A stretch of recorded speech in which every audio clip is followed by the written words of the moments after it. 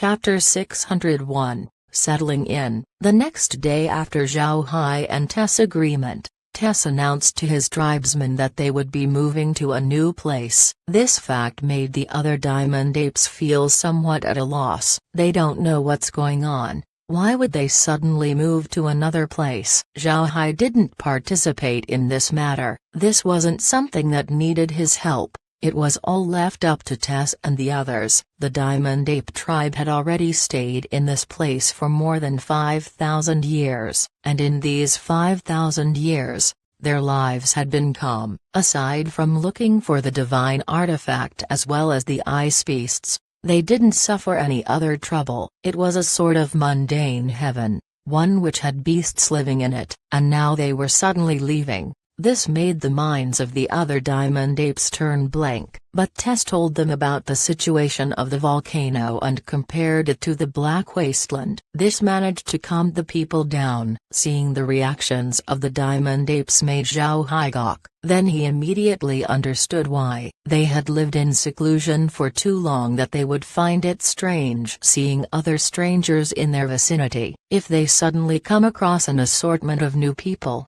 then they might not be able to adapt. But fortunately, the place where they would be going to was the Black Wasteland. This meant that they would just be moving from their mundane life into a less mundane place but somewhere without wild beasts. Perhaps this was the best result for them. Tess' influence in the tribe was very high that after he talked his tribe mates through, they started to pack up and prepare to leave. The things that they focused most was actually their magic beasts, which were the fire rabbits. These magic beasts were quite big. They weren't much shorter than the argali. It can eat anything and it rarely gets sick. It was a very good type of magic beast. However, when one considers money, these rabbits were inferior to argali. Because of this, Zhao Hai wanted the diamond apes to raise argali, not these fire rabbits. However, Tess' words reminded Zhao Hai that the diamond apes haven't raised argali for more than 5,000 years. They simply didn't have the knowledge to herd argali. If Zhao Hai immediately swaps their fire rabbits for argali, then they might find it hard to adapt. Zhao Hai and Tess stood on the wall and observed the people preparing. After their talk, Zhao Hai told Tess that Iron Mountain Fort would be prepared after 3 days. Zhao Hai also sent some undead to Green in order to rush the preparations. Tess and the others were still not finished preparing. They had lived in here for a long time that not even a stick was spared in their packing. Seeing this scene made Tess smile bitterly. Zhao Hai didn't care about it too much. These people were just unwilling to give their stuff up due to nostalgia. It wasn't something strange. Tess sighed and looked at Zhao Hai. Mister, I think it'll take 2 days before they finish packing. If you are in a hurry, I can make them go faster. Zhao Hai faintly smiled and shook his head. It's fine. The wasteland is already prepared. Being late for 1 or 2 days wouldn't matter. Just have them take their time. There's no need to worry. Tess said, I'm just afraid that you might miss the chance to get the Beast God's Spear. Zhao Hai smiled and said, don't worry, the Beast God's Spear has already been here for 5,000 years. If something did happen, 1 or 2 days wouldn't make much of a difference. Tess nodded. Then he said, Mister, the Beast God's Spear is a very important matter to our tribe. I have a request. If Mister finds the Beast God's Spear, please bring it to our Diamond Ape tribe first. We've sought for this thing for 5,000 years, the least we could do is see it with our own eyes. Zhao Hai nodded and, Patriarch, rest assured, if I do retrieve the Beast God's Spear, I'll go back to this volcano and show it to you so you could perform a ritual. Tess nodded. He hadn't requested Zhao Hai about doing a ceremony at the volcano because it was already too much to ask for. Therefore, the only thing he could ask was to see the Beast God's Spear. Zhao Hai understood Tess' mood. This was their tribe's obsession for 5,000 years. If Tess doesn't see it, then he might carry this regret for the rest of his life. Sure enough, just as Tess had thought, the Diamond Apes took 2 days before they finished packing. After all of them had prepared, Zhao Hai immediately went out of the city and opened a huge spatial rift that allowed the people to get through it.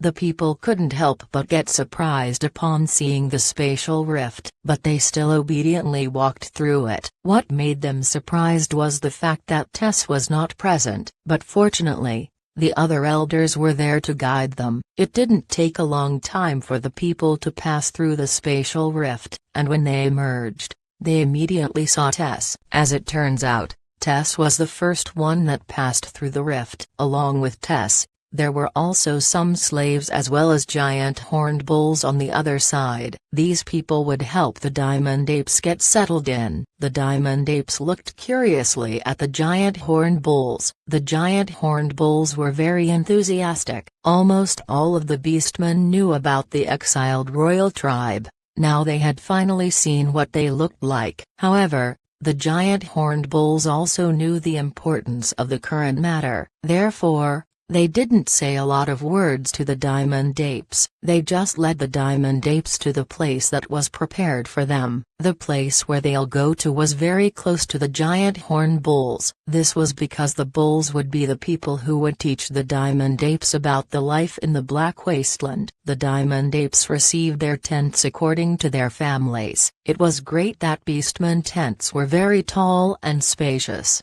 which allowed the diamond apes to stay in it. The diamond apes looked curiously at their new home. They had discovered that everything that they would need was already provided. There were even some ironware that they hadn't seen before. This made them feel very excited. Soon, the 100,000 people had arrived at the camp. Tess and the elders also helped them settle in quickly. Green and Marin came as well along with a lot of slaves. The most important thing for these diamond apes was to get used to meeting new people. These were people that they would have to come in contact frequently in the future. Zhao Hai had also started to improve the wasteland this year, and now that Care has leveled up, she had extended her branches slowly. In the end, she had surrounded the Iron Mountain as well as the middle part of the Black Wasteland. In this way, it won't be very cold here even in the winter. This also allowed plants to grow normally,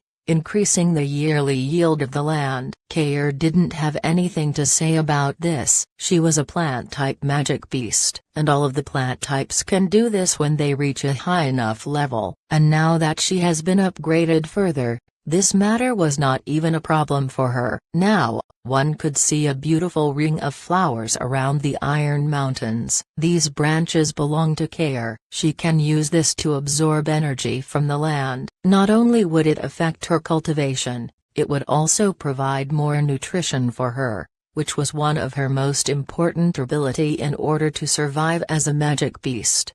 This was also Zhao Hai's consideration for Tess tribe. Although they can survive in the current Black Wasteland, one shouldn't forget that they had been living in a volcano for 5,000 years. They weren't used to having seasons. If winter suddenly arrives, then it would be troublesome for the diamond apes. Regarding the arrival of the diamond apes, Robert and Evan couldn't help but get surprised. There were once great patriarchs who governed land with a border with the beastmen. Because of that, they also collected a lot of materials regarding the history of the prairie. The matter of the diamond apes wasn't a huge secret among the beastmen. They were basically a royal tribe that was exiled to the northern icefield. When they went to the icefield, nobody was expecting them to survive. But who would have thought that Zhao Hai would bring them here? Evan and Robert didn't know about the true reason why the diamond apes were sent to exile. In fact, most beastmen didn't know either. However, they were now more surprised about Zhao Hai's abilities. Settling 100,000 people was no small matter, but since Green and the others had already done it for more than one time, they knew what to do. Because of their experience, there weren't any mistakes in the process, and adding on to the fact that they had prepared, the diamond apes were settled quickly. 100,000 people might sound many, but when one divides them into households, the unit number would be reduced to 30,000. Settling them up was much easier than they thought. Zhao Hai also lended a hand in settling the diamond apes. Whatever the diamond apes needed, Zhao Hai would fulfill it immediately. He already had a lot of things in his space. Common necessities wouldn't be a problem. When the curtain of night fell down, the diamond apes were finally settled in nicely. Zhao Hai and the others also relaxed. However, Zhao Hai knew that settling down was not this easy. These diamond apes might be unable to adapt to their new life and would take a long time before they get familiar with the place. It was just like when the giant horned bulls had come here for the first time. However, this time was also not the same. Now, there were giant horned bulls present in order to teach the diamond apes. Compared to when the giant horned bulls' arrival, the current situation was much better. It took 3 days before the diamond apes had finally reached their new home. Zhao Hai also sent some argali and bulls. With the help of the giant horned bulls, the diamond apes would slowly learn how to herd them. At this time, Zhao Hai returned to the northern ice field. It was time to unearth the place's secrets. Chapter 602, Ice Pillar. Going back to the volcano and seeing the already deserted city, Zhao Hai couldn't help but smile a little. Maybe the volcano would be just like the northern ice field. Once its secret is discovered,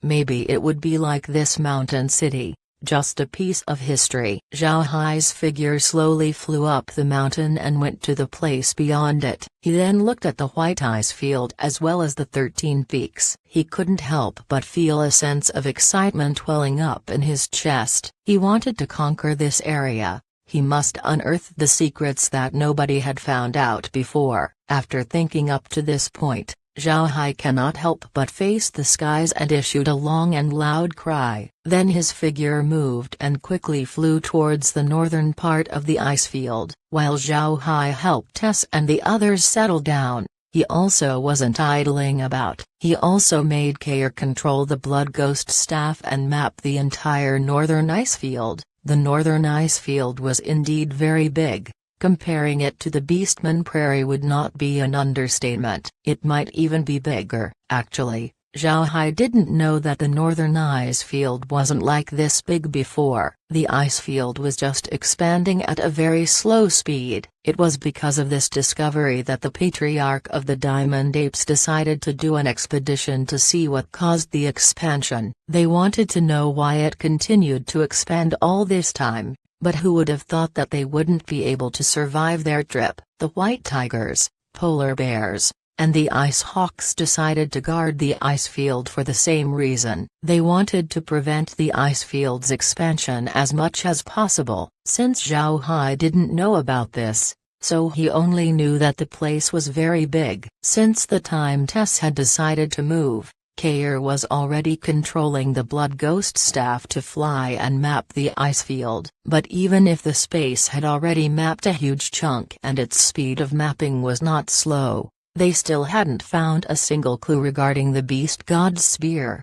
But Zhao Hai also didn't worry about it. He was aware that in such a place, wanting to find 10,000 people was not an easy matter. In other places, 10,000 people might be a considerable number of people. But in this icy wilderness, that number had become insignificant. Moreover, there were countless roads that one can make in a place like this, so it was useless to find a direction. When one goes forward, it was difficult to know where one was heading. In such a place, who knows which direction the 10,000 diamond apes went? Because of this, Zhao Hai moved slowly forward and scanned the place carefully. He was afraid of missing a single thing. This kind of search was very boring. Zhao Hai couldn't understand what the patriarch of the Diamond Ape tribe was thinking. Did he think that looking for the core of the northern ice field was very easy? Zhao Hai didn't think about it too much since he still needed to constantly go forward day by day. As long as he discovered an anomaly,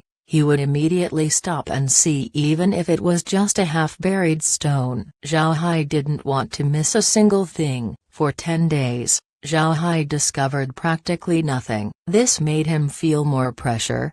The feeling in his heart had gone worse and worse. Laura and the others also discovered Zhao Hai's bad mood. They kept using methods to make him happy every day. Although their methods were useful, They knew that unless Zhao Hai finds the beast god's spear, these methods would just be temporary. As time and days pass by, Zhao Hai was also getting more and more agitated. But he had very good control of himself, so it was only his words that got fewer and fewer, as well as the wrinkle in his brows getting tighter and tighter. When Laura and the others looked at this, their hearts couldn't help but ache. Even if they want to help, there wasn't anything that they can do. Zhao Hai wasn't in the space most of the time anymore. He was currently on a small ship that he had made. His eyes were virtually stuck to the monitor. It has been 13 days since Tess and the others had settled down, but even after that time,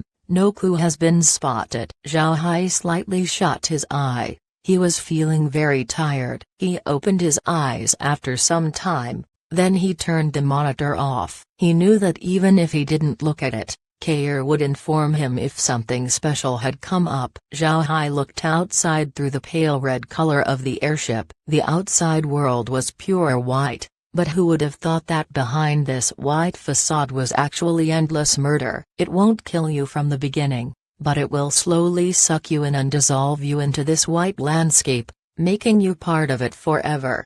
While Zhao Hai was thinking about this, a white light suddenly flashed from a distance. Although he has the staff's wall protecting him, Zhao Hai still couldn't help but shut his eyes. Zhao Hai cannot help but get surprised. He was not familiar with the ice field, and one could hardly see any other colors inside. There was no change. Everything is white. Even the sunshine was white. Zhao Hai wanted to know where this glare that blinded him came from. After some time, Zhao Hai opened his eyes and proceeded to inspect the place carefully. It didn't take a long time for him to discover that there was a sparkling thing in the distance. Not only was it dazzling, it also emitted 7 types of color. It was very beautiful. Zhao Hai looked at the object and couldn't help but think about the toy prism that he had in his childhood life. The prism would take in light and disperse 7 colors just like a rainbow. Zhao Hai then saw that the object at the distance was a huge ice pillar.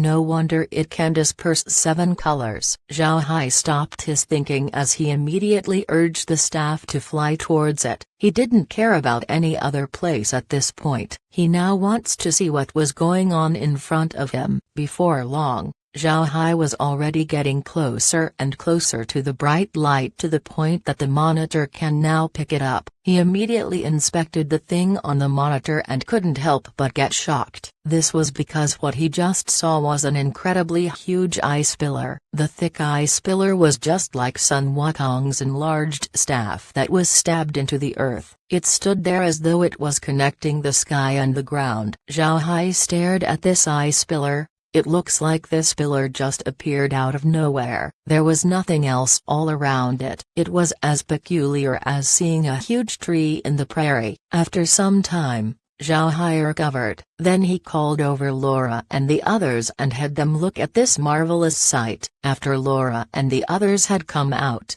they were immediately attracted to the 7-colored light in the distance. It took quite some time before they expressed their surprise. Then they shifted their gazes to the monitor to be shocked once more. This was the first time that they had seen such a thing. Laura looked at Zhao Hai and said, "Brother Hai, what is that strange thing?" Zhao Hai smiled and said, "I don't know, I just discovered it right now." Then he enlarged the image on the monitor. He wanted to have a closer look to see if the ice pillar had anything. Then he noticed that there were several mounds below the ice pillar. These mounds were quite big. They were 10 meters tall and had about 30 meters in diameter. Below the pillar were about 12 mounds. Zhao Hai looked at the mounds carefully. He didn't know the purpose of these things. At this time, brilliant rays suddenly went out of one of the mounds. An ice beast then appeared to be digging itself out. Right, it was an ice beast. The same ice beasts that attacked the Diamond Ape tribe. Zhao Hai had also been looking for clues about the ice beasts in the past few days. but he had not succeeded. He didn't expect to find traces of them in this place. Zhao Hai's expression couldn't help but change, since he had always felt that the ice beasts may have something to do with the beast god's spear. If this was the case, then does the ice pillar have any clues about it? After thinking about this, Zhao Hai immediately quickened his speed. He wanted to inspect the ice pillar as soon as possible. It didn't take too long for the monitor to be able to penetrate inside the ice pillar. Zhao Hai stared intently at the screen. His heart was already beating loudly. The layers of ice looked just as hard as a copper wall. But Zhao Hai didn't worry about it. He just calmly watched the monitor. He now noticed that the monitor's distance to the ice was now closer compared to the ground. At this time, the ice suddenly vanished from his sight. Zhao Hai couldn't help but get surprised at this development. He immediately stopped and looked around. Unexpectedly there was a space inside the ice pillar. Zhao Hai stared blankly before he immediately had the blood ghost staff move forward. He didn't expect the pillar to have a hollow space inside. Zhao Hai then discovered that the ice pillar was very thick, and the space inside it was also very enormous. Although the pillar can only be hardly seen in the ice field, one would discover how grand it was the closer one approaches it. The entire ice pillar was about 10,000 meters in diameter, but its altitude would reach about 100,000. Such height was incredibly astonishing. The pillar's wall was about several hundred meters thick and the space inside was very huge. This was the grandest place that Zhao Hai has ever been in. The more the staff advanced, the more shocked Zhao Hai was at this incomparably huge ice pillar. Just as he was shocked, he suddenly found some black spots that had appeared on the monitor. Zhao Hai's eyes couldn't help but turn sharp as he saw these black spots. With a pure environment such as this, these black spots were peculiarities that attracted his attention. One of these black spots was a diamond ape that was carrying a spear. Moreover, he also had his beast relative towering right behind him. Chapter 603. Perverted Bubble. This ape has been frozen in ice that has not been melted in about thousands of years. The beastman and the beast now looked like an ice sculpture. Zhao Hai stopped in midair and stared at the frozen ape. Laura and the others did so as well. The diamond ape looked very peculiar. He wore a very simple sleeveless leather armor. There was no way to keep his arm from getting cold. Apart from the leather armor, the ape also wore a beastskin cloak, and on his hand was an iron spear. At the same time, the ape that was behind the diamond ape was much larger than the giant apes of the diamond ape tribe. It also appeared much sturdier. The ape has the eyes and expression of someone that was anticipating an attack. The two of them were like soldiers that were preparing for battle. Zhao Hai looked blankly at this scene. He took a good long time in silence. Although the beast and person was already sealed for thousands of years, their imposing aura still remained. It was for certain that they were formidable soldiers when they were alive. Only elite warriors had this kind of fire in their expressions. They had an aura of someone who had gone through a mountain of corpses and a sea of blood. Their single step was enough to frighten a child. Laura and the others looked at the frozen person and beast with not so good expressions. Their faces had paled, noticeable frightened by the diamond ape and his beast. Before long, Zhao Hai recovered. He couldn't help but laugh and said, "I guessed correctly. These ice beasts did indeed have something to do with the beast god's spear. Ha ha ha. It seems like the divine artifact is in this ice pillar. Brother Hai, I'm a little scared." While Zhao Hai was drowning in happiness, Laura's shivering voice sounded out. Zhao Hai turned to Laura and saw that their faces were a bit pale. They were indeed quite frightened. Zhao Hai immediately understood the matter and then said, "Alright, you go back to the space first. I'll go to the ice pillar myself and look for the beast god's spear." Laura and the others complied as Zhao Hai transferred them back to the space. Zhao Hai didn't expect that Laura and the others would be frightened by this. However, his thought changed as he understood the feelings of Laura and the others. Although they had experienced a lot of matters, They weren't very familiar with a genuine battlefield. Most of the time, they were looking at the scene from the monitor, just like how someone looks at a movie in a television. But now, they were looking at an enlarged version of an image which was almost the same as the actual person. The aura of the beast and beastman was too overwhelming that it was not a mystery why Laura and the others were frightened. Zhao Hai gently shook his head. He didn't care about this matter. After all, he didn't want Laura and the others to go through this path in the future. They weren't necessary in the battlefield. Zhao Hai was already enough. After Laura and the others entered the space, Zhao Hai immediately flew forward. The more he went forward, the more diamond apes he had managed to come across. All of these diamond apes were the same as the first one. All of them had the same expression: leather armor, cloak, as well as iron spear, with their companion beast at their back, and their mouth roaring. They looked like an army that had declared their presence in the battlefield.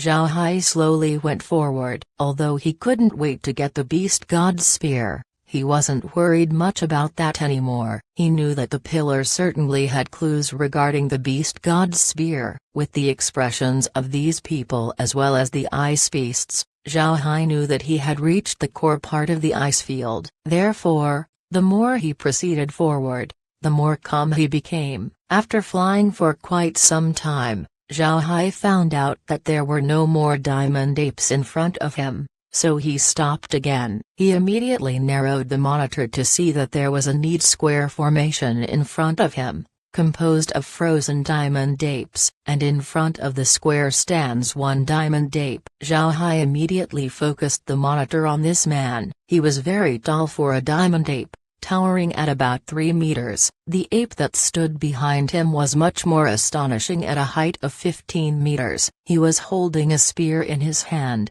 but it wasn't pulled back. The iron spear was stabbed at something in the front. Zhao Hai quickly discovered that the spear that was stabbed was quite unique. Zhao Hai reckoned that the diamond ape that wielded it must have been the patriarch of the diamond ape tribe. But when Zhao Hai saw what was being stabbed, his eyes couldn't help but narrow. It was not an animal, nor was it an ice beast's. It was actually a small pool. A small pool, not a big pool. Its diameter was about 5 meters, and seemed to be as deep as it was wide. The water in the pool was dark blue, much bluer than the sky. Its color seems like it could penetrate into a person's soul. Zhao Hai looked at the pool in a daze. Suddenly, the water in the pool started shaking, and Zhao Hai also noticed that the beast god's spear was similarly shaking. Following that, an ice beast suddenly jumped out of the pool. The ice beast seemed to be afraid of the beast god's spear. When it saw the spear, it immediately ran away. Zhao Hai stared at all of it as it happened. Until now, he was still unsure of the spear. But now he was certain that it was the beast god's spear. It was because inside this place, except for the ice beasts as well as the pool, everything was frozen. Only the spear was not frozen in ice. Zhao Hai understood that the pool must have been the true core of the entire northern ice field, and that the beast god's spear has been suppressing it. But in fact, it didn't manage to fully seal it, which explains the appearance of the ice beasts. The ice beasts didn't know what to do, so they decided to just attack Tess and the others. Zhao Hai saw it as a very interesting turn of events. The patriarch of the Diamond Ape tribe suppressed the pool with the beast god's spear, which in turn causing it to spawn the ice beasts that were attacking the Diamond Ape tribe. Zhao Hai let out a long breath as he smiled faintly. Then his figure moved as his actual body appeared inside the ice polar. Zhao Hai was now standing right by the Diamond Apes and its patriarch. He calmly looked at the spear that the Diamond Ape patriarch was holding. It looked just like any ordinary spear, black, and had a ribbon wrapped around its shaft. Its tip was as red as blood. Then Zhao Hai felt the intense fighting intent of the spear. It was very frightening as it caused Zhao Hai to take deep breaths. Just as he was about to deal with the pool, he suddenly noticed the ice walls around him started to move. Zhao Hai thought that it was just an ice beast, but when he looked at it, he suddenly froze. This wasn't an ice beast, it was a person. No, it wasn't exactly like a person, but an ice person, someone made entirely out of ice. These ice people were all in the forms of women. They wore court lady dresses and had fluttering dark blue belts. They looked like dancers with their attire and belt. It was very beautiful. The faces of these ice people were beautiful as well, but it didn't show any expression. Their hairs were fashioned into an attractive swirl, something Zhao Hai had not seen before, but was still very beautiful. From what Zhao Hai can see, there were 12 women who appeared on the ice wall. All of their appearances were the same. Zhao Hai thought that they looked like the beautiful ancient ladies on television back on Earth. Their clothes and their expressions were very pure. At this time, the hands of the 12 women started to move towards Zhao Hai. Zhao Hai stared for a moment before his figure moved and disappeared from his location. Then he appeared right next to an iceman as he opened a spatial rift and absorbed her into the space. When the iceman entered the space immediately issued a prompt. An ice fairy has been detected. Detected to be hostile to the space. Changing its internal programming. Change completed. When Zhao Hai heard the prompt, he immediately understood. This ice people were actually just like the stone golems. They can technically be called ice golems, but they weren't as big. Zhao Hai became serious, and before long, he had absorbed the 12 ice people into the space. After absorbing the iceman, Zhao Hai looked around in order to see if there are any other danger. When he didn't discover anything else, he then went to the pool. The water in the pool fiercely moved, but the beast god's spear kept stopping it completely. Zhao Hai looked at this scene and didn't dare to be careless. He opened a spatial rift and then absorbed the entire violet pool into the space. In a blink of an eye, the pool became completely empty. When the pool entered the space, a prompt was then heard. Massive amounts of water element energy detected. The energy is very hostile to the space. Changing its program. Change completed. When the prompt finished, Zhao Hai's body immediately flashed into the space. Then he discovered that the profound ice pool that was already in the space has become the pool in the ice pillar. Just as Zhao Hai had become curious, a bubble suddenly separated itself from the pool and then floated towards Zhao Hai. Then the bubble suddenly said, "This one has seen the Lord." Zhao Hai stared. He didn't think that a bubble would be able to speak. At this time Kair arrived and said, "Young master, I feel like this bubble is just the same as me." Zhao Hai looked at Kair. He knew that Kair was a spirit that was born from the 7-colored flower. Was this bubble also a spirit that was born from the pool? Zhao Hai turned to the bubble and then said, "Don't call me Lord, just call me young master." "Are you the spirit of this pool?" The bubble replied, "I am indeed, young master. I'm the spirit of this pool. If the young master doesn't want to call me spirit, I'm also called the myriad water." Zhao Hai affirmed his speculation. Then he referred to the 12 icemen and said, "Are these 12 icemen your creations?" The bubble replied, "Yes, young master. I don't know when I appeared here, but when I awoke, I was already in that place. Then some people came and suppressed me. I couldn't do anything and struggled. I was afraid and thought that those things might help, so I made those 12 people." Zhao Hai knew that the people that the bubble was referring to was the beastmen, but he felt strange. The bubble didn't know about the beastmen, but yet he was able to make ice beasts. This was a bit too weird, so Zhao Hai immediately asked, "So you made those ice people, and what about those ice beasts?" Bubble replied, "I also don't know. In any case, when I awoke, the figures of those ice people and ice beasts were already inside my mind. So I chose to make them." "Young master, don't you think that those ice people are very beautiful?" Zhao Hai stared. Then his head felt very dizzy. Was this really the spirit of the myriad water? Why does it sound like a wretched old man? The words of Bubble completely destroyed the image that Zhao Hai had of him in his mind. Zhao Hai couldn't help but shake his head as he asked once more, So you really don't know anything, where you come from? Then how did you know that you are the spirit of the myriad water? The bubble replied, I just knew that I am the spirit of the myriad water just as I woke up. That, and the images of the ice beasts and the ice people. Zhao Hai went silent. He didn't know how to proceed. This fellow does seem to have severe amnesia. He waved his hand and then said, these ice men, can you receive them? The bubble nodded and then said, naturally. After all, these things are made by me. Then the 12 ice fairies turned into blue waters and then flowed into the pool, completely vanishing from sight. Zhao Hai then turned his head to the bubble and said, starting today, you are called Bubble. Come with me, we'll be heading out. Then Zhao Hai took Bubble along with him out of the space. When Bubble disappeared, the beast god's spear seemed to look back to normal. Its intense fighting aura had disappeared. It had returned to its base state. Then with an intention, Zhao Hai received the beast god's spear along with the diamond ape patriarch and his giant ape. At this moment, a prompt was heard from the space. Item with weak spirit detected. Strengthening the item's spirit. Updating its program. Update complete. Zhao Hai looked at the spear and knew that it indeed had an artifact spirit. This was because the prompt that was just heard was the same as when Iron Hammer was sent to the space. Zhao Hai was now thinking about what kind of artifact spirit this beastman divine artifact had. Chapter 604 Bloody War. A group of blood suddenly flowed out of the beast god's spear and slowly formed into a large drop. This drop had a huge stench of blood. Then the drop wobbled as it reshaped itself into something like person's figure that was as tall as someone's arm. The figure slowly changed before it grew an ape head,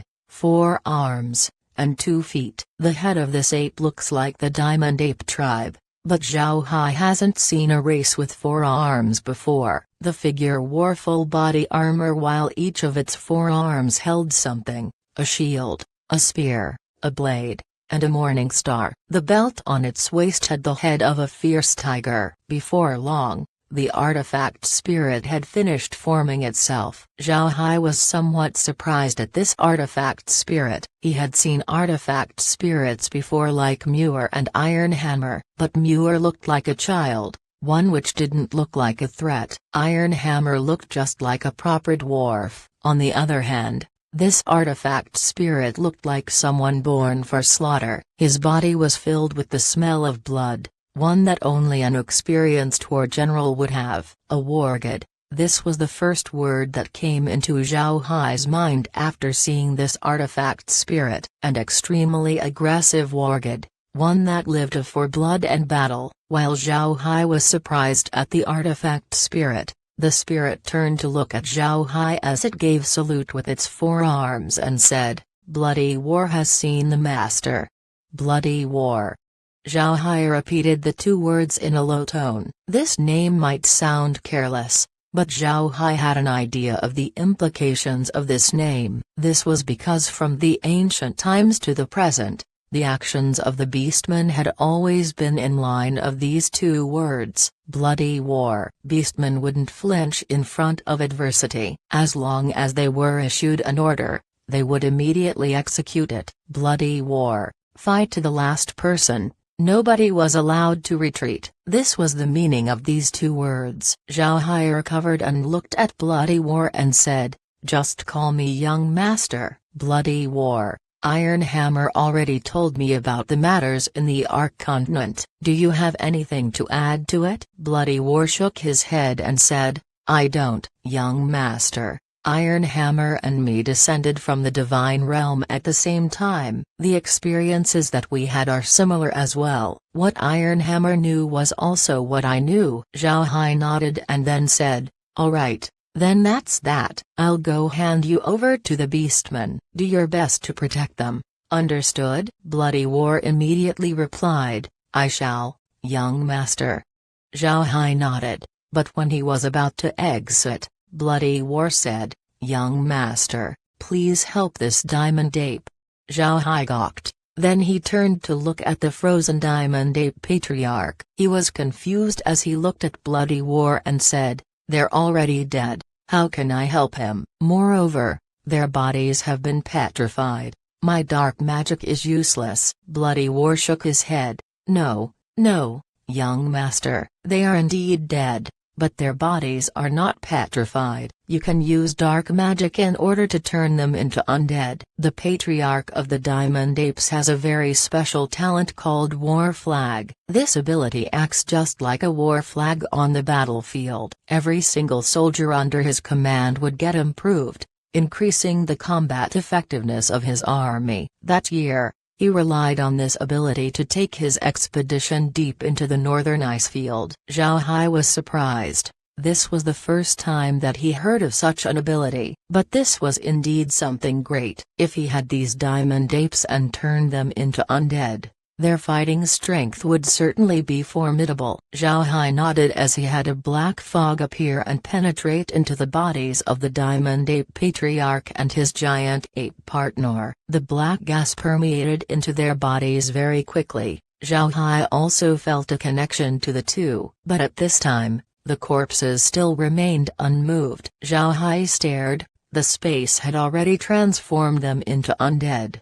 9th rank undead. How could these 9th ranks still get stuck in ice? Is this a joke? Zhao Hai's face suddenly changed as he said, "Bubble, come over here. What's wrong with them?" Bubbles appeared in front of Zhao Hai and looked at the Diamond Ape Patriarch as well as the giant ape. Then he turned to Zhao Hai and said, "Young master, they've been frozen in myriad ice. This ice is frighteningly cold. One would be frozen into almost indestructible solid. Anything frozen by myriad water would find it near impossible to recover." Zhao Hai stared, then he asked, "Can you melt this ice?" Bubbles seemed to look strangely at Zhao Hai. "Young master, this ice is essentially me, so I can definitely control it. If young master wanted to take the ice away, you can already do so anytime. You've gained the same ability as me." When Zhao Hai heard Bubble,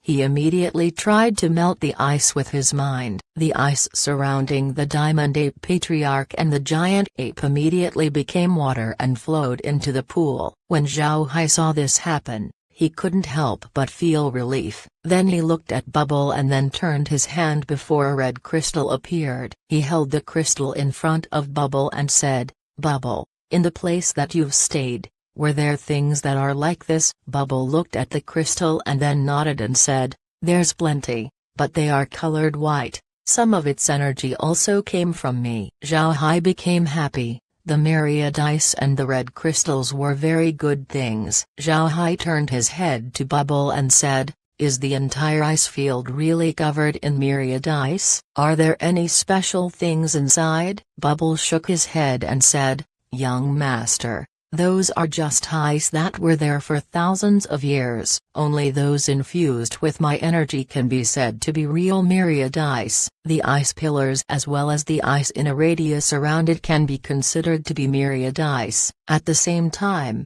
the snow on a certain radius around me has also been infused by my energy. I named them myriad snow. Although they aren't as good as the myriad ice, they can still prove very useful." Zhao Hai nodded. Then his body flashed as he went outside. Bubble was also right beside him. Then Zhao Hai said, "Take the snow and the ice away. Then we'll find that white stones that you said and bring them to the space." Bubble complied as he started to rotate, and along with his rotation, all of the ice in the surroundings started to change into water as it slowly got absorbed into his body. Before long, the giant ice pillar as well as the surrounding ice had returned to Bubble's body. At the same time, the snow all around had also started to get absorbed by Bubble. When everything stopped, what was left was a giant pit. The giant pit originally contained the myriad ice. Also, there were no more snow present on a radius outside the pit. Zhao Hai turned his head to Bubble and then saw that there were no changes to its size. Zhao Hai looked confused at Bubble as he asked,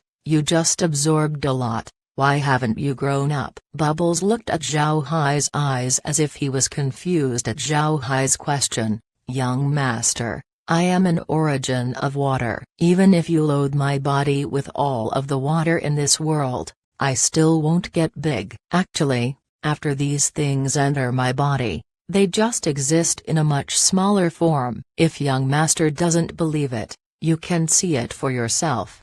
Then Bubble came closer to Zhao Hai's eyes. Zhao Hai looked into Bubble's body. Bubble wasn't big. He was only the size of a football. He looked dark blue, but he was still quite transparent. When Zhao Hai looked carefully inside Bubble, he can faintly see some very small bubbles. In one of the bubbles, Zhao Hai can see the ice pillar. There were also a lot of ice inside as well as the snow. The bubbles were so small that if Bubble hadn't informed Zhao Hai, he couldn't even see these things. Zhao Hai became shocked. He didn't expect this. He looked at Bubble and said, "Can you store anything in your body?" Bubble shook its head and said, "No, I can only store things that are related to my nature, like water, ice, snow, fog, and so on." Zhao Hai nodded. He also wasn't disappointed. His space's warehouse was very big and was able to store all kinds of things, so there was no need for Bubble to have the ability to do the same. Zhao Hai then turned to Bubble and said,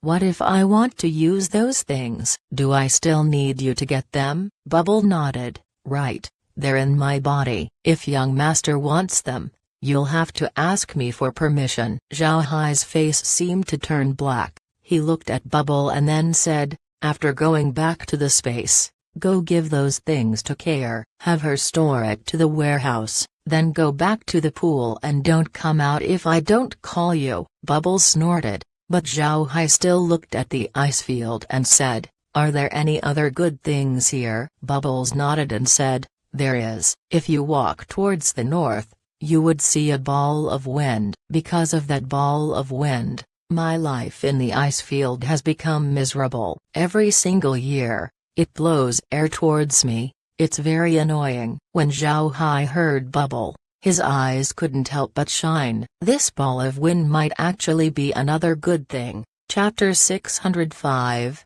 Wind Bead. Although he knew that the wind ball that Bubble just told him about was a good thing, Zhao Hai didn't immediately go out and get it. He calmed his emotions as he started to look at the white crystals that Bubble described. The white crystals weren't hard to find. There were 12 loads on the previous mounds that Bubble just hollowed out. Zhao Hai didn't think that those 12 loads would be on the 12 mounds around the ice pillar. It seems like these loads did have a big relationship with Bubble. After he thought about it, Zhao Hai couldn't help but feel happy. He understood that as long as he has Bubble, he would have a lot of crystals to use. This was really fantastic. Although he was pondering about these, Zhao Hai's movement didn't slow down. He quickly received the white crystals into the space to see what properties they had. When the crystal was absorbed into the space, a prompt was heard. Item that contained cold energy has been detected. Contains stable cold energy equivalent to 100,000 watts. The crystal can be charged after it has been used up. Zhao Hai couldn't help but feel relieved after hearing this, but he also discovered the difference between this white crystal and the red one. The white crystal contained cold energy while the red crystal contained hot energy. Zhao Hai thought about it and decided to appropriately name the red one fire crystal and the white one ice crystal. This was because the red crystal was found in a volcano while the white crystal was grown in the ice field. Zhao Hai quickly received the 12 mineral loads. The amount of white crystal that Zhao Hai just got wasn't as small as the red crystals. After all,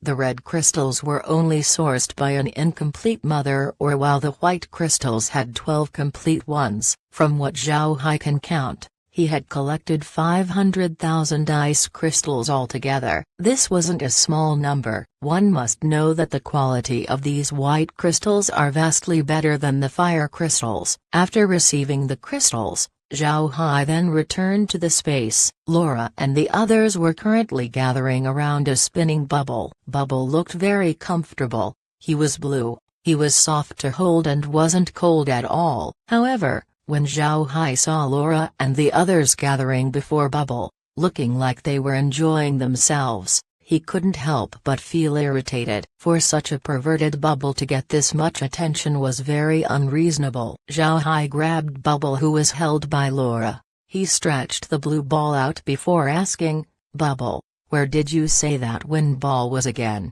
Although Bubble was stretched out by Zhao Hai many times, he seemed to not care at all. So when Zhao Hai asked him, he immediately replied, "When young master heads to the north, you would be able to see it for yourself." Zhao Hai nodded. He returned Bubble to Laura's arms before he immediately had the staff fly straight to the north. He wanted to see what this wind ball actually was. Zhao Hai didn't explore around this time. He didn't slow down as he headed in a completely straight line heading north. Because of this, the staff's speed was extremely quick. In the evening, Zhao Hai had found out that the wind has gotten much stronger. Zhao Hai immediately took Bubble out of the space and went inside the staff. Zhao Hai looked outside and said, "Bubble, is it this place?" Bubble turned and circled before saying, "Yes, young master, we'll arrive there soon." Then Zhao Hai turned to Bubble and said, "Bubble, how did you know that there is a wind ball here? And what is that wind ball?" Bubble replied, "Young master, I've been here for a long time, even before the beastmen started exploring the area. At that time, I had the ice beasts explore the entire ice field and saw that ball of wind. That ball of wind is just like me. It is the origin of myriad wind, but it probably hasn't reached the same level as me. When I found it, it still hasn't awakened." Zhao Hai was shocked. He didn't think that the ball of wind would actually be like Bubble. So in other words, the ball of wind might have its own spirit as well. Zhao Hai was now much more careful. He personally controlled the blood ghost staff. At the same time he asked, "Bubble, this isn't the wrong direction, right?" Bubble shook its head and said, "It shouldn't be." "Don't worry, young master. Compared to the past, my present ability is much better. As long as there is water element in the area, I would be able to monitor it. The place should not be far away from here." Hearing Bubble's words, Zhao Hai couldn't help but get startled. He looked at Bubble and said, "So you're saying that you can monitor things through water?" Bubble's round body shook up and down, as if nodding, then said, "Young master, I am the source of myriad water. As long as it has something to do with water, it will submit to my will." Zhao Hai looked at this small Bubble. He didn't think that this little thing would have such an ability. It seems like he shouldn't look down on it. At this time, Bubble suddenly said, "Young master, we've arrived."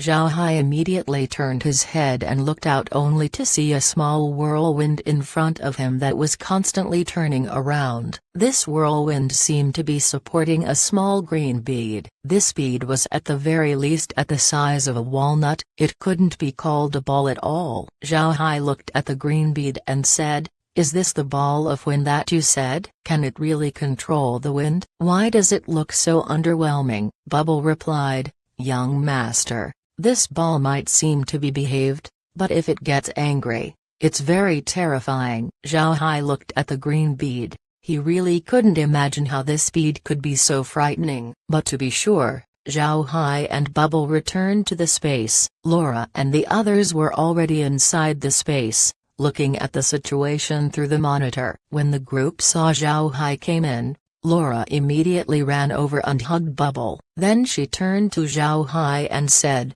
"Brother Hai, would you really take that thing? Can it really control the wind?" Zhao Hai looked at the snuggled Bubble in Laura's bosom and couldn't help but get irritated. He poked Bubble repeatedly before Laura swept his hand away while staring at him with fierce eyes. Zhao Hai couldn't help but smile bitterly and said, "Perhaps." In any case, it was what Bubble said, so I don't really know. I'll go try and capture it.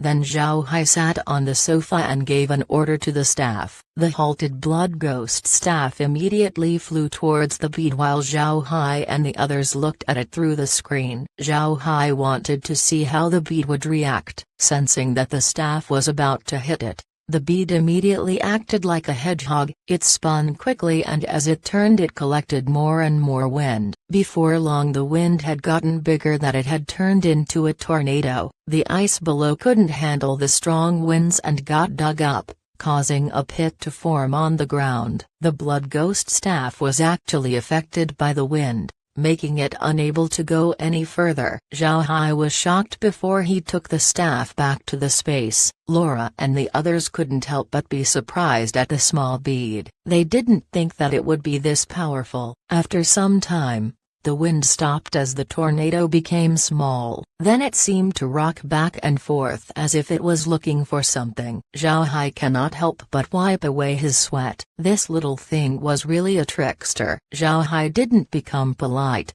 With an intention, a spatial crack suddenly appeared right beside the bead. Then a big hand stretched out from the space and pulled the bead inside. When the bead entered the space, a prompt was then issued. Wind spirit has been detected. Life form is hostile to the space. Suppressing the life form. Life form suppressed. Then Zhao Hai had the bead appear inside the room. The bead still looked green and was somewhat transparent. However, this bead was still spinning since one could see a faint tornado appearing around it. Zhao Hai looked at the bead and said, "Can you speak?" A faint infantile voice sounded out, "I've seen the master. I can speak." Upon hearing the voice, Zhao Hai nodded and then said, "Good. From now on, you shall be called Breeze." Bubble, Breeze. Remember, you must always listen to Kair's words. Kair, look after these two children. The young lady Kair smiled tenderly and said, "Young master, rest assured, I will certainly take care of them." Zhao Hai nodded. He knew that although Kair is very strange, she also knew that Zhao Hai didn't like to joke, so she appeared quite proper. But still, Zhao Hai couldn't help but recall the time when Kair was riding on the back of Zhao Wen. She really looked childish back then. Laura and the others didn't oppose to Zhao Hai's decision. Although Laura liked Bubble very much, she also had a lot of matters to attend to. It would be impossible for her to accompany Bubble daily. Making Kair play with Bubble was also a good idea. In fact, Laura and the others had always regarded Muir and Kair as children. Although their abilities were formidable, Laura couldn't help but treat them as kids because of their image. When there was nothing to do in the space, they would often play with Muir and Kair. That was one of their happy times. Zhao Hai also likes to accompany Kair and play around for a while. To be honest, Zhao Hai's feeling towards the space was bigger than Laura and the others. This was because the space represented Zhao Hai's only connection to Earth. Since arriving at the Ark continent, Zhao Hai has found himself to be more and more like a native. But he doesn't want to be like this. But there was no other way. If he wanted to survive, then he would have to adapt. His only escape is the time where he was inside the space where he always felt like he was back on Earth, playing his farm simulation games. He would feel just like his ordinary self back on Earth, and that all of this was just a dream. Chapter 606, Fighting Intent. However, Zhao Hai also didn't want to return to Earth. If he returned, he would just go back to being an ordinary nerd. In here, he was Zhao Hai Buddha of the Buddha clan. He also had several wives that loved him. His situation here was leagues better than back on Earth. The reason why he thought of Earth was because he didn't want to forget where he came from. In the universe, there is a planet called Earth, of which there was a country called China. There, people with yellow skin and dark eyes were present. They were his true people. Although Zhao Hai was now the Buddha clan's patriarch, had gotten married, and also had his own life in the Ark continent, his Chinese heart was still burning inside him. He always thought of himself as Chinese, a descendant of dragons. To him, Being married and getting a career in the Ark continent was just like how someone was living and working abroad and also had gotten married. The only thing different in his situation was that people who worked overseas can just return to their homeland while Zhao Hai cannot. Now that the matters in the northern ice field had been taken care of, Zhao Hai finally relaxed. Then he immediately returned to the volcano in order to fulfill his promise to Tess. He must bring the beast god spear to this place so that the diamond apes can do a ceremony. Zhao Hai took Bloody War to the space and then to the volcano. The moment Zhao Hai came out, Bloody War also materialized. He looked at the direction of the volcano and said, "Young master, what is this place? Why do I feel a strong beastman fighting intent from here?" Then Zhao Hai narrated to Bloody War about the matters of the diamond apes. For the entirety of the story, Bloody War was carefully listening to Zhao Hai. After Zhao Hai had finished, Bloody War took a deep breath before he said, "Good, good. Worthy to be called the children of the beast god. They did great." Then just as Bloody War's voice fell, a red light suddenly erupted from the volcano as it pierced the heavens. Zhao Hai thought that the volcano had exploded, but it didn't look like it. Although the red light was from the crater, it didn't have any degree of heat to it. Instead, the light held a cold killing intent, one that dared to fight the skies. Fighting intent. This should be the fighting intent that Bloody War had described. Zhao Hai felt the pressure from it and confirmed his thoughts. But he didn't understand why he hadn't felt it before. Instead, only after Bloody War said a few words did the fighting intent explode. At this time, the red light from the crater slowly solidified and turned into a blood-red spear that shot up to the sky. The spear was very huge. It was about 12 feet high and about a meter thick. It looked extraordinary and imposing. When the spear started to form, Bloody War immediately said, "Young master, let me loose. This fighting intent would be good for me."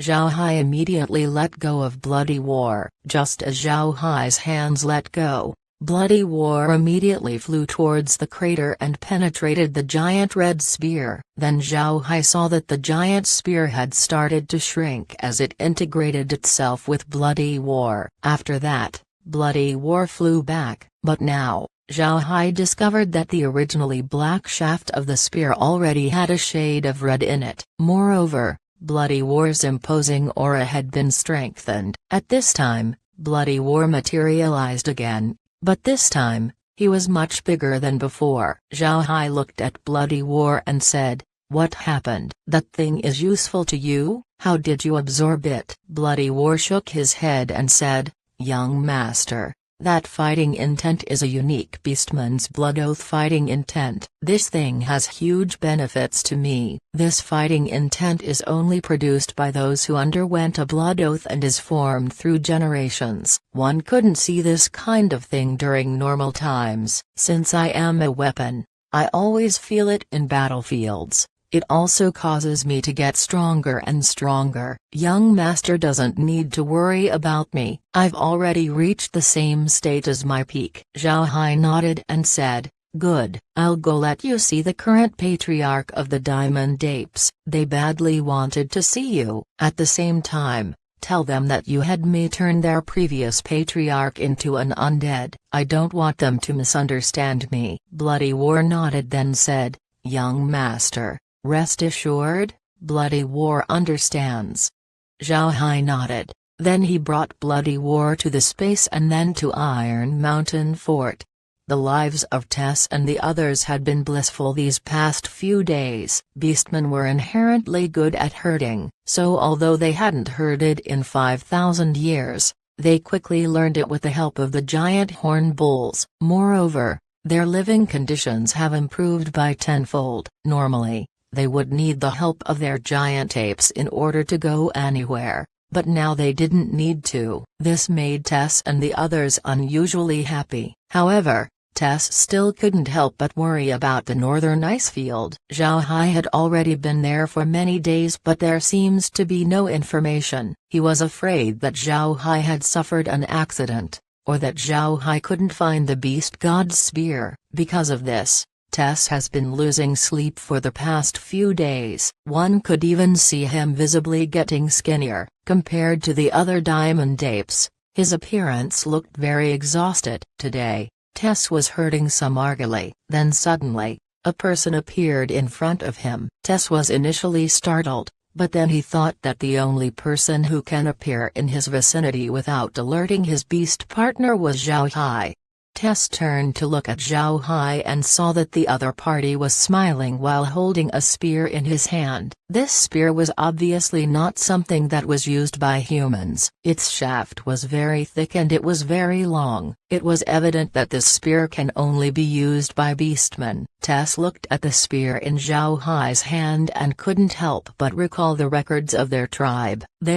A spear with a specific length and thickness was carefully drawn. It was impossible for Tess to not recognize that the spear in Zhao Hai's hand was indeed the beast god's spear. Tess took slow steps towards Zhao Hai before he knelt and extended both of his shivering hands in order to receive the spear in Zhao Hai's hand. Tears was constantly flowing out of his eyes. Zhao Hai placed the spear on Tess's hands as Tess inspected the spear. Before long, Tess gave a loud howl as he wept, alarming the other diamond apes. The others immediately went to see what was going on. When they saw the beast god's spear on Tess' hands, they gawked before they all knelt to the ground and cried non-stop. The diamond apes entered the northern ice field in order to retrieve the beast god's spear. They were educated by their elders about their mission from their younger years. Therefore, they immediately recognized the spear at first glance. Adding Tess' reaction,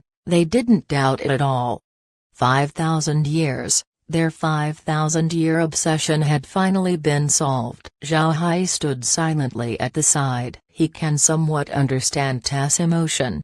5,000 years, how long was that? In those 5,000 years, how much have they suffered? How many did they lose? A tribe of nearly 800,000 has been reduced to 100,000. Who can understand such bitterness? After some time, Tess started to calm down. Zhao Hai then turned to Tess and said, "Patriarch Tess, I've also cured the beast god's spear's artifact spirit. He can come out and tell you a few words. I won't be listening to your conversations. I'll come back here after a minute." Tess nodded. Then Zhao Hai returned to Iron Mountain Fort's living room. Seeing Zhao Hai come back, Green immediately asked, "Young master, did you manage to retrieve the beast god's spear?" Zhao Hai nodded. Then he smiled and said, "I did. It's currently in Tess' hand. Rest assured, everything is fine. After Tess and the others do their ritual,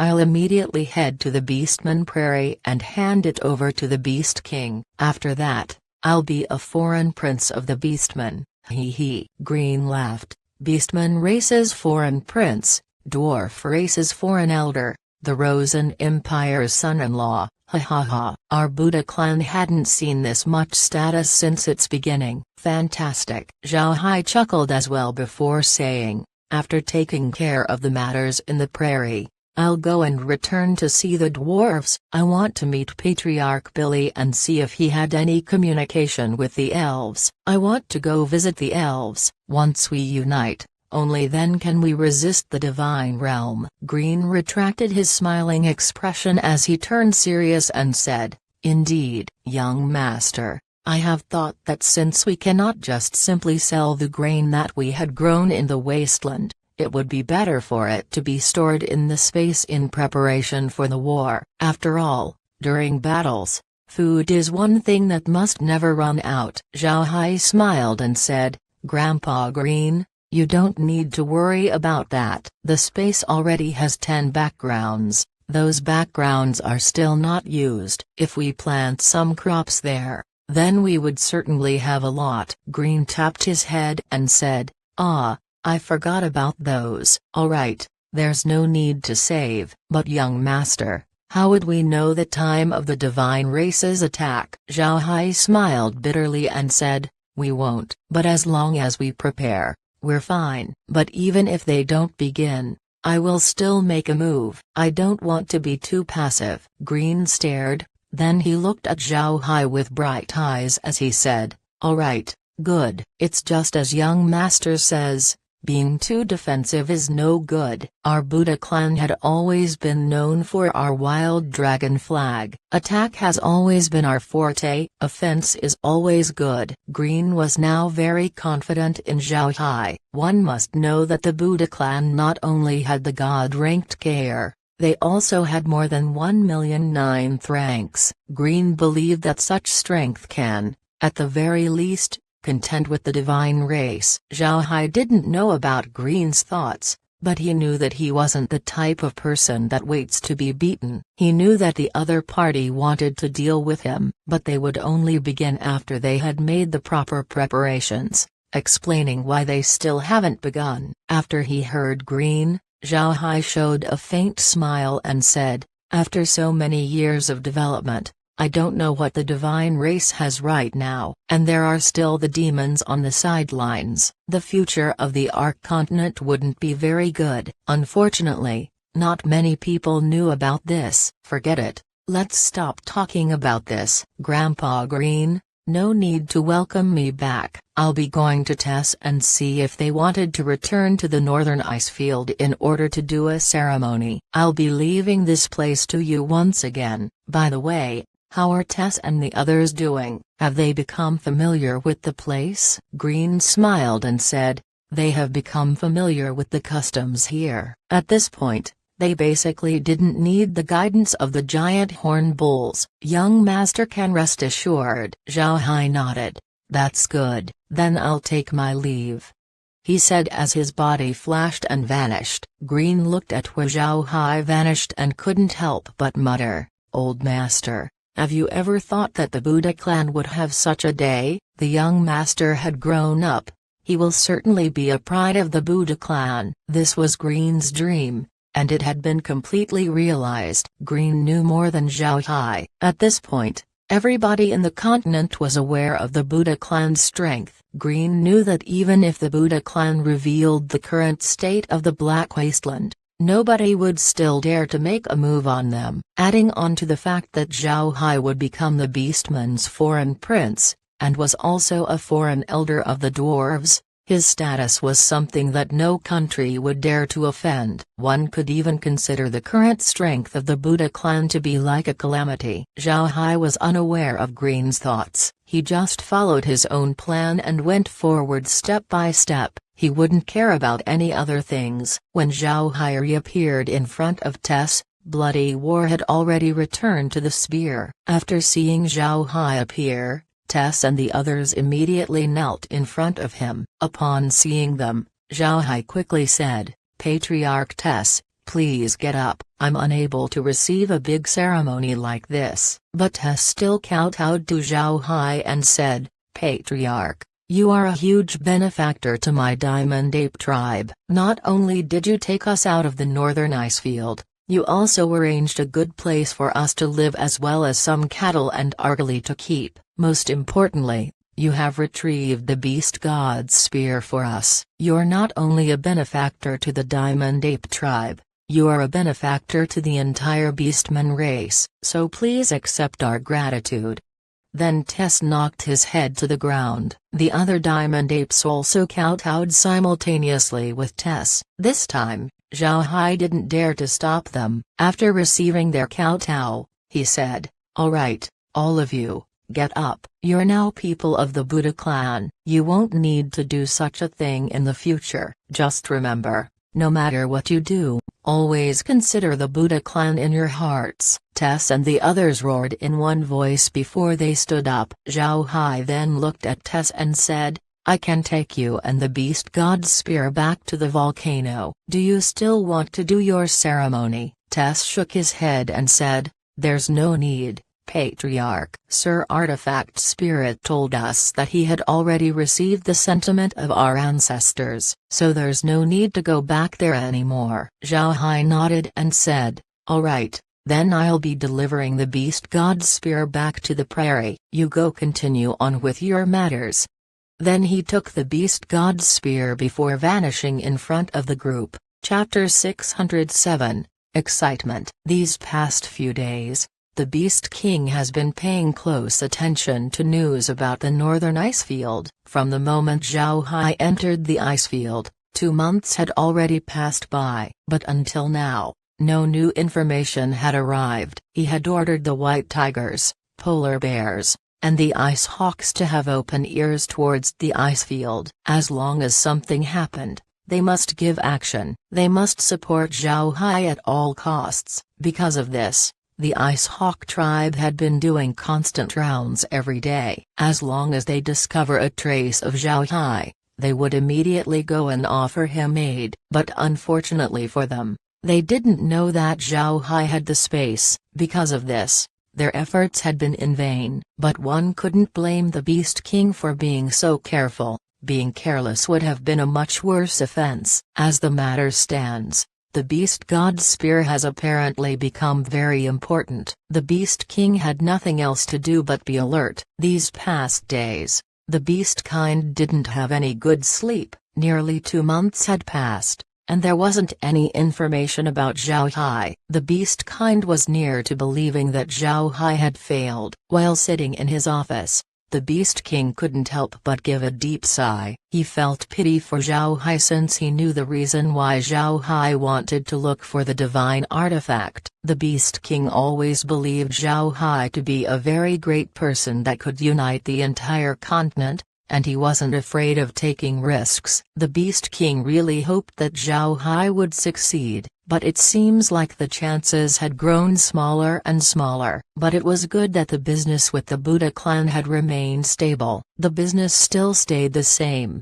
and for the Beastman, this was a very good thing. Although there was that, the Beast King still couldn't help but sigh. He was also worried about the entire Ark continent. If Zhao Hai cannot find the Beast God's spear, then they would definitely be in good danger. If Zhao Hai didn't come back in 1 month, then he can only task several 9th-rank experts to explore the ice field. Retrieving the Beast God's spear was not only a must for the Beastman, it was important for the entire Ark continent as well. At this time, the Beast King's guard suddenly walked in. With an excited face he gave his report to the Beast King. "Your Majesty, Mr. Zhao Hai seeks an audience." "He is outside." The Beast King gawked. For a while he was frozen as he stared at his guard. It took some time before he recovered. Then he immediately said, "Invite him in quickly."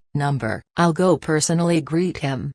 Then he didn't delay in going out. Before long, he arrived at the tent for reception. It was obvious that the people there didn't expect the Beast King to come personally, but they still immediately said, "We've seen His Majesty."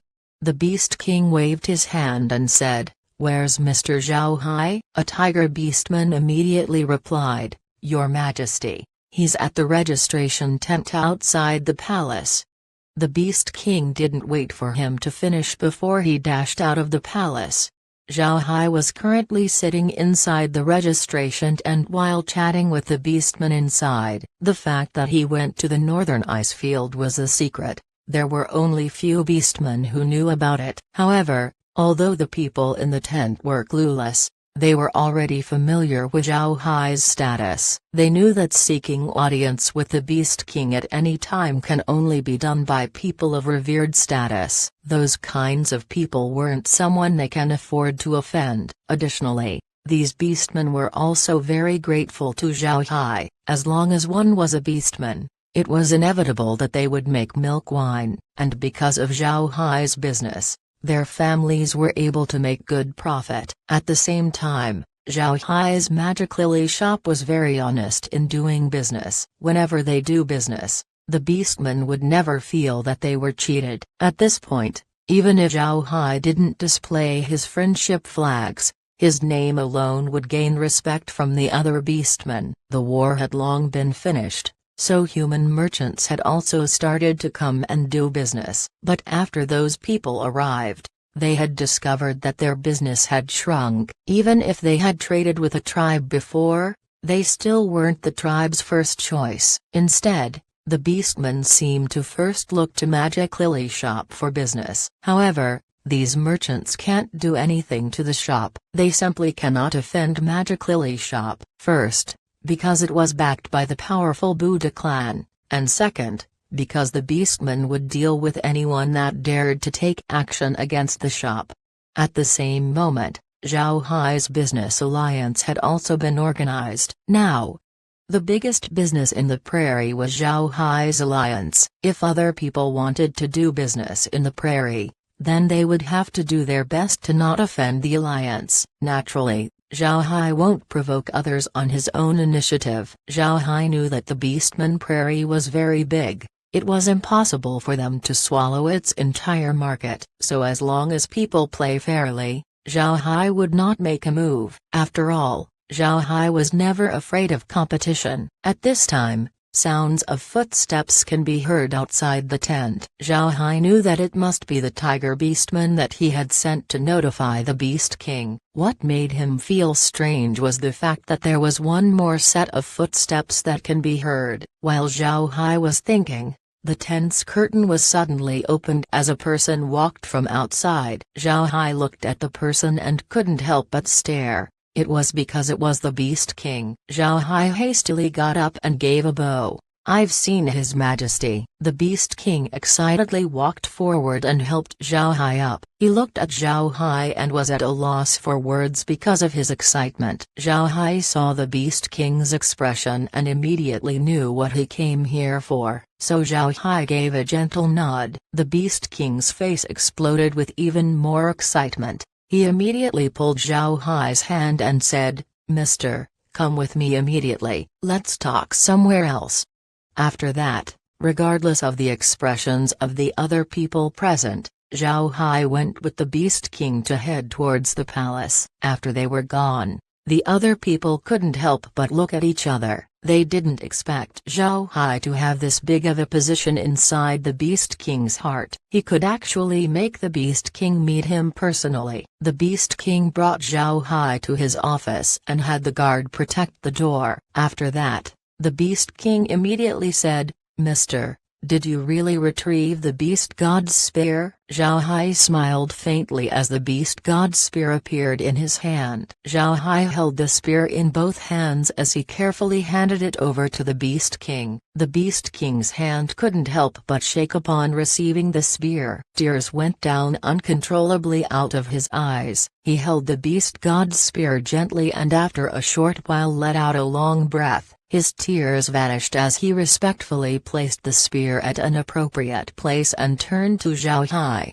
"My deepest gratitude goes to Mr. Let me offer our gratitude in behalf of the entire Beastman race for retrieving our divine artifact." Zhao Hai smiled faintly and said, "Your Majesty doesn't need to be too polite. The Beast God Spear's artifact spirit has also been restored to its original state. He can now materialize. If your Majesty has any questions, you can just ask Sir Artifact Spirit." The Beast King gawked, then his two eyes turned to the Beast God's spear as he bowed and said, "I ask to see Sir Artifact Spirit." As soon as his voice ended, bloody war immediately appeared on the spear's shaft. He looked at Beast King and said, "You're the current Beast King?" When the Beast King saw bloody war, he enthusiastically gave a bow and said, "Wei Jian has seen Sir Artifact Spirit. I am indeed the current Beast King." Bloody War nodded and then said,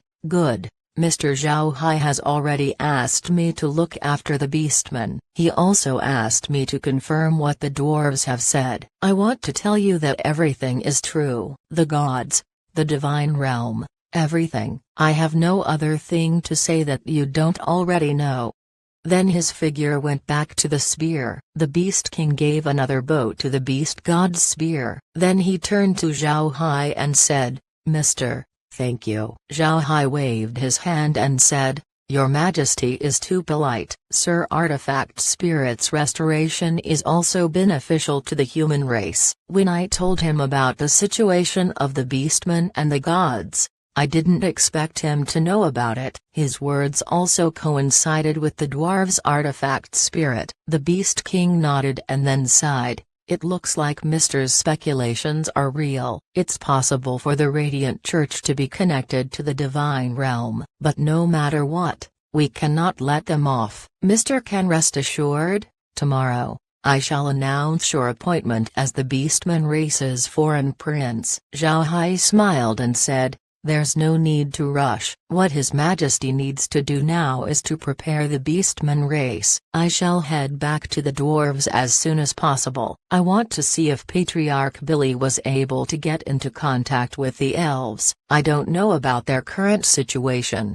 so I wanted to take a look. The Beast King nodded. Then I'll to trouble Mr. with this matter. Mr. can rest assured, your appointment as our foreign prince has already been discussed and approved by the major tribes in the prairie. They agreed that as long as Mr. comes back then you would immediately receive your position, so there's no need for a lengthy process. Mr. can just do his own matters immediately. Zhao Hai nodded and said, all right, then I'll have to thank His Majesty. Also, the Beastmen needs to save their strength at this time. In the past, the Beastmen lacked ironware, but now, with the dwarves' support, I think your development would be much more quicker. I also think that since the Beastmen needed to preserve their strength, wars should be minimized as much as possible. Otherwise, with the newly acquired ironware, the casualties would be too big. The Beast King agreed. Mr. can feel relieved. I would certainly act on it. However,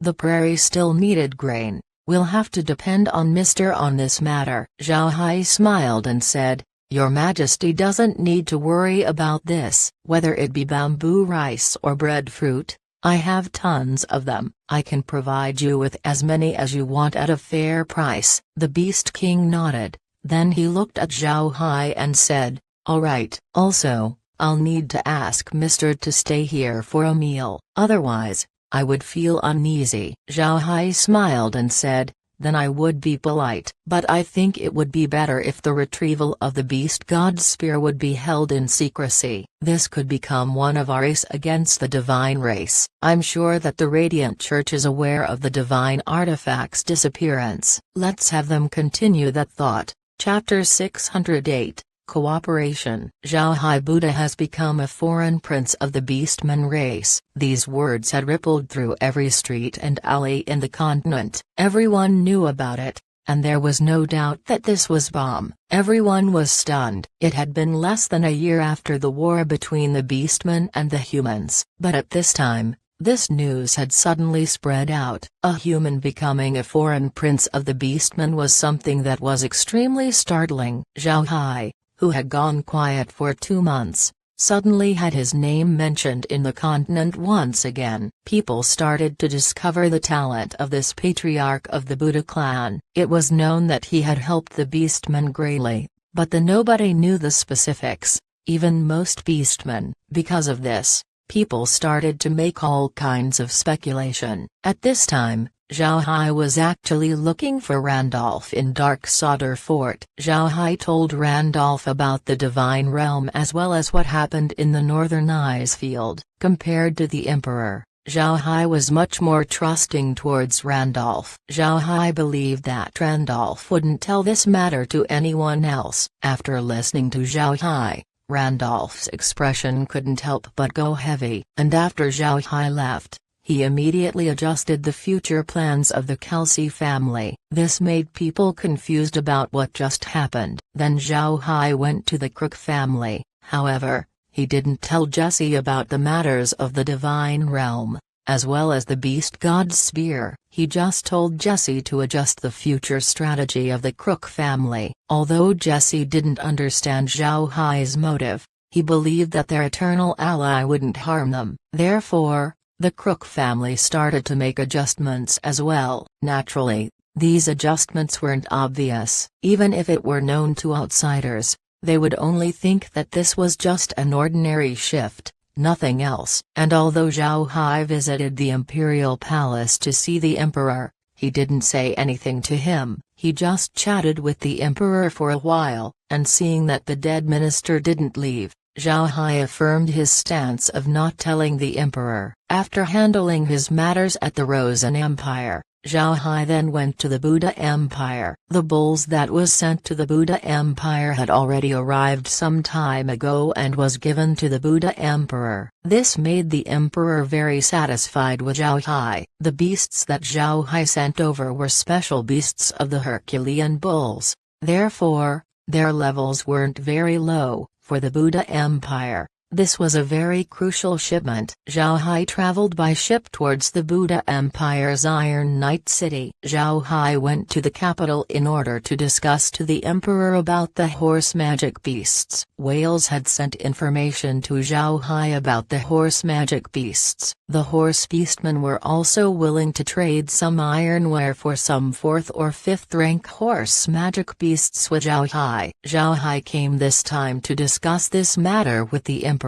Just as Zhao Hai entered the harbor, he had discovered the Ironwood was already there, but Ironwood wasn't wearing this full armor this time but instead just an ordinary warrior's clothes. However, his stance still remained imposing. When Zhao Hai disembarked from his ship, Ironwood immediately went to welcome him. Ironwood smiled and said, "Mr. Zhao Hai, His Majesty is already waiting for you." Zhao Hai gave a bow and said, "I've made Vice Admiral Ironwood wait. I hope you'll forgive me." Ironwood laughed and said, "Mr. is always polite. That's no good." "Mr. Come with me to see His Majesty." Zhao Hai smiled and said, "All right." Then they sat down at a carriage and rode towards the city. And since this carriage was of the royal palace, it was given the highest priority of way. After they got in, Ironwood boiled a pot of tea and offered it to Zhao Hai before saying,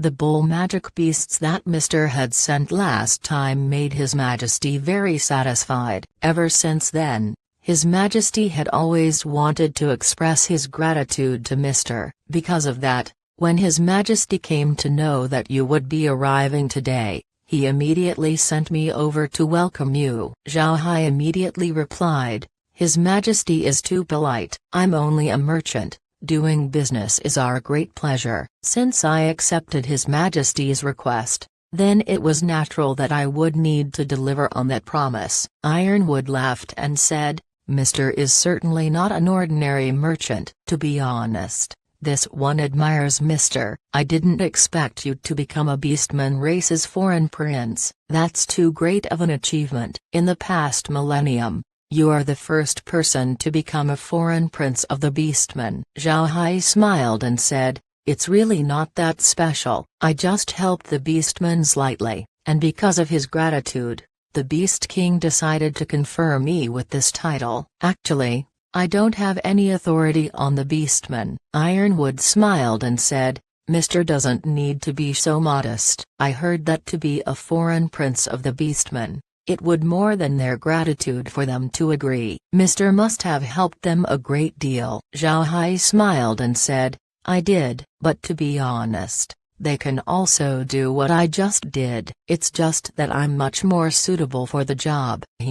When Ironwood heard Zhao Hai, he knew that there was no chance of him knowing what that thing was, so he didn't ask any questions about it. He just smiled and said, "Since Mr. has become the Beastman race's foreign prince, then wouldn't it be much easier for you to acquire magic beasts?"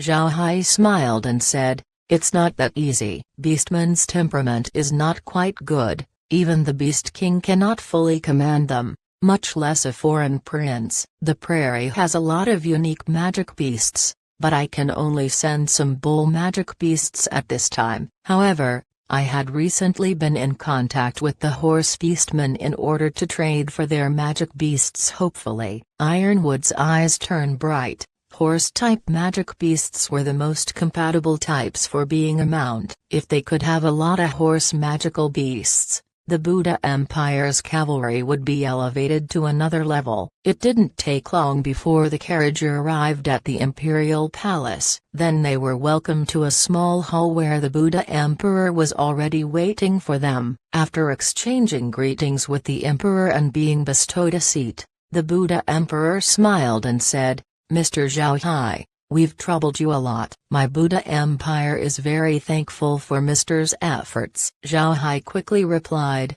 This one doesn't dare. Your Majesty is too polite. I was just doing what I needed to do. The Emperor looked at Zhao Hai and said, although there weren't a lot of beasts last time, it still gave me hope for our future cooperation with Mr.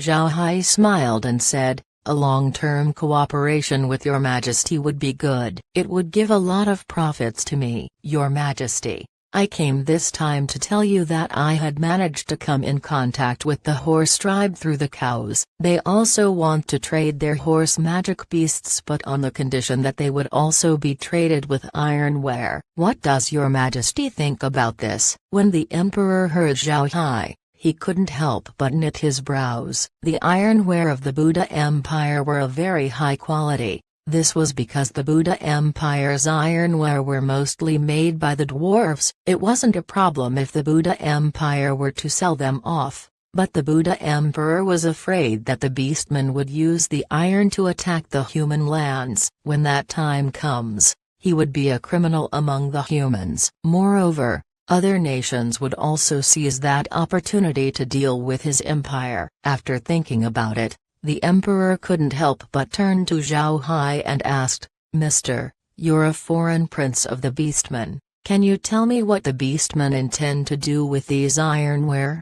When Zhao Hai heard this, he smiled and said, I can understand your worries, young Majesty. Although I don't have much authority in the prairie, I am still privy to inside information. Is Your Majesty worried that the beastmen would invade the humans? I can tell Your Majesty that you can rest assured. I got information that the Beast King would soon be issuing a sealed blade command. The Buddha Emperor couldn't help but be shocked. He knew that the Beastman race's sealed black command was an order for the Beastmen to rest and build up strength. As long as the Beast King announces this command, no beastman race would resort to any violence, whether it be exterior or interior. Only when their survival was threatened would the beastmen be allowed to attack. In other words, as long as there is the sealed blade command, wars between beastmen and with humans would not occur, unless the humans make the first move. The Buddha Emperor couldn't help but look straight into Zhao Hai's eyes and say,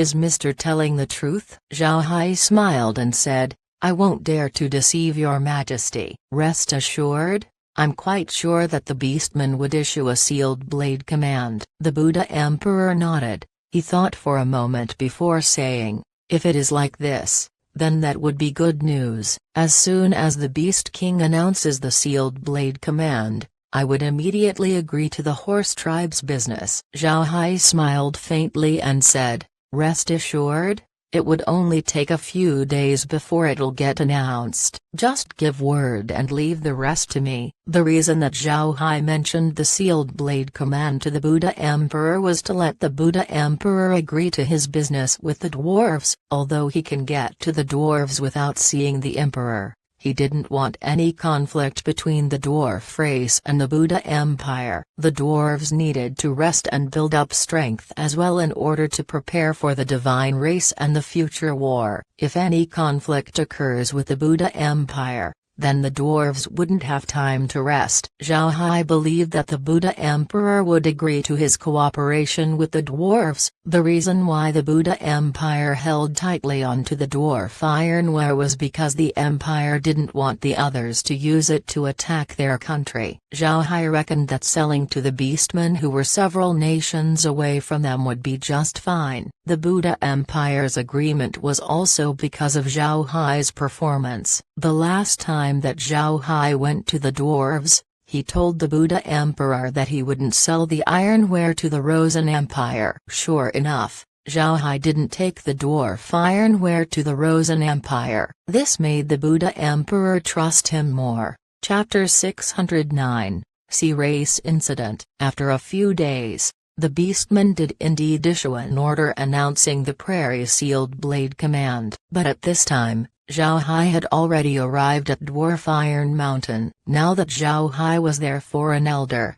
Zhao Hai was immediately welcomed to Billy's village. After arriving at the mountain, Billy personally welcomed Zhao Hai to his house. And after they had sat down, Billy looked at Zhao Hai and said, Little Hai, What happened? You suddenly became the foreign prince of the beastmen. Was that because you helped them restore their artifact spirit? Zhao Hai shook his head and said, not only that, the beastmen had lost the beast god spear in the northern ice field 5,000 years ago. Although they had been seeking for it the whole time, nobody was able to succeed. This time, I went to the northern ice field to help them retrieve their beast god spear. Because of that they gave me the position of foreign prince. Billy immediately replied, lost? How come? That's their divine artifact. Zhao Hai smiled faintly and then told Billy about the matter with the diamond apes. Billy nodded and said, so it was like that. No wonder the diamond apes were sent into exile. When I read from our records that the diamond apes were sent to exile,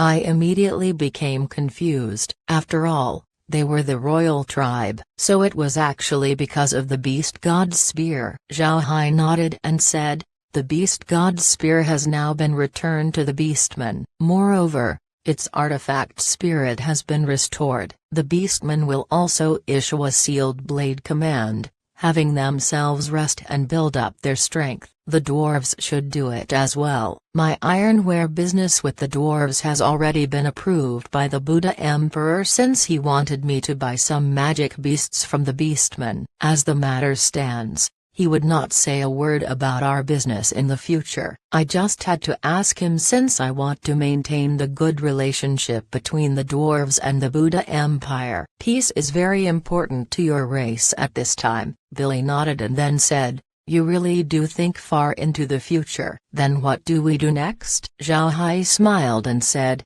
not much really, as long as our current plans go through. Everything should be fine. I've also started to stockpile some grain and daily necessities to act as strategic resources in the future. Billy nodded. You can rest assured about the situation with the dwarves. Although we had sold a lot of weapons outside, we still have very ample amount of stock still left. Moreover, these are our best products, much better quality than those we sell outside. So you don't need to worry about weapons. Zhao Hai nodded. Our transactions in the future would still continue, just keep storing the warehouse. Right, you told me that you'll find some people who will settle on the Black Wasteland. Did you manage to find them? Billy nodded. I've picked some. At this point, there are more than 100 dwarves that are willing to settle down in Iron Mountain Fort. So when do you plan on getting them there? Zhao Hai thought for a moment before he said, let them wait here first. I still need to prepare their place. But when they arrive there, they might not be working on metals the whole time. I might need them for something else. Billy smiled. Don't worry, I've already told them about that. Zhao Hai nodded. Alright. Also, if you dig up any special things, please leave some of them for me. I'm quite curious about those types of stuff. Billy couldn't help but laugh. That's not a problem, rest assured. Then Zhao Hai said, so how about the elves? Did they send a reply? Billy smiled bitterly and said, the matter with the elves are doing just fine. Those guys are just slow. They said that they must observe first before sending proper word to us. So you don't need to worry about it. Zhao Hai nodded. He didn't know anything about the elves. Since Billy said that there's no need to worry, then he would just wait. In any case, the Radiant Church wouldn't start their plan in a short time. However, it seems like Zhao Hai's plan to level up in the Elven Forest would have to be moved to a later time. Zhao Hai stayed for a day with the dwarves before he returned to Golden Island using the space. He wanted to know the current status of the island. Zhao Hai already received word that the Hurricane family's Kristen had already arrived at the island and had started to do business there. The business that they had was very simple and was similar to the Buddha clan. Grain and other basic necessities. Zhao Hai had also heard that their business was doing good. Zhao Hai has not gone to see Kristen because his attention was taken by another piece of news. Khan just told Zhao Hai that the business with the sea race has been very unstable. The rock shrimps had also been recently reducing their business. This news was very important for Zhao Hai. His business with the sea race was one of his more important businesses. If this business were to be broken, then it would have a huge influence to the Buddha clan. Because of this, Zhao Hai decided to check the marine races personally. But before that, Zhao Hai had empty out some land in the Black Wastelands so that the dwarves can have their own place. Zhao Hai invited the dwarves not only because he wanted them to work on his metals, but also to teach the slaves their craftsmanship. Although the space was also producing some iron ore, it wasn't a lot. On the other hand, among the slaves that Zhao Hai had bought, there were also several blacksmiths among them. However, the craftsmanship of these slaves weren't very good. Because of that, Zhao Hai decided to invite some dwarves to settle in the wasteland. Green was already used to these kinds of things, but this time, Green had no idea of dwarf customs. After all, he hadn't contacted any dwarves in the past. Zhao Hai also asked Billy and was told that there were no special requirements at all. So Zhao Hai can only ask Green to continue while he returned to Golden Island and rowed a ship towards the reef where the rock shrimps were living in. The route was already visited by Zhao Hai many times, so naturally he wouldn't get lost. Moreover, the pirates at the sea were already aware of the Buddha clan ships that would head towards the deep seas to get some marine products. The influence to the Buddha clan in the sea was very strong that the pirates would just go around their ships, so the route was very safe. 5 days later, Zhao Hai had officially entered the deep seas, but he felt strange since there weren't any sea people that came to see him. In the past, people would have already been alerted to his presence and were already meeting him. Because of this, Zhao Hai opened his monitor and looked at the surroundings. Aside from small magic beasts, there was nothing in the vicinity, even sea people. Along with Zhao Hai were Laura and the others who were basking in the sun. They also felt strange, so Laura said, "Brother Hai, wasn't this the sea race's domain? Where's everybody? Did they go lazy?" Zhao Hai shook his head. Not necessarily. For them to reduce their business only meant that there was an internal problem going on. This situation proved this point. Laura knit her eyebrows and said, "Problems? What problems would sea people have?" Zhao Hai smiled and said, "Who knows? Only after meeting them would this matter be clarified." Then suddenly a rock shrimp tribesman appeared on the monitor. Zhao Hai turned the monitor off as the rock shrimp appeared near Zhao Hai's ship. The rock shrimp looked at the emblem on the ship and decided to not attack. Then he asked, "Is this the Buddha clan's ship?" Zhao Hai went to the ship's bow and gave bow to the rock shrimp in the water and said, "Buddha clan's patriarch Zhao Hai has seen brother rock shrimp." As soon as the rock shrimp heard Zhao Hai's title, he couldn't help but stare. But he almost immediately replied, "So it is Patriarch Zhao Hai. This one has been very disrespectful. Can I ask why Patriarch Zhao Hai has come?" Then Zhao Hai replied, "I have a matter to discuss with the rock shrimp tribe patriarch. Can I go and see him?" The rock shrimp looked at Zhao Hai and awkwardly said, "I'll be unfair to Patriarch Zhao Hai, but our rock shrimp tribe has gotten into some serious matter. I'm afraid that the patriarch wouldn't be able to have the time to see you." Zhao Hai smiled and said, "I'll just ask brother to send word out for me. I really do have something to talk to the patriarch." The rock shrimp couldn't help but feel awkward at Zhao Hai's answer, but he also knew that they couldn't offend the Buddha clan. Their rock shrimp tribe was just a very small tribe. Without Zhao Hai, they would have huge problems with their yearly tribute. After thinking for a moment, the rock shrimp gave a bow and said, "Then I'll go send word. I'll have to ask Patriarch Zhao Hai to wait for a moment."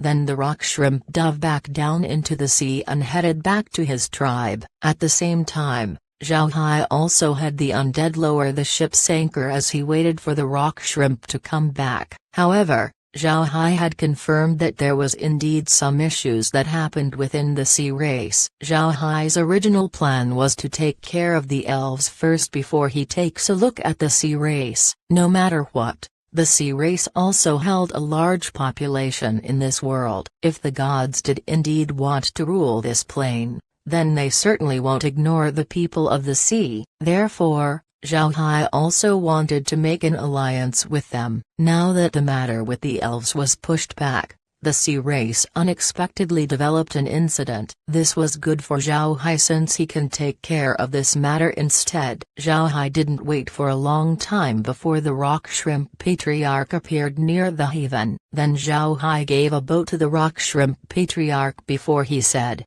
"I've taken the liberty to disturb the patriarch. I hope that you forgive me." The rock shrimp patriarch smiled faintly and said, "I didn't expect Patriarch Zhao Hai to come here personally. May I know Patriarch Zhao Hai's reason for the visit?"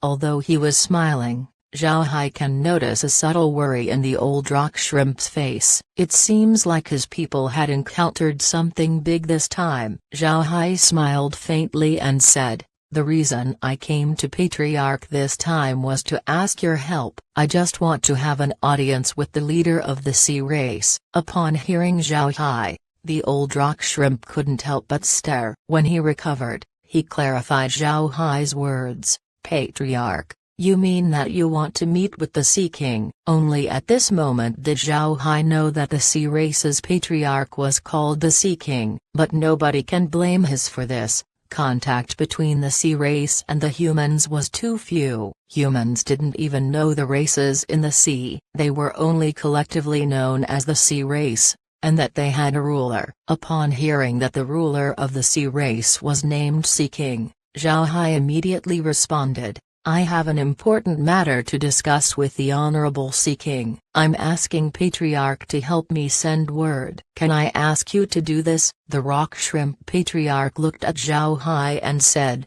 "Why would Patriarch want to see the Sea King?" "To be honest, my tribe doesn't have the influence to even see the Sea King." Zhao Hai's expression sank as he said, "Patriarch, this matter is extremely important. Tell the Sea King that aside from being the patriarch of the Buddha clan and the son-in-law of the Rosen Emperor, I'm also a foreign prince of the Beastmen as well as a foreign elder of the dwarves. Tell the Sea King that my visit involves a major event of the world." I ask the patriarch to relay these words. Zhao Hai's long string of titles made the rock shrimp patriarch's expression change. He didn't expect Zhao Hai to be so influential. The sea race might not have any idea about the relationship between the humans and the dwarves, but they were extremely familiar with the Beastmen.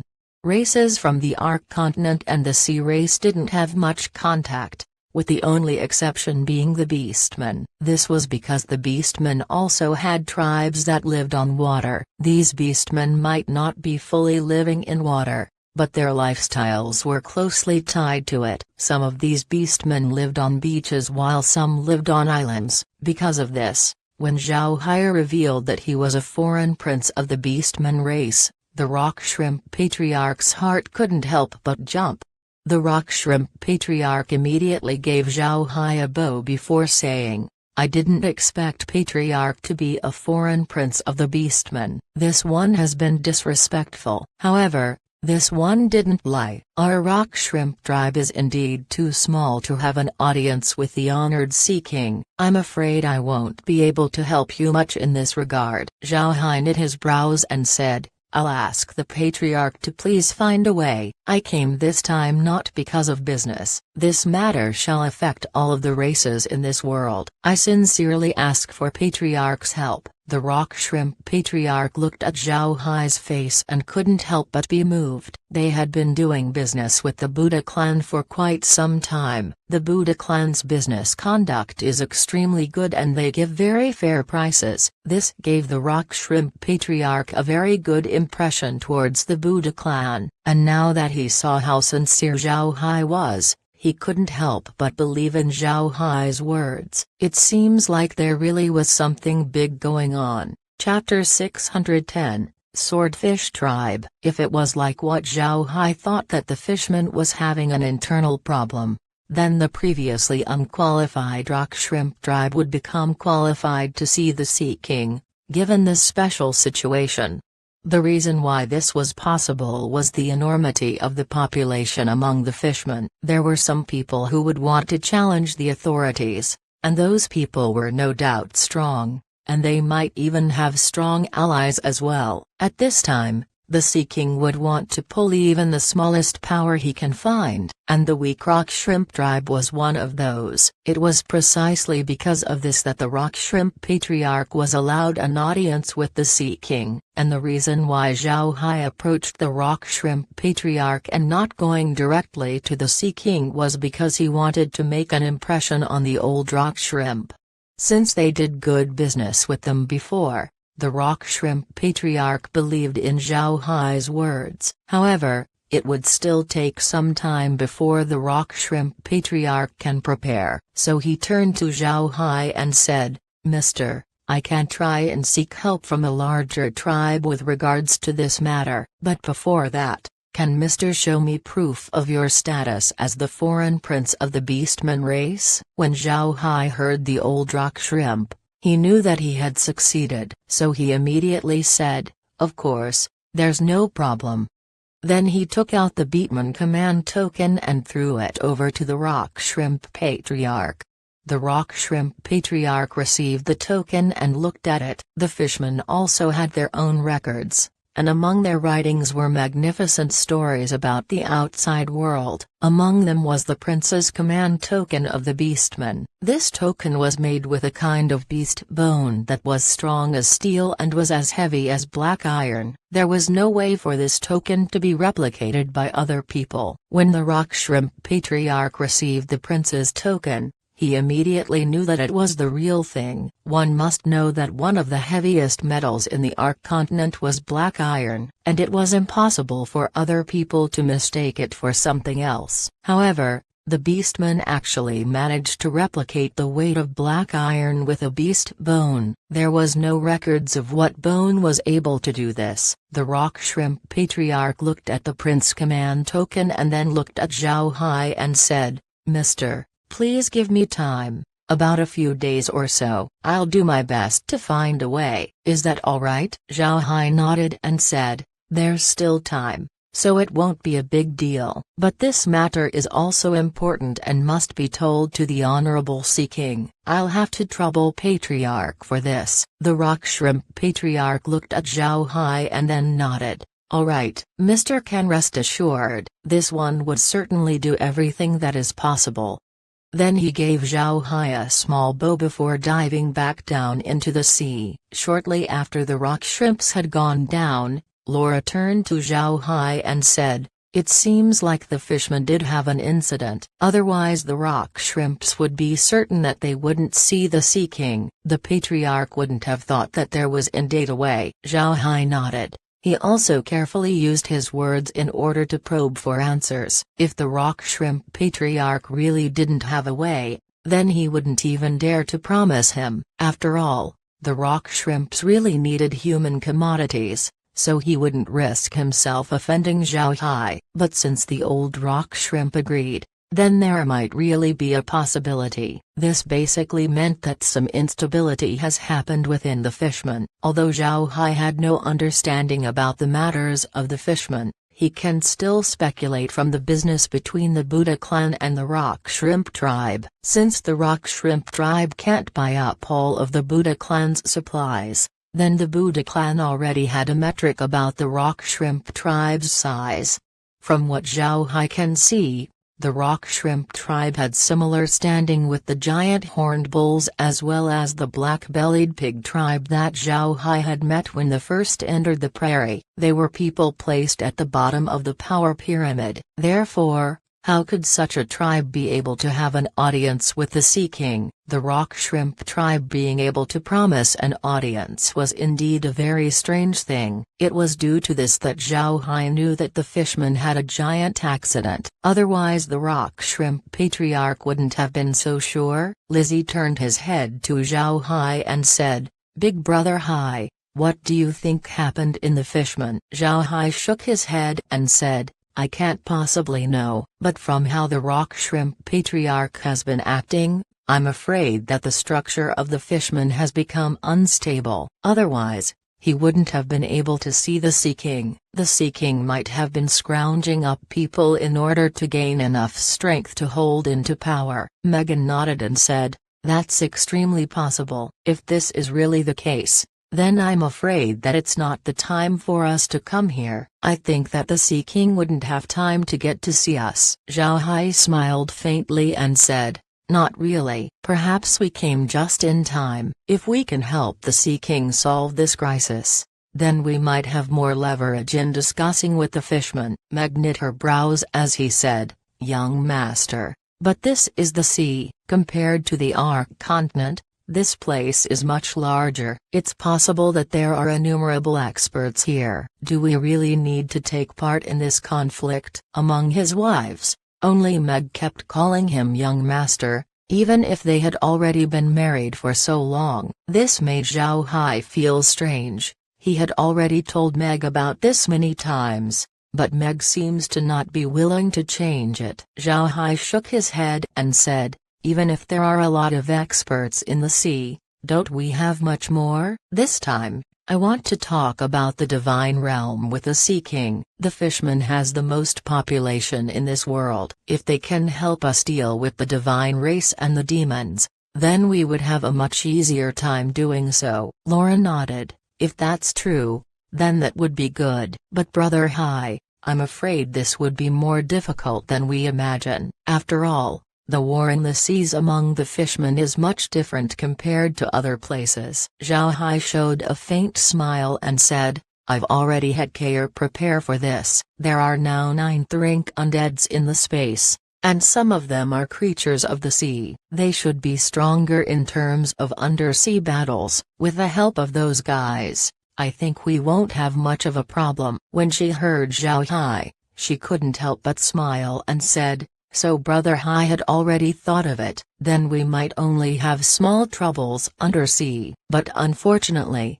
we can't go underwater. Zhao Hai smiled and said, why couldn't we? I've already asked Kair to transform a blade-scale whale into an undead-like alien. When the time comes, we can just ride the whale and then go underwater. Megan became happy after she heard Zhao Hai. Fantastic. I really wanted to see what the bottom of the sea looks like. I didn't expect Big Brother Hai to be already prepared. So when do we go? Zhao Hai smiled and said, don't worry. If we go now, the rock shrimps might get offended. It's much better to wait for the rock shrimp patriarch to come back with news. I don't think it would take him long to come back. Let's just wait for him for a few days. Megan pouted her mouth before she nodded. Zhao Hai smiled. He also wanted to go underwater, but it was not yet the time. He still hasn't gained the approval of the Sea King. If he were to enter the seas right now,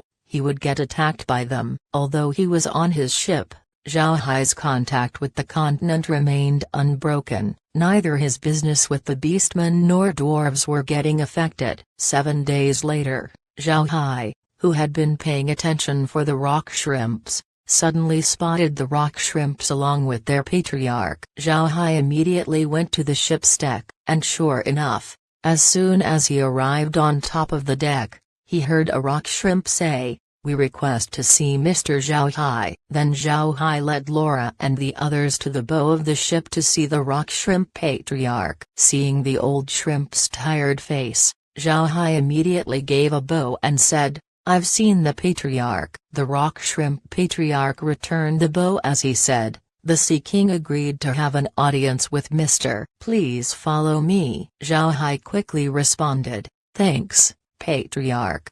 Then the rock shrimp patriarch nodded and then rode the bow of the ship. Zhao Hai knew that this was for him to guide the ship, so Zhao Hai immediately had the undead raise the anchor while hoisting the sails as he followed the rock shrimps towards the deeper parts of the sea.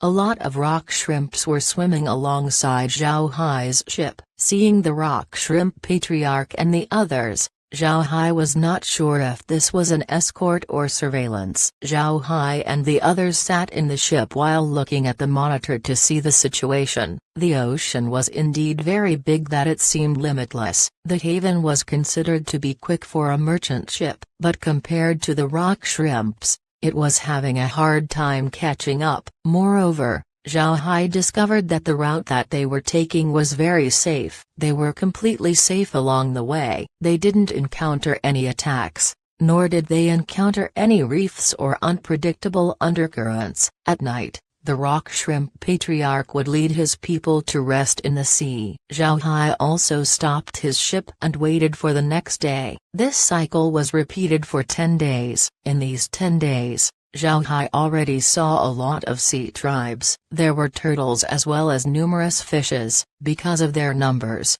it was impossible for Zhao Hai to correctly identify each one of them, and these tribes always came to the rock shrimp patriarch since they were encroaching on their domain. There were even some who were intending to rob them. However, when the rock shrimp patriarch showed a token, the opposite party allowed them to pass. But although they were allowed passage, the fishermen still looked at Zhao Hai with curiosity. Zhao Hai also knew that this was because of the long time where there was no contact between humans and the fishermen. So when they saw him, it was natural that they would feel interested. In these 10 days, Zhao Hai was expecting that he would be led to the Sea King, but he didn't expect the rock shrimp patriarch to bring him to the swordfish tribe's domain. The reason why Zhao Hai identified the other party was because of their very special mounts. Their mounts had a very long bone spike that can be used as a spear. It looked very hard. Moreover, the fish was very big, about 10 meters in length. On its back were big fins, which seemed to express power and prestige. Riding atop these swordfishes were people who had the same kind of fins on their heads, looking like a well-combed hair. The person was holding a long bone spear and was about 2 meters in height. Its black skin looked slippery with mucus while he wore armor made of shells and seaweeds. He looked like a very powerful warrior. Chapter 611. Stone Column Island. Zhao Hai saw on the monitor that the rock shrimp patriarch gave the swordfish man a salute. Then after a bit of talking, he presented a token to the swordfish tribesman. The swordfish tribesman received the token and after taking a look at it, he nodded. Then the rock shrimp patriarch and the others returned to the sea's surface. Zhao Hai looked at the situation and understood that he wasn't here to see the Sea King. The rock shrimp patriarch can only escort him up to here. After that, just as Zhao Hai closed the monitor, the rock shrimp patriarch was heard outside. "I ask Mr. Zhao Hai to please come out." Then Zhao Hai and the others went on to the ship's boat to see the rock shrimp patriarch as well as the swordfish tribesman. The swordfish was still sitting on his mount. He came along with his men. All of them looked at Zhao Hai with a hint of curiosity. Zhao Hai gave a bow and said, "I've seen the rock shrimp patriarch and brother fishman." "Why did patriarch call for me?" The rock shrimp patriarch returned the bow and then said, "Mister, we can only take you up to here. This is the junior patriarch of the swordfish tribe. The next step would be up to him." Zhao Hai quickly replied, "I thank the patriarch for his efforts." "The patriarch doesn't need to worry. I have already sent a letter back to the family. They will be sending you 2 shipments worth of supplies. That would be my gratitude for patriarch's help. The patriarch would just need to wait in your place and the ships would arrive in a few days. Please don't refuse this gift." The rock shrimp patriarch's face couldn't help but burst in glee. "Then Mr. Zhao Hai has my deepest gratitude." "Junior patriarch, Mr. Zhao Hai is a very good person. Please take care of him." The junior patriarch of the swordfish tribe looked at Zhao Hai and nodded. "I will." Patriarch Libin can rest assured. The rock shrimp patriarch then nodded and gave a bow to Zhao Hai before he submerged back to the sea. Zhao Hai turned to the junior patriarch of the swordfish tribe. He gave a bow and said, "Zhao Hai has seen junior patriarch. I apologize for the trouble." The junior patriarch of the swordfish tribe was polite to Zhao Hai as well. He returned Zhao Hai's bow and said, "Mr. is too polite." The Sea King had issued summons for Mr., so naturally we wouldn't dare to ignore it. "Mr., please come with us." Then the junior patriarch went to the front of the haven. The other knights looked at Zhao Hai before they went to the sides of the ship and escorted it. Zhao Hai discovered that the junior patriarch of the swordfish tribe seemed to dislike having in contact with him. However, this junior patriarch also seemed to be very strong. Zhao Hai estimated this junior patriarch to be equivalent to an 8th-rank human expert. Zhao Hai has no way to calculate a fishman's age, so he didn't know how old this junior patriarch was. But what he definitely knew was that this junior patriarch was not old for his race. For him to be 8th rank was a proof of his extraordinary talent. Moreover, Zhao Hai also discovered that this junior patriarch's army was very unified. These swordfish knights under his command, although only about 500, were comprised of 6th to 7th rank experts. These people were very unified that even in motion they still kept their proper formation. Zhao Hai also paid close attention to the swordfish knights' reaction towards the junior patriarch. They seemed to have no hint of resistance to his command.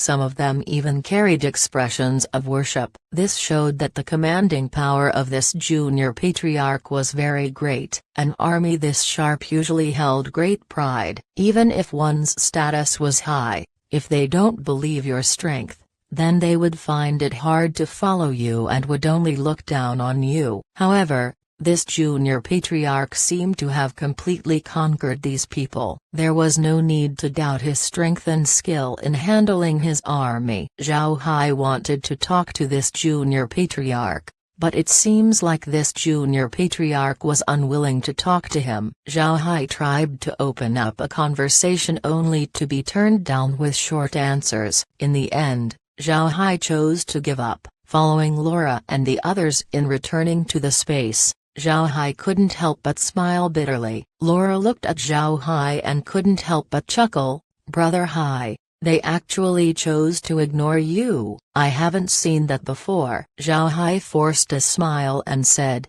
"It's just his arrogance. Hee. This is the first time I've seen someone do that to me." Meg suddenly got fired up. "His arrogance is useless, compared to the young master. His strength is just nothing. He actually acted disrespectfully to young master. You should go and teach him a lesson." Zhao Hai smiled faintly and said, "Calm down, we're still in their domain. In addition, this junior patriarch is still young. Being this young and already strong is commendable. After all, he didn't have the help of the space." Although Meg nodded, her face still couldn't hide her indignation. In her heart, Zhao Hai was the best. He was the strongest of them all. She would get angry if anyone were to dare to be impolite to Zhao Hai. Zhao Hai thought that he would be seeing the Sea King after only a few days, but he didn't expect the ship to travel for 20 days. On the 20th day, Zhao Hai discovered that there was a rainbow-like radiance in the distance. Zhao Hai opened the monitor and immediately became shocked. The rainbow lights was not too far, but after seeing what it was,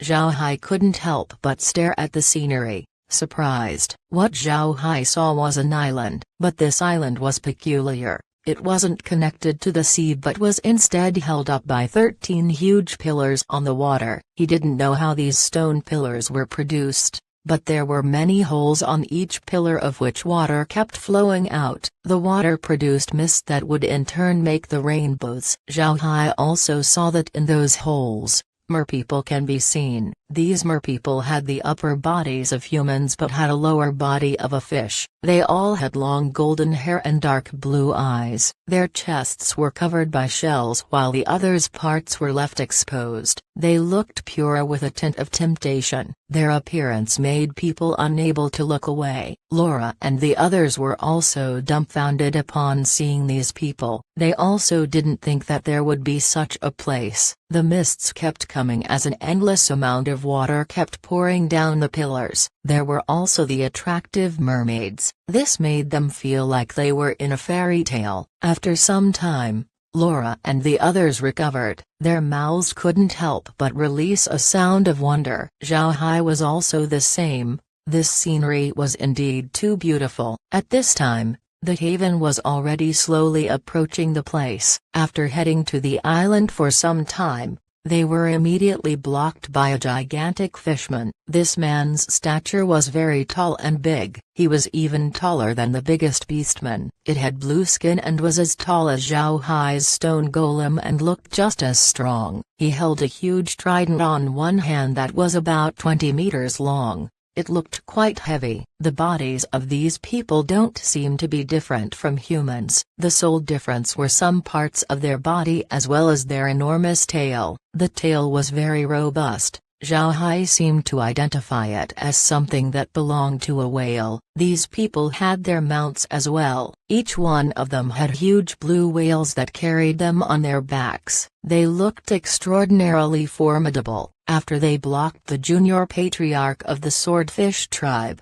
the junior patriarch immediately took the token that was handed over by the rock shrimp patriarch and gave it to the opposite party. The huge fishman nodded before he waved his hand, sending the junior patriarch away. Although the junior patriarch was arrogant, he still wouldn't dare to pull rank against these whale fishmen. The junior patriarch bowed to the whale fishmen before he retreated. The whales then started to slowly float towards the surface. When the whale fishmen started to appear on the surface, Zhao Hai can immediately feel the pressure coming out of them. These whale fishmen on top of the whale mounts looked just like the ancient giants from the legends. Their heights had surpassed the deck of the ship. Before Zhao Hai could speak, one whale fishman said, "You're Zhao Hai?"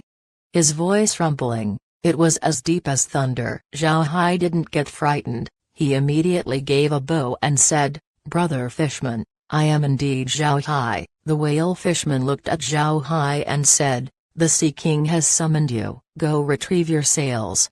Zhao Hai complied as he had the undead take down the sails of the ship. Just as the sails were taken down, two whale fishmen arrived by his ship and extended their hands towards the haven's bow before pushing it towards the small island.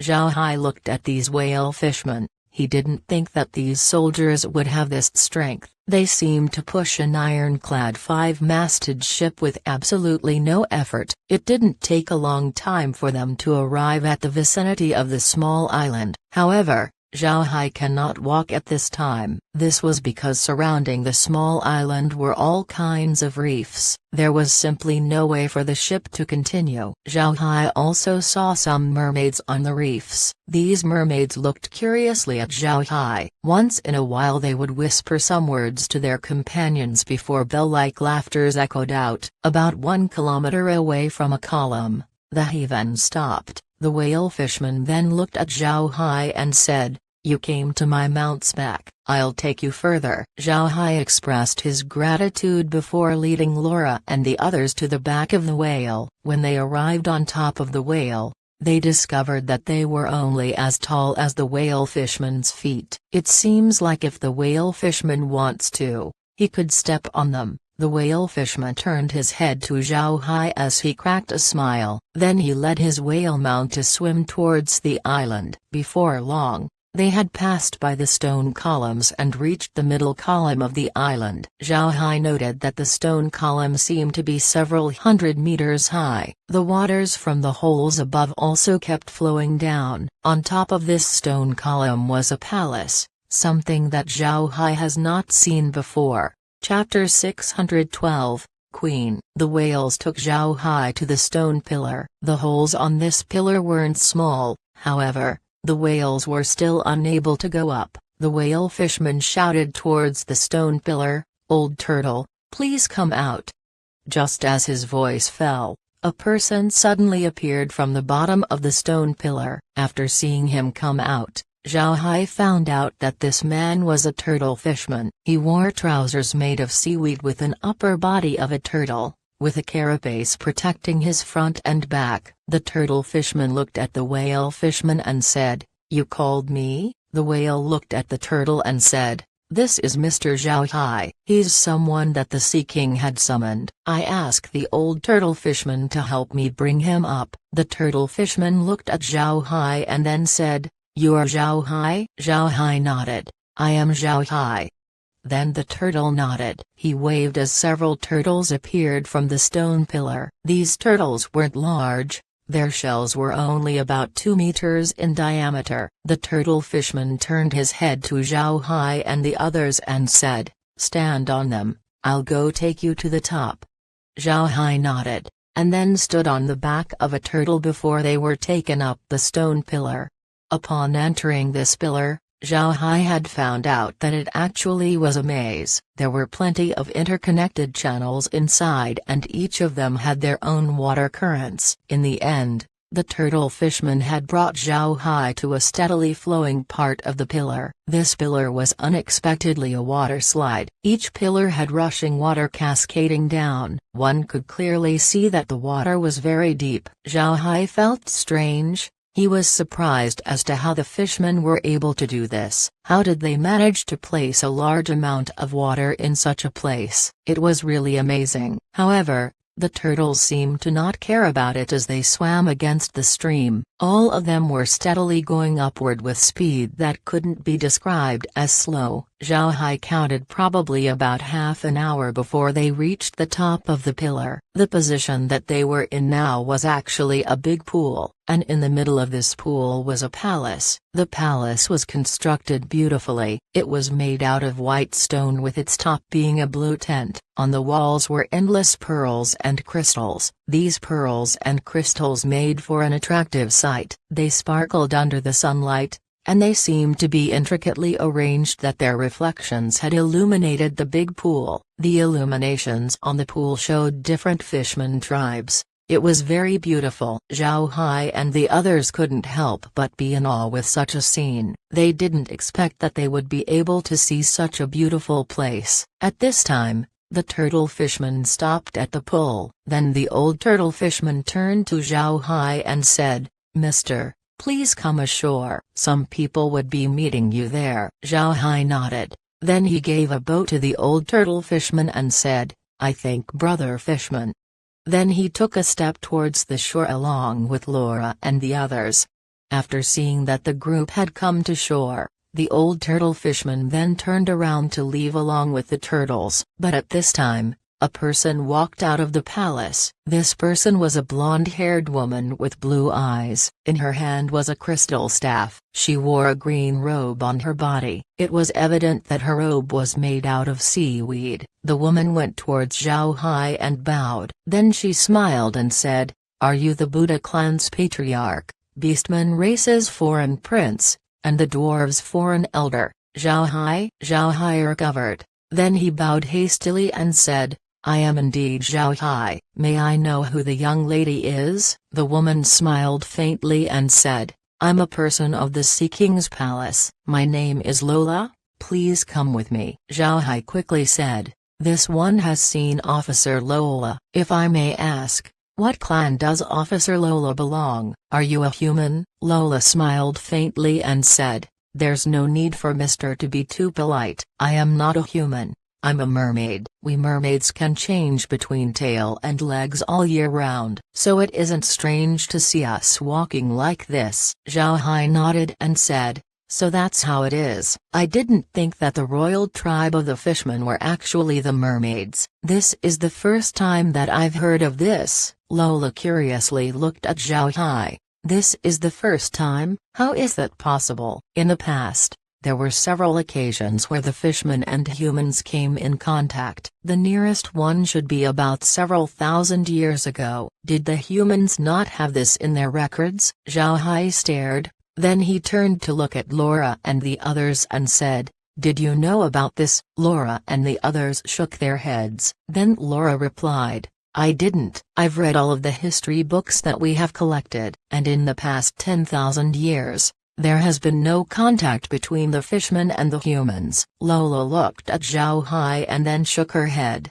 There's nothing strange about that. Our initial relationship with the humans was very good, but later on, the Radiant Church had started to pressure us, causing our contact with the humans to be cut off. Later on we heard that the people of the Radiant Church had taken charge in making the history books of the humans, so it was natural that they wouldn't include us in. Zhao Hai stared. He wasn't aware of any of these matters. No wonder there wasn't even a word about the fishmen in the 10,000-year history of the humans. Moreover, these history books were unfairly aggressive towards the beastmen. In the history books, the beastmen were described as wild and aggressive while the dwarves were violent and irritating. The elves had it better, since they were written to have unparalleled beauty. But this was not a good thing. This made the humans covet the elves. For a period of time, there were humans who were capturing elves and made them into slaves. In the end,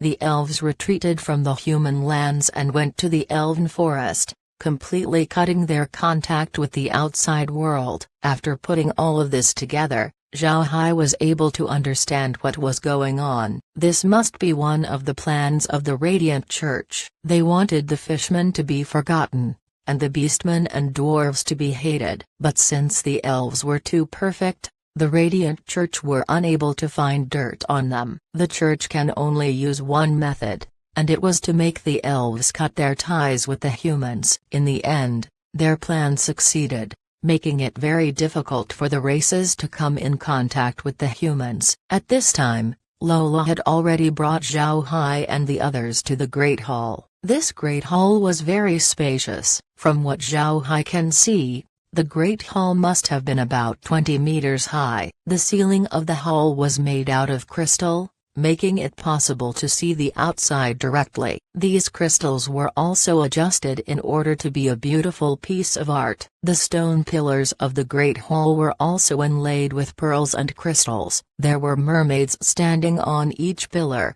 but each of them had already turned into their human form. In the innermost part of the Great Hall was a special throne. It looked like a normal throne but with half of it underwater. A mermaid was sitting on this throne. She wore green robes along with a crystal crown on her head as well as a crystal scepter on her hand. However, she didn't change into her human form. Her lower body was tail of a fish. Lola led Zhao Hai and the others to the beautiful mermaid up to about 10 paces away. Then Lola bowed to the mermaid and said, "Your Majesty, Mr. Zhao Hai and his wives has arrived." The woman waved his hand, then Lola bowed again before going back. Then Zhao Hai and the others went forward and bowed. "Zhao Hai has seen Her Majesty the Mermaid Queen." The Queen nodded. Then he looked curiously at Zhao Hai. "Mr. Zhao Hai, Miss Laura, Ms. Megan, Miss Meg, Miss Lizzie, Miss Nair, I welcome you in behalf of all the fishmen. May I know the reason why you've been anxious to see me?" Zhao Hai and the others stared. They didn't think that the Queen would get their names accurately. Zhao Hai looked confused at the Queen but he still answered, "It's an honor for Her Majesty to know our names. I came this time to tell Your Majesty of an important matter." The Queen smiled faintly and said, "Mr. Can tell me." Zhao Hai looked at the Queen and suddenly said, "Before I say it, I want to ask Your Majesty something. What is your view of the Radiant Church?" The Queen gawked. She was confused at Zhao Hai's question. Then she asked Zhao Hai, "What is the purpose of Mr.'s question? Is Mr.'s drip because of the Radiant Church? I heard that Mr. is enemies with the Radiant Church." Zhao Hai stared. He looked at the Queen and said, "Does Your Majesty know about this?" The Queen smiled faintly and said, "Of course, although there weren't much contact between the fishmen and the humans, that doesn't mean that we don't hear any news at all, especially my mermaid race." When Zhao Hai heard the Queen, he couldn't help but get surprised, but he still answered, "Then it's good that Your Majesty knows about the matters of the continent. I just want to know about how Your Majesty views the Radiant Church." The Queen looked at Zhao Hai and said, The Radiant Church is an evil organization. They probably wanted to rule the entire world and enslave all the races, including us fishmen." When he heard the queen, Zhao Hai's confidence went up. He looked at the queen and said, "I don't know if the queen knew about the war tens of thousands of years ago, where all of the major races of the continent united. The matter about the war against the divine race?" The queen stared, then she thought for a moment before she said, "I do remember it. Our clan has it on our records. At that time, our fishman race also entered that war, but since most of the fighting happened on land, we weren't much of a help. But there were still a lot of our mermaid tribe's elders that had died in that war." Zhao Hai was now fully assured. "I'll tell your majesty about all I know. I suspect that the Radiant Church is a chess piece that the divine race had placed here in the Ark continent. They were here in order to prepare for the divine race's invasion." Upon hearing Zhao Hai, the queen's facial expression couldn't help but change. "Mister, tell me all the details." Zhao Hai nodded, and then narrated how he helped the dwarves to restore their artifact spirit. Then on about the time he went to the northern ice field in order to retrieve the beast god's spear. He also expressed his numerous speculations. While the queen listened to Zhao Hai, her face constantly changed. After Zhao Hai finished, the queen sighed and said, "So that's how it is. No wonder Mr. can become the Beastman race's foreign prince. Also it seems like there's nobody in the continent that knew about you becoming the foreign elder of the dwarves. So Mr. has been preparing for this matter." It seems like the people of the continent had heavily underestimated Mr.'s capabilities. Zhao Hai looked strangely at the queen. From her words,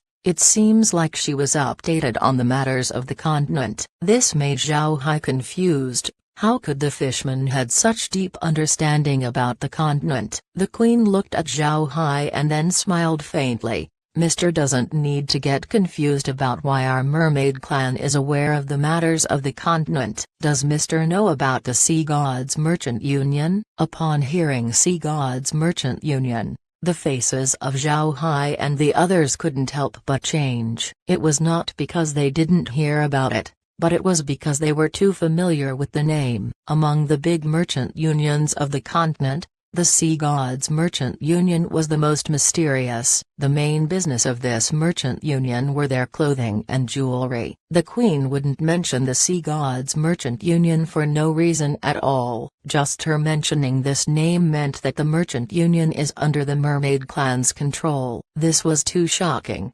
People had always believed that the fishmen were always in the sea. Because of this, nobody would suspect that they would openly make their own merchant union, and it was actually one of the most famous merchant unions in the continent. Zhao Hai and Lori looked at each other and can see the shock in each other's eyes. The mermaids were too formidable. They can actually hide this for a long time. It was too amazing. The queen looked at Zhao Hai's expression and smiled. "Mr. shouldn't be too surprised. After all, we, the fishmen, still needed human products to live. But we cannot openly trade with the humans. After all, most of the fishman races didn't have good impressions towards your race." Zhao Hai nodded and said, "I understand. Since your majesty knows, what would your race do now? Will you help us in dealing with the Radiant Church and the divine race?" The queen thought for a moment before she nodded.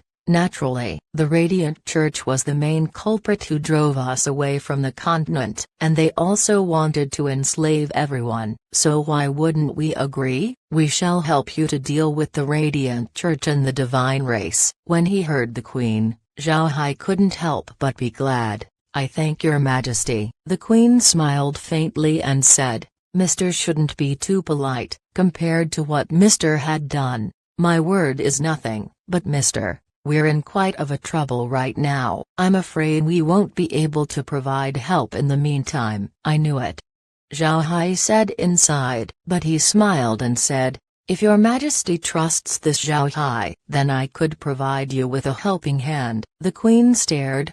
Then she shook her head and said, "No need. The Buddha clan might be strong on land, but this is the sea. I'm afraid Mr. can't provide much of a help." Chapter 613, Secret. When Zhao Hai heard the queen, he couldn't help but show a smile as he said, "Your Majesty, since you know about my Buddha clan, then you should also know about my ability. I might not have good cultivation, but my dark magic, especially undead magic, is unparalleled. If I say I'm second, nobody would dare claim that they are first." The queen stared at Zhao Hai. Then after thinking for a moment, she said, "So Mr. wants to help us using your undead?" Zhao Hai smiled faintly and said, "It depends on what troubles you have encountered." The queen looked at Zhao Hai, and after some time, she let out a long sigh and said, "Patriarch Zhao Hai's undead summoning is indeed very famous in the continent." This queen wouldn't hide anything from Mr.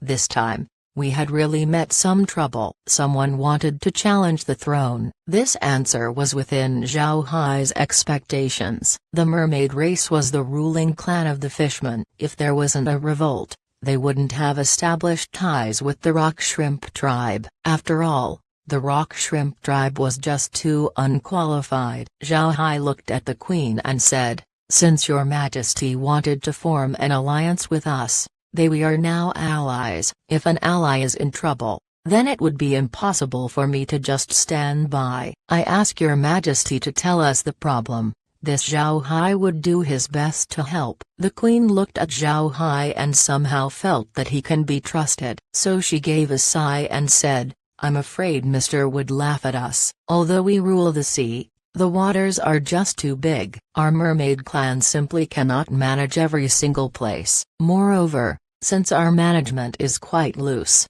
many people held us in high regard. But we had recently discovered that some fishermen tribes were having trouble. It was clear that something must have happened. So we sent some people to investigate and found out that a strong subordinate of ours, the Sea Dragon tribe, has been collecting massive amounts of tax under our name. However, these taxes weren't handed over to us, but instead, they hoarded it for themselves and used it to pull other tribes over to their side. At the time of us finding out, those tribes had already established an alliance and had blatantly announced their revolt. Now, we had lost control of the east side of the seas. Moreover, the Sea Dragon tribe has also amassed an army and are now inching towards us. Because our mermaid race has not fought for some time, our response had been slow. Now, we have our backs behind the wall. Zhao Hai nodded and said,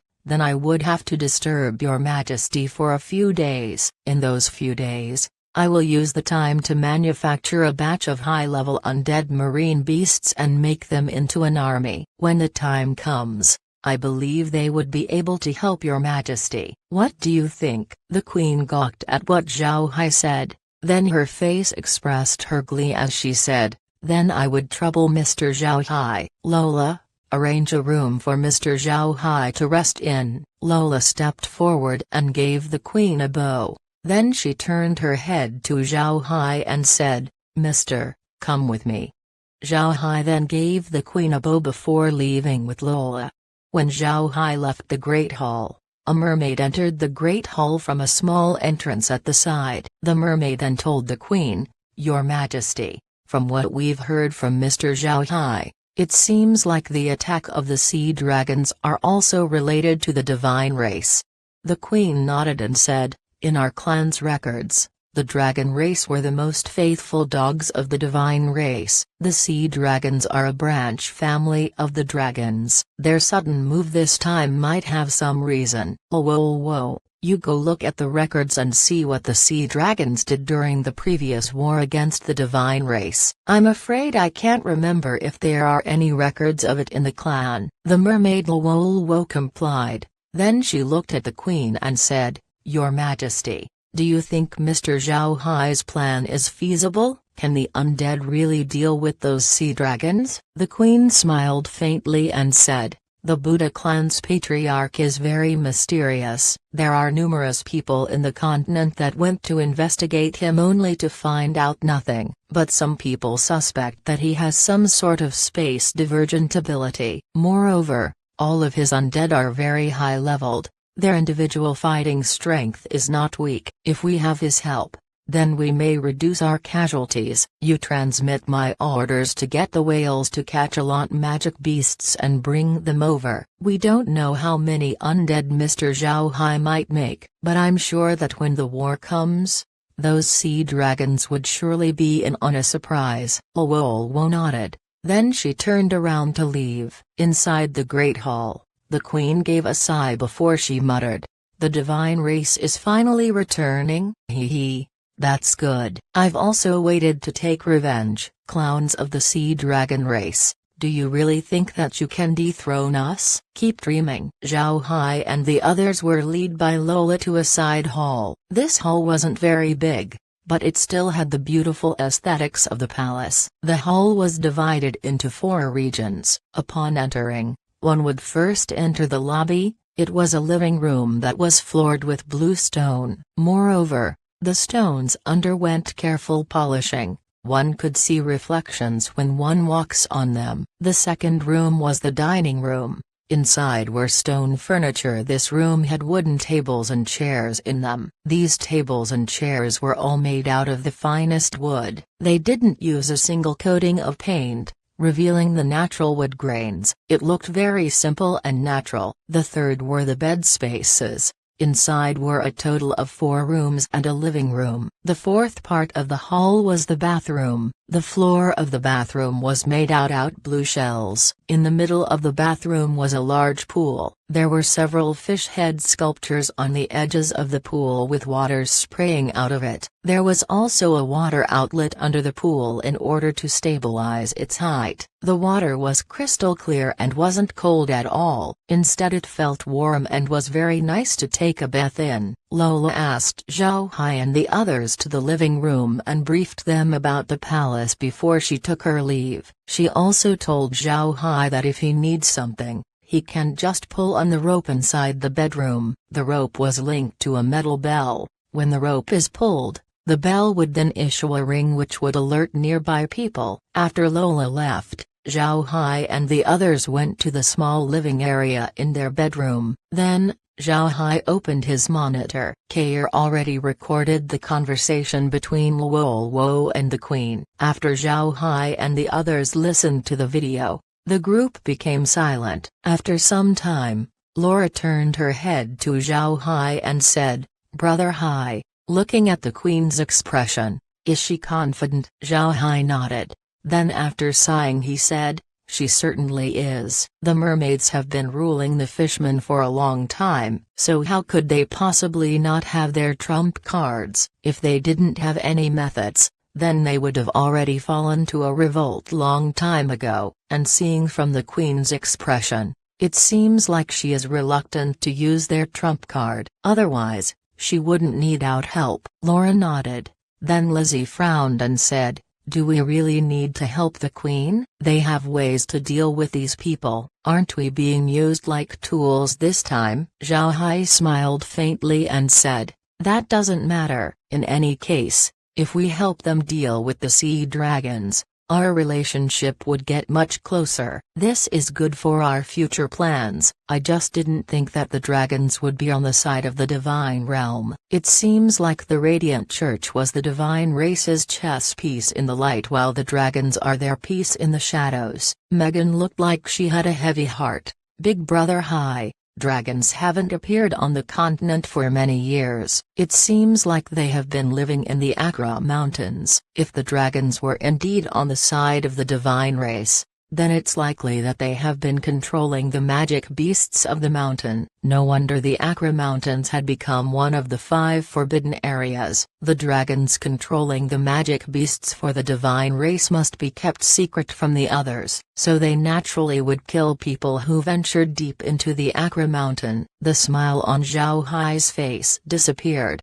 then he nodded and said, "That's very possible. If there is really a divine race's force in the Accra Mountains, then the demonic abyss would definitely be a den for the demons." People already had some suspicions that the demonic abyss is related to the demon race, but nobody had any proof of it. I think the demons used this deliberately in order to focus everyone's attention to the demonic abyss while the engraved ark continues to accumulate power. The methods of the demons and the divine race were actually similar, but are reversed. Laura became serious as she said, "It seems like the demons and the divine realm still hasn't lost heart for the Ark continent. Brother Hai, we're quite lucky that we haven't gone to the Akra Mountains yet and found out about the relationship between the dragons and the divine race. If we went there and found out, then the divine race would surely be alerted that their secret was revealed. It might spur them into action." Zhao Hai nodded.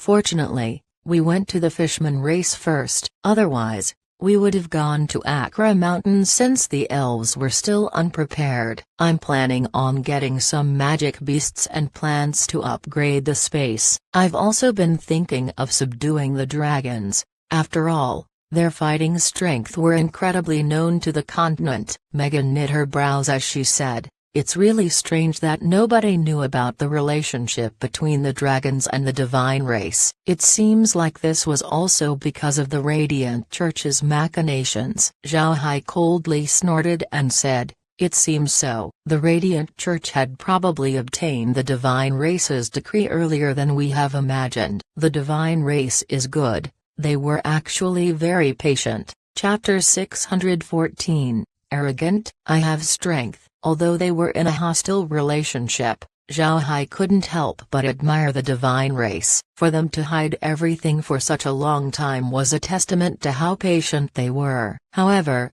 this also made Zhao Hai pay much more attention to them. The divine race can completely turn the entire Ark continent over along with the Radiant Church. Such a race was notable, and Zhao Hai couldn't help but refrain from being careless. Laura coldly snorted and said, "Brother Hai, then what do we do? When we extinguish the sea dragons, then would we be looking for trouble with the dragons in Akra Mountains?"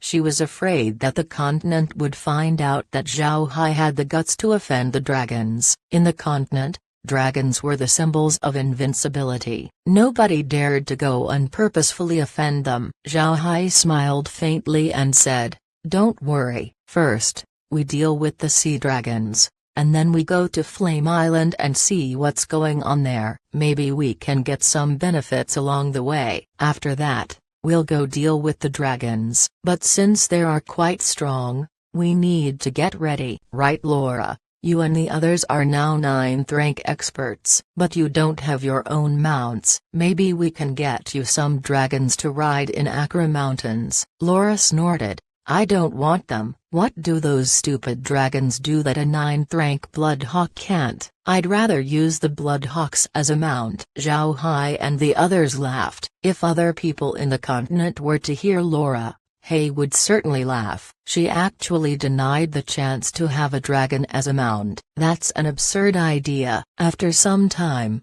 the group gradually calmed down. Then Megan turned her head towards Zhao Hai and said, "Big Brother Hai, will you start making undead tomorrow? Your undeads are now 9th rank. What form do you want them to look like?" Zhao Hai nodded. "This is truly tricky to deal with. We can just let those undead retain their forms when they fight, but we'll have them deliberately get injured or play dead. Naturally, those are just make-believe. Once they reach a certain amount of damage, we can receive them into the space. We can use this method as a cover-up." Also, the Queen was also aware of the strength of my undead, so she wouldn't suspect too much upon seeing them fight. Lizzie nodded and said, "From what I can hear from the Queen, she seems to be sincere in her move to ally with us. In this case, it would be more advantageous for her if Brother Hai is stronger than she expected. I think she wouldn't just betray you." Zhao Hai smiled and said, "In fact, there's really no need to be careful about the fishmen. Although they had the Sea Gods Merchant Union and can contact with the continent, they have always been mysterious and can only be rarely be spotted. Their contact with the other powers can only be said to be minuscule, so I believe that they won't say anything. The other fishman tribes are also less likely to talk. After all, They don't get in contact with the humans. Because of that, I believe that what we do here won't be revealed to the humans back in the continent." Lizzie shook her head and said, "But we still need to be careful. Even if the fishmen wouldn't talk, what about the sea dragons? They might use the other dragons to expose us." Laura also nodded and said, "Brother Hai, we do need to be much more careful." Zhao Hai nodded and didn't say anything more. Laura and the others didn't say anything as well as they went back to the space and started to prepare. Although the queen didn't invite Zhao Hai over for a meal, she still had people send him a beautiful array of dishes. The variety seafoods present were more than what Zhao Hai had eaten before. This made Zhao Hai and the others satisfied with their meal. The next morning, after Zhao Hai and the others ate the breakfast that Lola had given them, Lola gave them word that the queen was inviting them over. Then Zhao Hai and the others went with Lola to the Great Hall in order to meet with the queen. The queen was sat in the same position as when Zhao Hai had met her yesterday. Upon seeing Zhao Hai, the queen couldn't help but smile faintly and said, "Mister, come and take a seat." Zhao Hai then noticed that there were several chairs in the Great Hall today. It seems like these were specially prepared for them. After Zhao Hai and the others expressed their gratitude and sat on the chairs, the queen said, "How many undead can Mr. summon? How many beasts do we need to acquire?" Zhao Hai smiled and said, "As many beasts as you can find, the more the better." "Right, Your Majesty." How many people had followed the Sea Dragon's rebellion? How much people do they have? The queen forced a smile and said, "There are a lot of tribes that decided to join the Sea Dragons. I don't know how many they are, but there were a lot of small races that were absorbed into their army. I'm afraid that the current army of the Sea Dragons numbers at about more than 10 million. Although he knew that the seas was big and there were a lot of beings in here, Zhao Hai still couldn't help but breathe some cold air upon hearing the number of the opposite party. Now he understood why the Sea Dragons decided to act against the mermaids. If the mermaids were dealt with, the Sea Dragons would have full hegemony of the seas. When the time comes, they can amass their army and coordinate with the Radiant Church. At that time, it wouldn't be impossible to conquer the entire continent. Moreover, the fishmen also had an advantage. Although they can't stay on land for too long, one shouldn't forget that they can just retreat to the seas whenever they get defeated. The sea is their domain and no army of the continent was able to contend with them there. That would be equivalent to the fishmen having bases right beside human territories. If this was really the case, then the divine race can definitely depend on them and fight a battle of attrition with the major races in the continent. At that time, even if they don't send a god-ranked expert and just sent down an army of 9th ranks, they can still defeat the races of the continent. After all, the population of the continent was greatly fewer than the people of the sea. Moreover,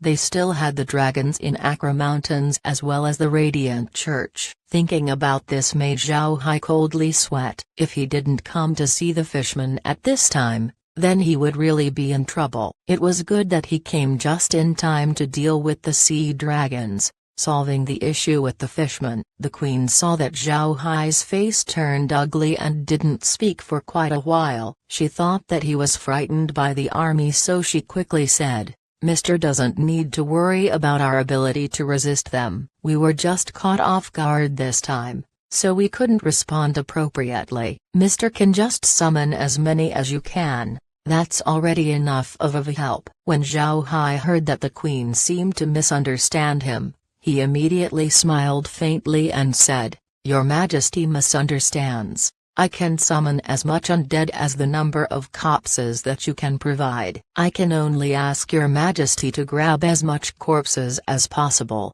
It would be great to get corpses from the enemies." The queen nodded. "All right, the Mister doesn't need to worry about the magic beasts. I already had my people prepare them. I just want to know how much Mister can take." Zhao Hai knew what the queen meant. After all, her clan had a lot of contact with the humans, so it was natural that she was aware about dark mages. She knew that dark mages have their limit. If the fishman were to provide more than what Zhao Hai can summon, then he would be losing face. Zhao Hai smiled faintly and said, "Your Majesty doesn't need to worry, make them get as many as possible, the more the better. If your Majesty can prepare 10 million magic basts, then your Majesty would acquire a 10 million undead army. This one will have to excuse myself to rest. Once the corpses are ready, your Majesty can just send some people over to get me."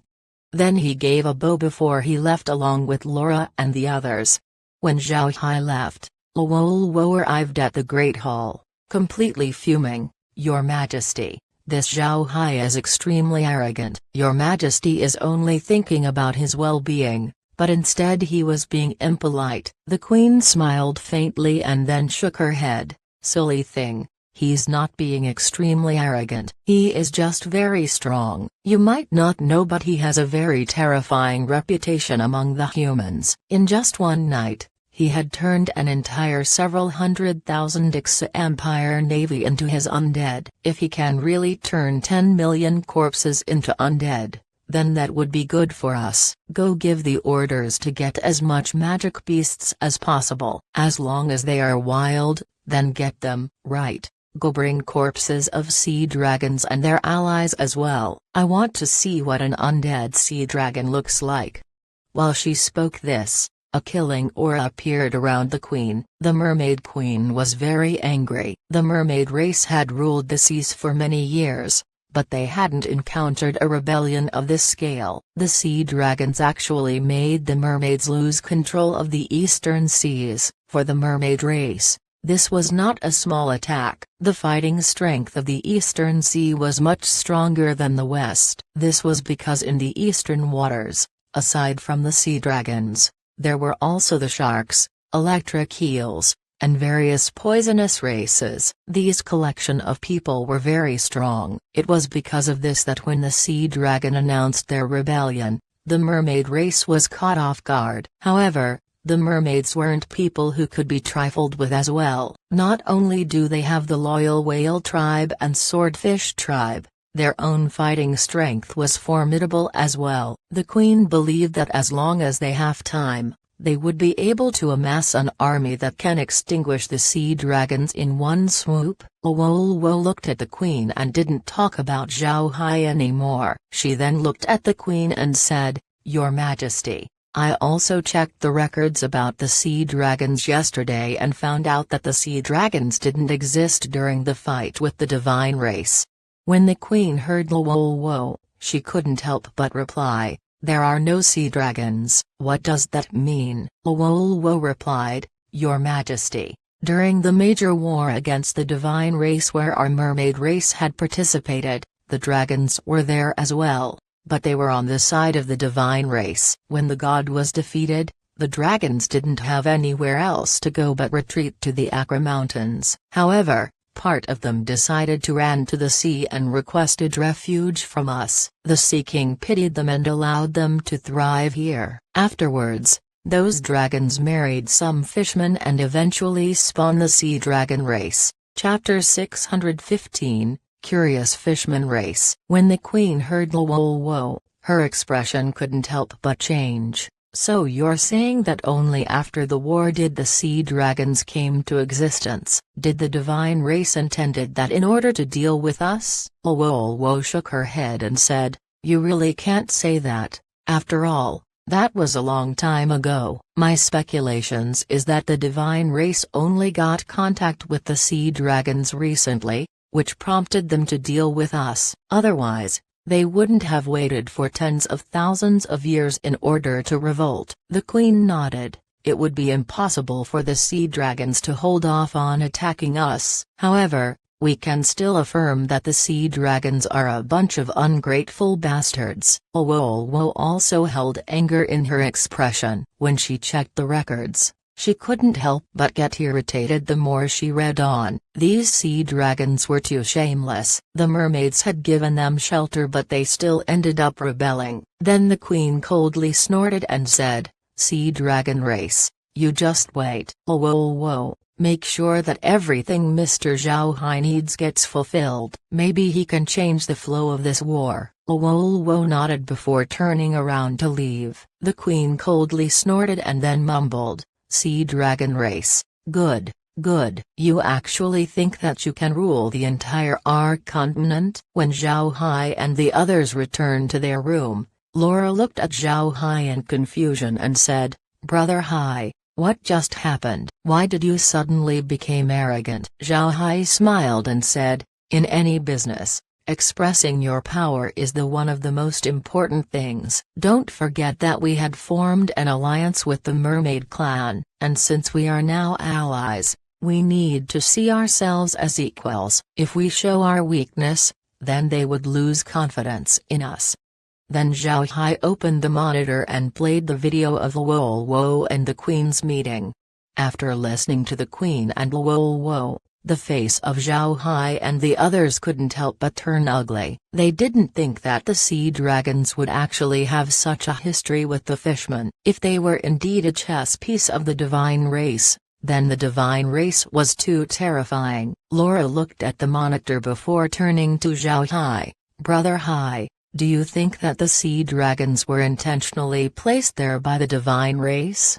Zhao Hai shook his head and said, "I don't think so. If they were, then they wouldn't have waited for so long. Then when the Radiant Church was its most formidable, they would have already cooperated and conquered the entire continent." Laura and the others nodded, then Zhao Hai sighed and said, "But no matter what, we must deal with the sea dragons. When the time comes, we can just interrogate the sea dragons. Then we can uncover the truth." Laura and the others nodded again. Then Zhao Hai changed the scene of the monitor, showing the preparations of the fishmen. At this time, the places nearby the small island had become very busy. People of the whale tribe and the swordfish tribe have been sent out to grab all of the wild magic beasts on the surrounding waters. Moreover, the Queen had also sent another command making all of the other fishmen to go full scale in their capture of beasts and had all of them sent to the island. Zhao Hai was very calm when he saw the strength of the fishmen. In just one day, they had actually managed to have 100,000 beasts sent to the island. For them to only take one day to collect 100,000 beasts and had them sent to the island was terrifying. There were already a lot of magic beasts that were captured. However, Zhao Hai didn't appear. The Queen didn't send word to him either. The next morning, after having their breakfast, Lola arrived and invited Zhao Hai over to the Great Hall. Besides the Queen, Luo was present as well, but Luo looked just like an ordinary servant right now, with her head lowered in obedience. Besides Luo, there were also a turtle fishman and whale fishman present. Zhao Hai felt strange. How could this whale fishman able to appear in the Great Hall? With their bodies, it was impossible for them to go up using the stone pillars. They may have other ways to come in. Zhao Hai decided to ask Care about this later. Upon seeing Zhao Hai arrive, the Queen nodded and said, "Mr. Zhao Hai, come, let me introduce you to the captain of the island guards, the whale fishman Das Han and the guard commander, the turtle fishman Jintai." Zhao Hai looked at these two and identified them. The whale was the one who escorted him to the island while the turtle was the one who brought them up to the palace. Zhao Hai bowed to the two and then said, "Nice to meet you. This Zhao Hai thanks the two of you for delivering me here." They also returned Zhao Hai's courtesy, but didn't dare to utter a word. Then they returned to stand by the Queen's side. The Queen then turned to Zhao Hai and said, "Mister, we've already collected 100,000 magic beasts. Please have a look at them." Zhao Hai nodded and said, "All right, I'll be heading there now." "Your Majesty, please allow this one to excuse himself first." The Queen nodded as she waved her hand and said, "Then I'll have to trouble Mr. Das Han. Jintai, make sure to take care of Mr. Zhao Hai's every single need." Then the two issued their agreement before giving the Queen a bow and then leaving the hall along with Zhao Hai. When they got out, The turtles were already prepared for them. Zhao Hai and the others then stepped on top of the turtles before they jumped down from the pool and then disappeared. Zhao Hai didn't have time to pay attention to anything right now. When the turtles entered the mounds, Zhao Hai felt that he was riding on a roller coaster, and the speed was much more than back on Earth. This was the first time that Laura and the others had experienced this, so they couldn't help but scream. But since they were already 9th rank experts, it only took them a while before they calmed down. Back when they were heading up, Zhao Hai reckoned that they had taken about an hour. But now that they were going down, it only took them a few minutes to do so. In a blink of an eye, they were already on the sea's surface. Zhao Hai turned his head to look at Laura and the others. He wanted to see if they were frightened, but when he saw their expressions, Zhao Hai felt relief. Although Laura and the others had been scared, their current expressions revealed their enjoyment. Zhao Hai couldn't help but smile bitterly. He actually felt that women were strange beings. They were too full of contradictions. They liked delicious food, but they were also afraid to get fat. They think that roller coasters were scary, but only to end up enjoying the ride. Zhao Hai shook his head as he forced a smile before he turned to Jintai and said, "Commander Jintai, please take me to see those magic beasts." Jintai turned his head and smiled faintly. "I'll have to be unfair to Mr. Zhao Hai. I cannot stay in this place for too long because of my duties. However, Das Han will come here and lead you to the place." Zhao Hai nodded. Then he looked at Jintai and said, "Thank you, Commander." "But Commander Jintai, how would we be able to enter and exit this place?" Jintai smiled and said, "Mr. doesn't need to worry. The Queen herself sent word that Mr. and your wives are free to move in the mermaid territory. Nobody will restrict your freedom." Zhao Hai nodded and said, "All right, then I'll have to thank Her Majesty. My wives are very curious about this place. Even I am compelled to look around." Jintai smiled. "Then Mr. is very welcome here. The mermaid domain is very beautiful. Moreover, the royal tribe is very hospitable. I believe that they would quickly become friends with your wives."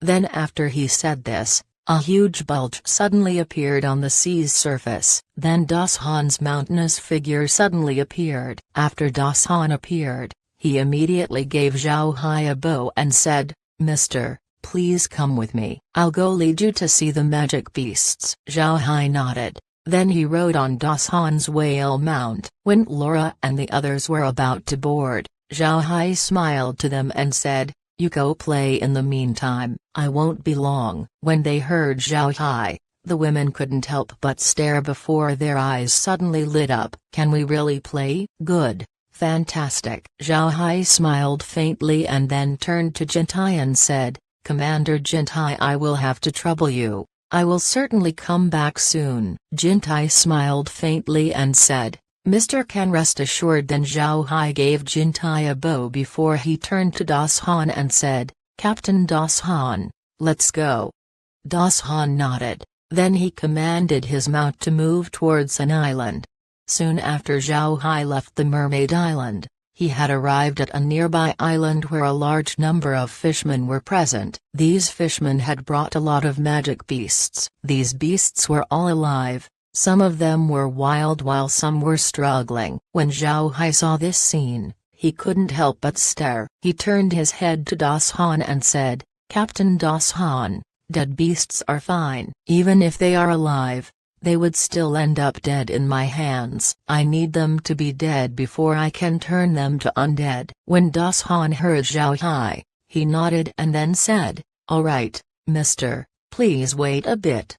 Then Das Han turned his head to the fisherman and said, "Kill those magic beasts, and then you can leave." The fishermen gawked, but they still obeyed. They pulled out all kinds of weapons and killed all of the magic beasts that they've brought. However, after killing these magic beasts, the fishermen didn't leave. Every one of them looked curiously at Zhao Hai. Seeing their appearances, Zhao Hai couldn't help but stare. Then he changed his thinking and understood what was going on. These fishmen might be aware of what he was about to do. They haven't seen a dark mage make undead before, therefore, they were curious to see what it looked like. Zhao Hai smiled faintly and didn't say anything. He looked at the 100,000 magic beasts piled in front of him. Moreover, since some of these magic beasts were quite big, the pile looked just like a hill. Zhao Hai pulled out his blood ghost staff before he muttered some fake incantations. Then he waved his staff as a black gas appeared and surrounded the pile of magic beasts. The fisherman looked at the mass of black gas as it enveloped the pile of beasts. Before long, the black gas had vanished. But what the fisherman saw after was something that made them scream out in alarm. Chapter 616. Dangerous character. The pile of dead magic beasts had now turned into a pile of bones. There was no blood nor flesh found, only bones were present. This gave a very strong impact to those who were present. The fisherman couldn't help but feel a chill, and at this time, more shocking things happened. The pile of bones had started moving. Under the gazes of the fisherman, each bone of that pile started to move. The bones then started rolling into the sea before slowly forming up and lining themselves. The big ones were at the bottom while the small beasts were at the top. Before long, 100,000 magic beasts had arranged themselves in a cube formation, filling the space of the surrounding sea. The fishermen couldn't help but retreat as their expression changed. They wanted to be as far from these undead as possible. Seeing the fishermen retreat, Zhao Hai moved slightly and with an intention. The undead beasts suddenly vanished. The only ones left behind were two turtle-type beasts. Zhao Hai jumped on top of the undead turtle and then bowed to Das Han. "I thank Captain Das Han. I shall be leaving first. I want to take a look at what my wives are doing. The captain doesn't need to accompany me any longer."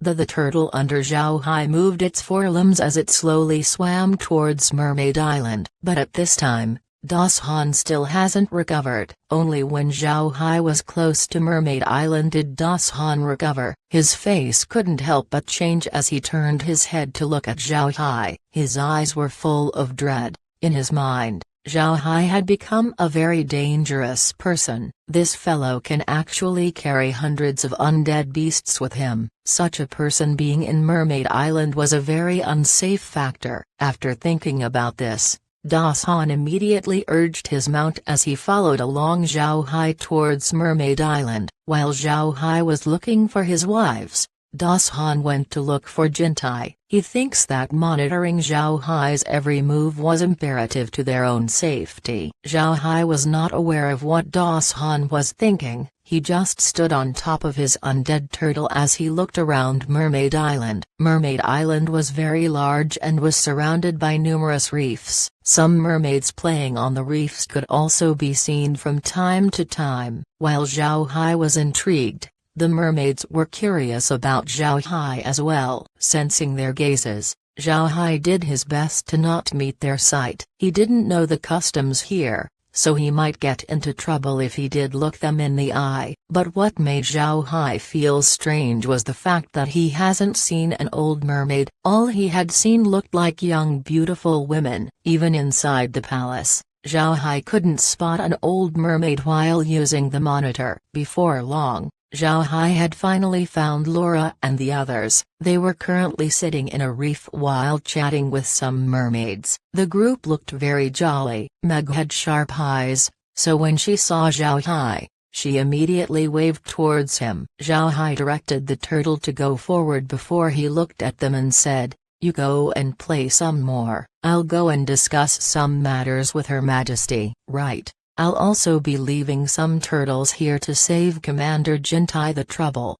Then he withdrew some turtle-type undead magic beasts. Then he nodded towards Laura and the others before heading back to the middle stone pillar. When he reached the stone pillar, Zhao Hai had found that Das Han and Jintai were already there. When he went close, he discovered that their expression had changed. Zhao Hai carefully looked into their eyes and found that there was a hint of fear on Das Han's eyes. However, Although there was still fear in Jintai's eyes, there was also a hint of excitement mixed in as well. Zhao Hai didn't think too much about it. He came here to cooperate with the mermaids and not to make enemies out of them, so as long as the mermaids treat him as an ally, then Zhao Hai believed that they won't attack him. When Zhao Hai came forward, Jintai and Das Han immediately gave him a salute. Zhao Hai can feel that the greeting this time was more sincere than before. Zhao Hai immediately returned the gesture before he turned to Jintai and said, "Commander, I've already given Laura and the others some turtles. You don't need to send people to fetch them, right? Can I go see the queen right now?" Jintai nodded and said, "Come with me." Then he used his mount as they swam against the stone pillar's current. Zhao Hai gave Das Han a nod before following Jintai up. When Das Han looked at Zhao Hai's departing back, he couldn't help but let out a long sigh. Ever since he saw Zhao Hai turn those magic beasts into undead, he had started to feel immense pressure when seeing Zhao Hai. But now that he had left, Das Han felt relief. Das Han looked at the pillar and then said, "It seems like the sea dragons have terrifying bad luck." Then he shook his head as he submerged into the water. Zhao Hai, along with Jintai, had returned to the big pool. After reaching the shore, Zhao Hai immediately stored his undead magic beast into the space. Then he gave Jintai a salute before heading towards the Great Hall. But before Zhao Hai reached the Great Hall, Lola came to greet him. When Lola saw Zhao Hai, she couldn't help but gawk slightly. Then she immediately said, "Mr. Zhao Hai, Her Majesty is already waiting for you inside." Zhao Hai nodded. Then Lola turned around and led Zhao Hai to walk towards the Great Hall. Upon arriving inside, Zhao Hai saw that Luo was sitting right beside the queen as if telling her something. The queen was also listening as she nodded from time to time. After Zhao Hai and Lola greeted the queen nodded and said, "I didn't expect Mr. to come back so soon." "Did Mr.'s summoning go smoothly?" Zhao Hai smiled faintly and said, "Very smooth. Your Majesty doesn't need to worry about it. I can go to the battlefield anytime you want." "You should know that a dark mage's power is at its peak on the battlefield." The queen nodded and said, "I ask Mr. to wait for 2 days. In 2 days, the whales, swordfishes, and turtles would send an army towards the front lines. Mr. can then go along with them." Zhao Hai nodded and said, "Then I'll go with Your Majesty's arrangement. If it's possible, I'd like to ask Your Majesty to give me some information about the sea dragons and their army. Is that all right?" The queen nodded. "That's not a problem. Mr. can rest assured. Those materials would get to you as soon as possible." Zhao Hai nodded and then bowed to the queen. "Then this Zhao Hai would like to be excused. If there are more magic beasts, please send someone to inform me." The queen nodded. "All right, if Mr. has something he wants, then don't hesitate to send word." Zhao Hai nodded, and then expressed his gratitude before bowing to the queen and then leaving. When Zhao Hai left, Luo immediately turned to the queen and said, "Your Majesty, this Zhao Hai is too dangerous. He just waved and turned 100,000 magic beasts into undead. Moreover, he can actually store them somewhere. Such a person living in this place is very dangerous." The queen smiled faintly and said, "No need to be worried about Zhao Hai. He is our ally. The stronger he is, the more advantages we'll have. Rest assured, no bad thing will happen." Luo replied, "Now that I saw what dark mages are, I can understand why the continent deemed them to be emissaries of evil. They are really frightening." In a blink of an eye, the 100,000 magic beasts had turned into bone. It was too scary. "I really don't know how he got his wives. He didn't just snatch them, right?" The queen looked at Luo and smiled. "Luo, don't judge a person by their outside appearance." The Radiant Church was incomparably sacred in the surface, but was actually the worst people. And although Mr. Zhao Hai uses dark magic, he actually has not injured an innocent person. Luo, remember this, Strength doesn't describe good or evil, it's the person himself that decides to be good or evil, understood? Luo nodded. I understand, Your Majesty. With the addition of Mr. Zhao Hai, I've become much more confident in our chances to win this war. Also, Your Majesty, what did Mr. Zhao Hai mean when he said that a dark mage is most powerful in the battlefield? The Queen smiled and said, what does the battlefield have the most? It's dead people. A dark mage can turn those corpses into undead. Moreover, those undead can also lead the opposing party to lose morale. Think about it, you have comrades who you've shared happiness and fear together, then when those comrades dies, they suddenly stand up and start attacking you. At that time, would you have the guts to turn your weapons against your friends, or will you turn around and flee? Upon hearing the Queen, Luo's face couldn't help but get pale. Although she has not gone to the battlefield, she had participated in magic beast hunting groups. If what the Queen said happened to her, then she would collapse immediately. The scene described by the Queen had Luo shivering in fear. The Queen looked at Luo and felt that she had scared her too much. So she patted Luo's shoulder and said, it's because of this that the dark mages have become the most powerful mages before the arrival of the Radiant Church. But there were also dark mages that loved to slaughter civilians in order to turn them into undead. Such dark mages are meant to be destroyed. Luo nodded.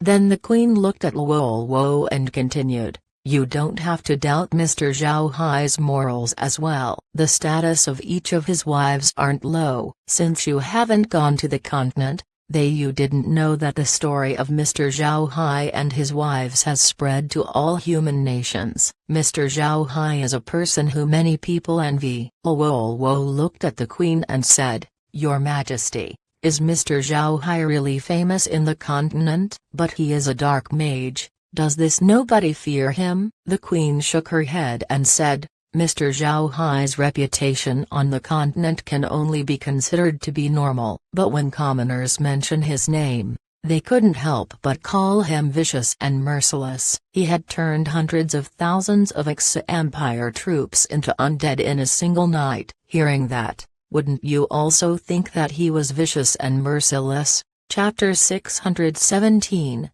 The army departs. When Luo heard the Queen, her face couldn't help but change. Your Majesty, is that true? Did Mr. Zhao Hai really turn hundreds of thousands of ex-Empire soldiers into undead in one night? Then isn't he a bad person? Why would the people on the continent only call him vicious and merciless? The Queen forced a smile and said, people in the continent don't differ too much with the fishmen. They also respect strength. Mr. Zhao Hai is strong, so nobody dared to offend him. Besides, Mr. Zhao Hai didn't kill the ex-Empire soldiers with no reason at all. The ex-Empire had sent those soldiers to Mr. Zhao Hai's territory, claiming that they owned the land. Because of that, Mr. Zhao Hai had no choice but be impolite. Luo frowned and said, even so, Mr. Zhao Hai is too cold-hearted. Why does he have to kill those hundreds of thousands of people? The Queen smiled bitterly and said, if Mr. Zhao Hai didn't kill them, then he wouldn't have reached his current height. You should have heard Mr. Zhao Hai's purpose in coming here. The entire Ark continent's future is at risk. He even went to the northern ice fields personally in order to retrieve the Beastman's Beast God's spear. Such a person cannot be said to be cold-hearted. He's someone who would not forgive his enemies while also be the one who would shelter his allies. His ideals are that simple. When she heard the Queen, Luo couldn't help but nod. It was not only the others. Their mermaid clan respects strength as well. Protecting allies and suppressing enemies was a very simple ideology in this world. Even in the fishmen this idea is found every day. It wasn't anything strange. The Queen gave a sigh and said, in fact, The sea dragons were doing this as well. The sharks and electric eels had become their close allies while they suppressed those who wouldn't side with them. It was just unfortunate that we were too loose with our surveillance. We weren't able to discover their ambitions in time. Wolwo also sighed, because their business dealings with the continent was short. Their commodities had become scarce. Because of this, the mermaids had decided to establish the Sea Gods Merchant Union and bought what they need from the humans. Because the mermaids were too focused on this matter, they were unable to see the moves done by the sea dragons. By the time they had found out, it was already too late. Because the mermaids had concentrated on business, the sea dragons had used the opportunity to revolt, catching the mermaids off guard. But it was fortunate that they now had a strong ally that was Zhao Hai. The sea dragons wouldn't be living greatly this time. The queen turned to Wolwo and said, "Wolwo, in 2 days, Mr. Zhao Hai will go along with the others to head towards the front lines. You should go with them as well." Although Mr. Zhao Hai is strong, he is still unfamiliar with the fishman race. You must help him with this aspect. It would be best if we defeat the sea dragons in one fell swoop. But even if we cannot, at the very least, push them into a defensive position. Understand? Wolwo nodded and said, "I understand, Your Majesty." The Queen nodded and said, "What are Mr. Zhao Hai's wives doing now? Are they doing fine? Remember to make ties with those women. Mr. Zhao Hai's strength is formidable, and he is a famous merchant as well. It would be good for us to have a good relationship with him. Moreover, his wives also held great influence in the continent. Don't offend them." Wolwo smiled and said, "Your Majesty, feel relieved. Mr. Zhao Hai's wives have been doing very well. They are very friendly and have also been very good friends with our sisters." The Queen smiled and then said, "Then that's good. This matter might be our fishman race's opportunity. If we can cooperate with Mr. Zhao Hai, then perhaps we can openly do business with the humans later on." After all, the Radiant Church's influence had waned in the continent. "All right. Go prepare yourself, Wolwo. You still have to follow Mr. Zhao Hai in 2 days." Wolwo nodded and then bowed before turning around to leave. Zhao Hai was currently inside the space, looking at the monitor. The monitor had shown the conversation between the Queen and Wolwo. The Queen's words made Zhao Hai very surprised. He didn't expect the Queen to have this much faith in him. But this was a good thing for Zhao Hai. Dealing with the sea dragons wasn't a difficult matter. In fact, those 100,000 marine beast undead were already enough to do it. After all, these undead are very high-leveled. After Wolwo retreated, Zhao Hai changed the monitor to another place. Then, Zhao Hai sat quietly inside. This time, his trip to the fishman had brought him great profits. For the mermaid clan to be willing to be his allies was a good thing for Zhao Hai. At the same time, Zhao Hai had found out his assessment in the continent: vicious and ruthless. Vicious and ruthless. It seems like I embody those 2 words now. Zhao Hai muttered in the living room. Nothing happened for the rest of the day. However, there were still people who kept bringing all kinds of magic beasts to Mermaid Island. But this time, they had brought dead ones, not alive. However, Zhao Hai was not very anxious in turning these into undead. At the same time, the mermaids didn't look for him. On the next day, Zhao Hai went down to turn those magic beasts into undead. Although there were still some fishmen in the surroundings, their expressions weren't curiosity anymore, but it was fear. After staying for 2 days, the fishman army had finally been gathered. Although the sea dragons had 10 million troops, Zhao Hai was still shocked to see the reinforcements that was gathered by the mermaid clan. This was an army of no less than 2 million people. Seeing these numbers made Zhao Hai numb. He became speechless about the population of the fishmen. They had just casually recruited 2 million people, while a rebel can come up with hundreds upon thousands of troops. Zhao Hai was somewhat happy. Fortunately, the fishmen wouldn't be able to survive on land for too long. Otherwise, the entire continent might have already been seized by them. This time, the queen personally delivered Zhao Hai outside Mermaid Island. This made the other fishermen shocked. They didn't expect the queen to have this high respect for Zhao Hai. In fact, those people had misunderstood the queen this time. In addition to sending Zhao Hai out, she also wanted to give an address to the troops. The one who would lead the troops this time was Das Han. Das Han was Mermaid Island's guard captain, but since the situation of the front lines had become urgent, and in addition to Das Han having prior contact with Zhao Hai, the queen decided to just send Das Han along with this army in order to cooperate with Zhao Hai much smoother. The vowing ceremony of the fishmen was the same as the humans. The queen told a few encouraging words before assigning Das Han as the commander of the army. But at this time, Zhao Hai was now inside the body of a blade-scale whale. This whale was the one from Zhao Hai's space. He had turned this blade-scale whale into an undead that was the same as alien. Its build had given them the opportunity to make it into rooms, and since the blade-scale whale was bigger than alien, its room inside was very big as well. Zhao Hai had a living room, bedroom, as well as a bath installed inside. Naturally, these things were only there as decoration. Zhao Hai would spend most of his time inside the space. The blade-scale whale was completely preserved. The layer of skin outside has been preserved as well. However, its skin had been turned transparent. One could clearly see the outside while being inside the whale. Most importantly,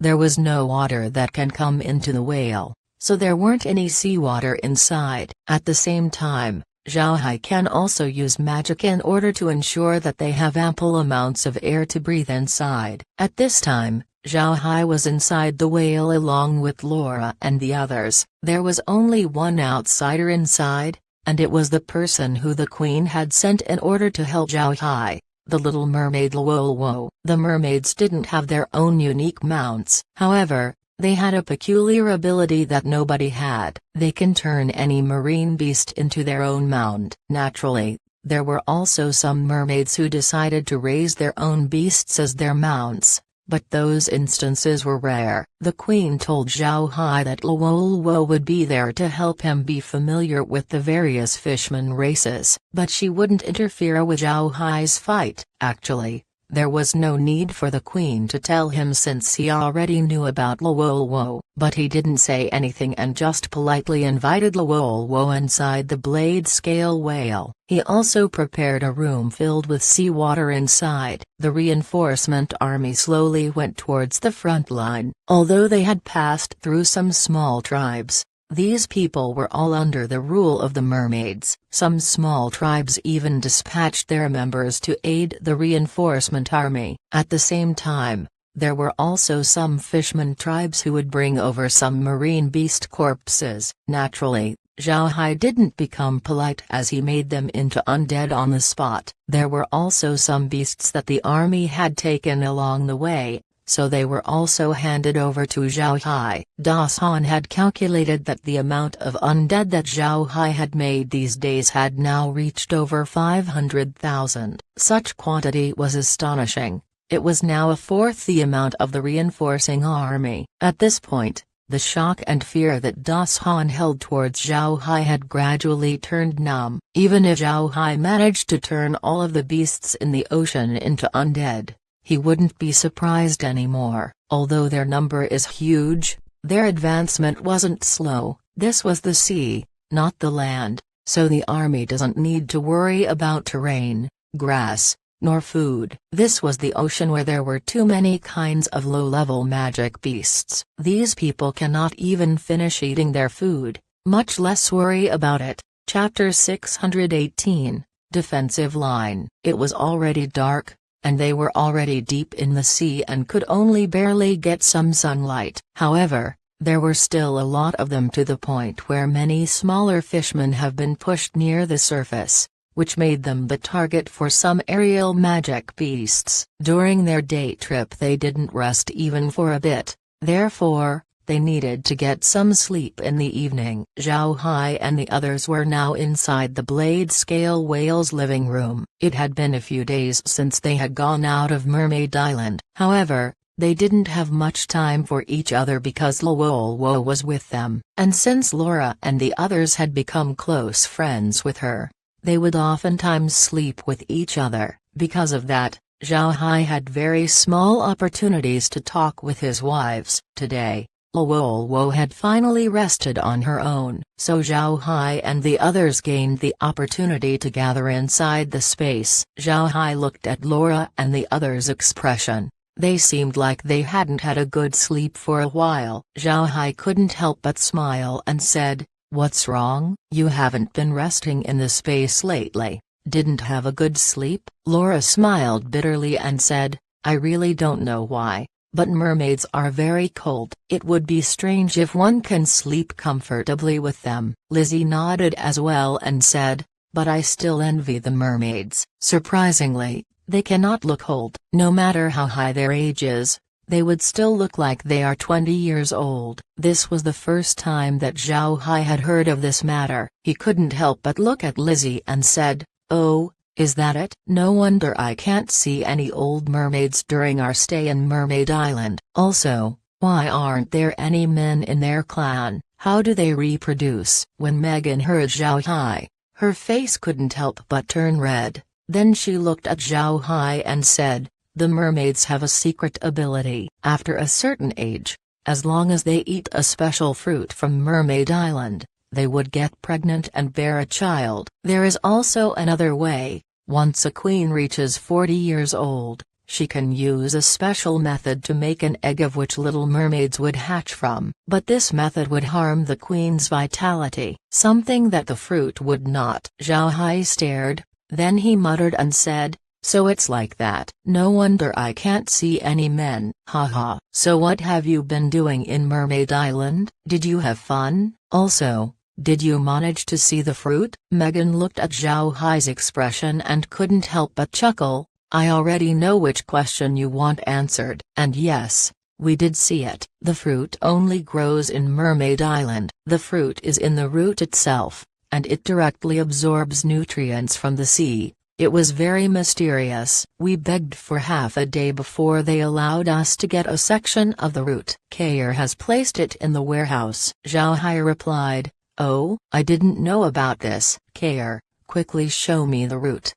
Kair nodded and then took the root out. After the root was taken out, a prompt immediately came from the space. "Discovered a root that is full of vitality. The vitality of everything in the space has been improved. If planted in the space, the root's vitality would get stronger and stronger." Space has leveled up to level 59. Looking forward to the host's further efforts, Zhao Hai stared before he became exhilarated with joy. He immediately had Kair pick a place to plant the root. In the end, the root was planted right beside the villa with Kair taking good care of it. Megan and the others didn't expect the root to upgrade the space. After Zhao Hai planted the roots, he couldn't help but turn to Laura and the others before laughing happily. "My wives, you really did great this time. Let this one give you a present. We'll work hard in making the next generation."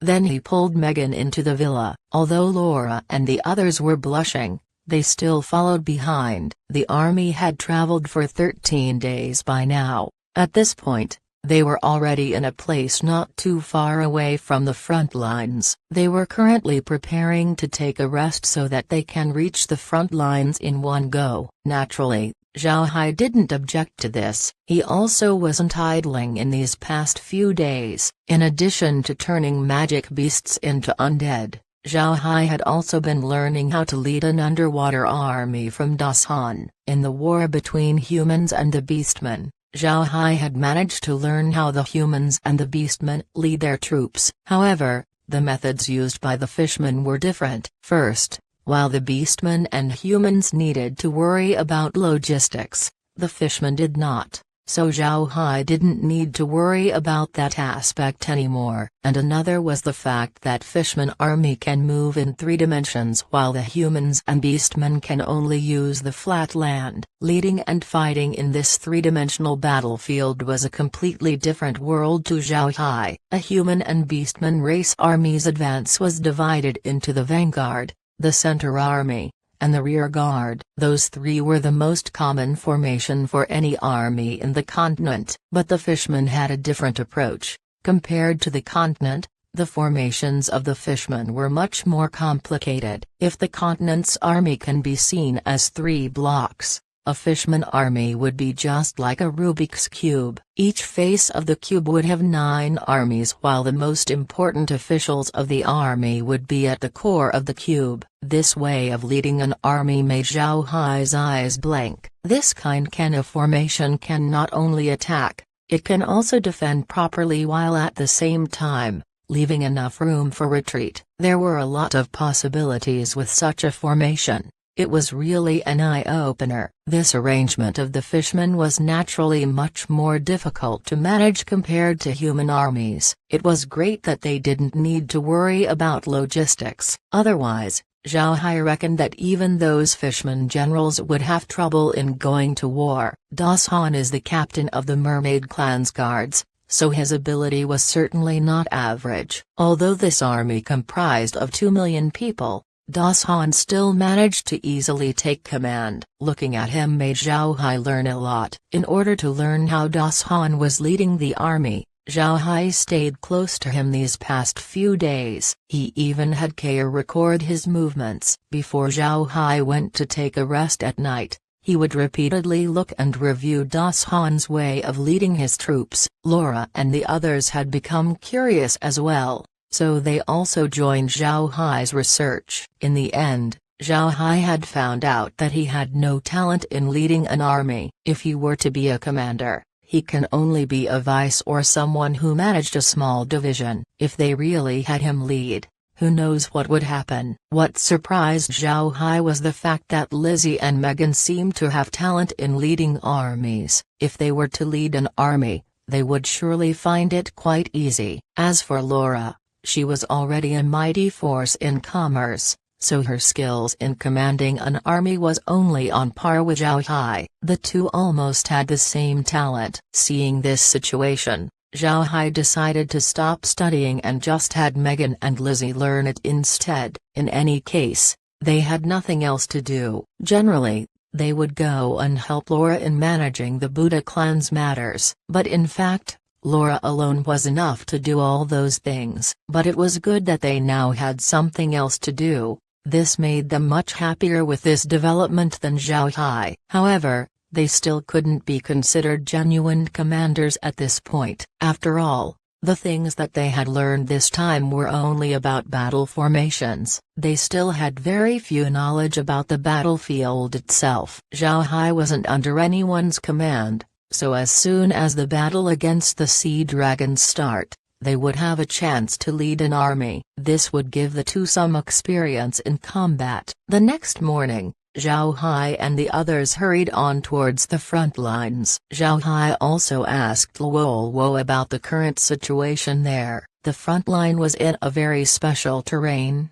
On its left side was a trench. This trench was called the Death Pit by the fishermen because of the cold undercurrent present in its steeper parts. This undercurrent was invisible, and it doesn't matter if it's a beast or fishman. Once they get in contact with this undercurrent, they would immediately be frozen to death. And after getting washed away, they would immediately shatter into pieces. Most importantly, this place was also the domain of the devil octopuses. The devil octopuses were top-level magic beasts of the sea. Every grown devil octopus possessed nearly 9th rank strength, and they were the only beings that were able to survive in the trench. Fortunately, devil octopuses rarely went out of their territory. But even so, this area was still labeled as forbidden by the fishman population. On the right side of the front line was also another restricted area. the soul-sucking reef. This reef was densely covered in corals. All of those who went inside it had never managed to come out. The fishermen had already sent people to examine the place. They didn't go too deep,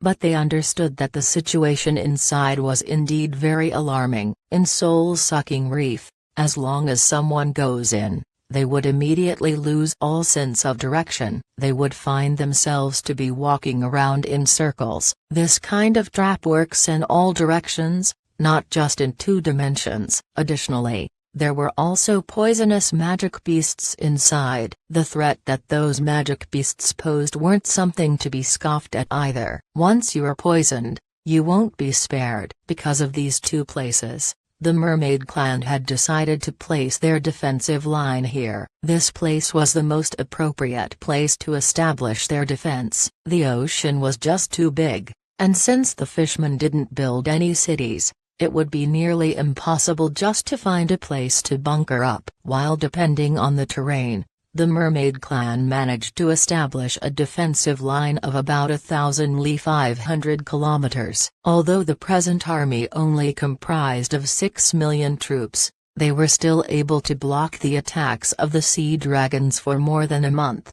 Zhao Hai's army was only the first batch of reinforcements. There would still be a second and third batch that would be coming in the next few days. After those armies arrive, the true battle would start. However, since Zhao Hai had joined, everything had suddenly changed. In the past few days, Zhao Hai had already amassed over 1 million marine undead beasts. Additionally, he can also turn any corpse into undead at any time. Chapter 619, Azure Dragon Battle Snail. When Zhao Hai arrived at the front line, he was stunned. He wasn't expecting the front line to be like this. The way the fishermen set up their defensive line was completely different from the humans. A human's defensive line would have to be a castle or some kind of wall or so on. But the fishermen's defensive line was a completely different thing. There were no structures present whatsoever. The place can only be described as extremely clean. It was a place that was unusually clean for a place where slaughter would happen constantly. Zhao Hai looked around and sure enough, he couldn't see an army on the left and right sides of the defensive line. Only in the middle,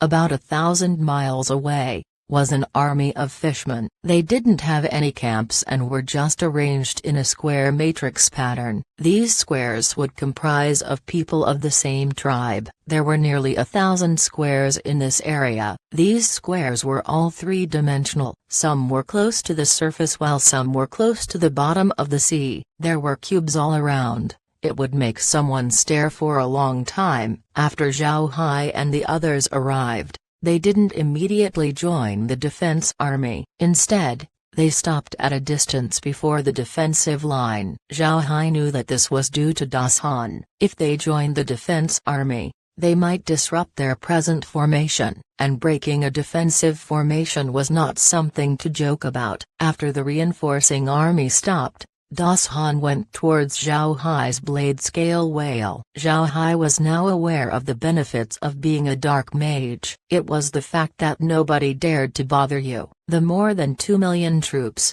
from the beginning until now, had stayed far away from Zhao Hai's blade-scale whale. One could even clearly see that they would take an effort to circumvent the blade-scale whale whenever the fishermen passed by it. Regarding this situation, Zhao Hai can only bitterly smile. There was no other way around this. The ways of a dark mage were really strange, too strange that it would inflict fear on those around them. Seeing Das Han approaching him, Zhao Hai immediately went towards the mouth of the whale. When he reached the mouth, Zhao Hai used water magic to keep the water from coming in before he had the whale open its mouth. After some time, Das Han had finally arrived and saw that Zhao Hai was already standing there. He immediately gave Zhao Hai a bow and said, "I've seen Mr. Zhao Hai. I ask Mr. Zhao Hai to join me in meeting General Luo Ying." Zhao Hai nodded and said, "All right, please take the lead, Captain." Das Han nodded and then turned his mount towards a large fishman formation.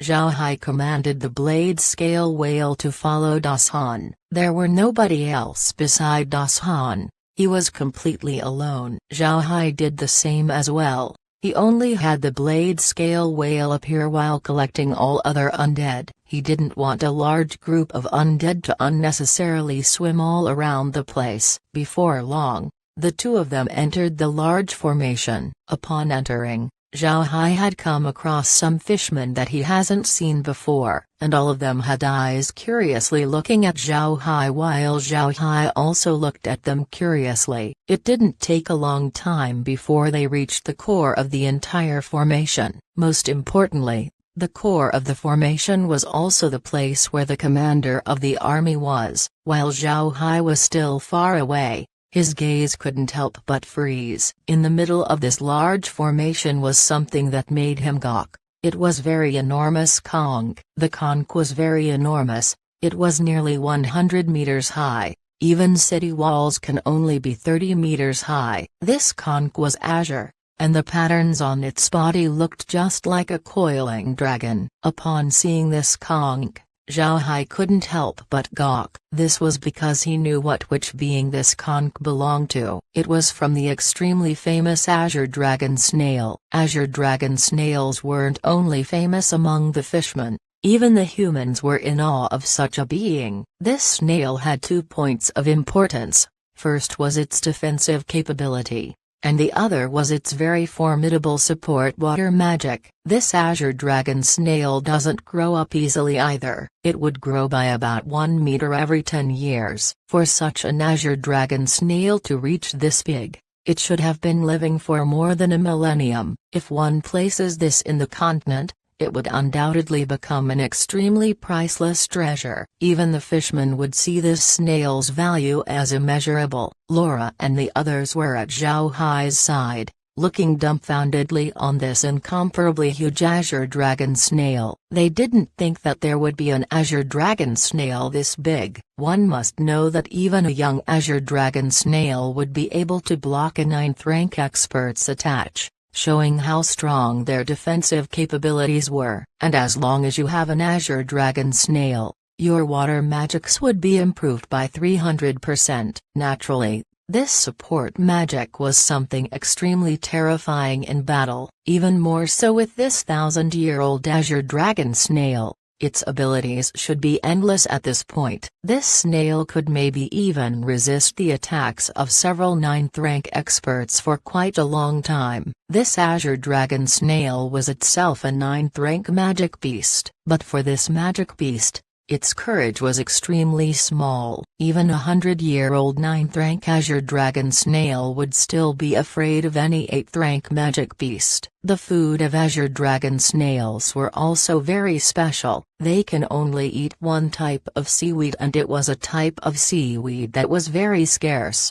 Because of this, the population of azure dragon snails was extremely small. In the entire ocean, there might only be 1 or 2 more azure dragon snails of this size. Wolwo looked at their expressions and couldn't help but feel a sense of pride. With a proud voice she said, "This is our mermaid clan's special battle snail." After generations of refining, this azure dragon snail can block and counter the attacks of 6 9th rank experts. For out counter attack against the sea dragons, Her Majesty has allowed General Luo Ying to use this azure dragon snail. It was at this point that Zhao Hai and the others had recovered. The group couldn't help but inhale cold air. This azure dragon snail was unexpectedly very formidable. They didn't expect it to be able to withstand the attacks of 6 9th rank experts. One must know that it can't only block, it can retaliate as well. This meant that the power of this snail was more or less equivalent to 6 9th rank experts. It was really astonishing. Most importantly,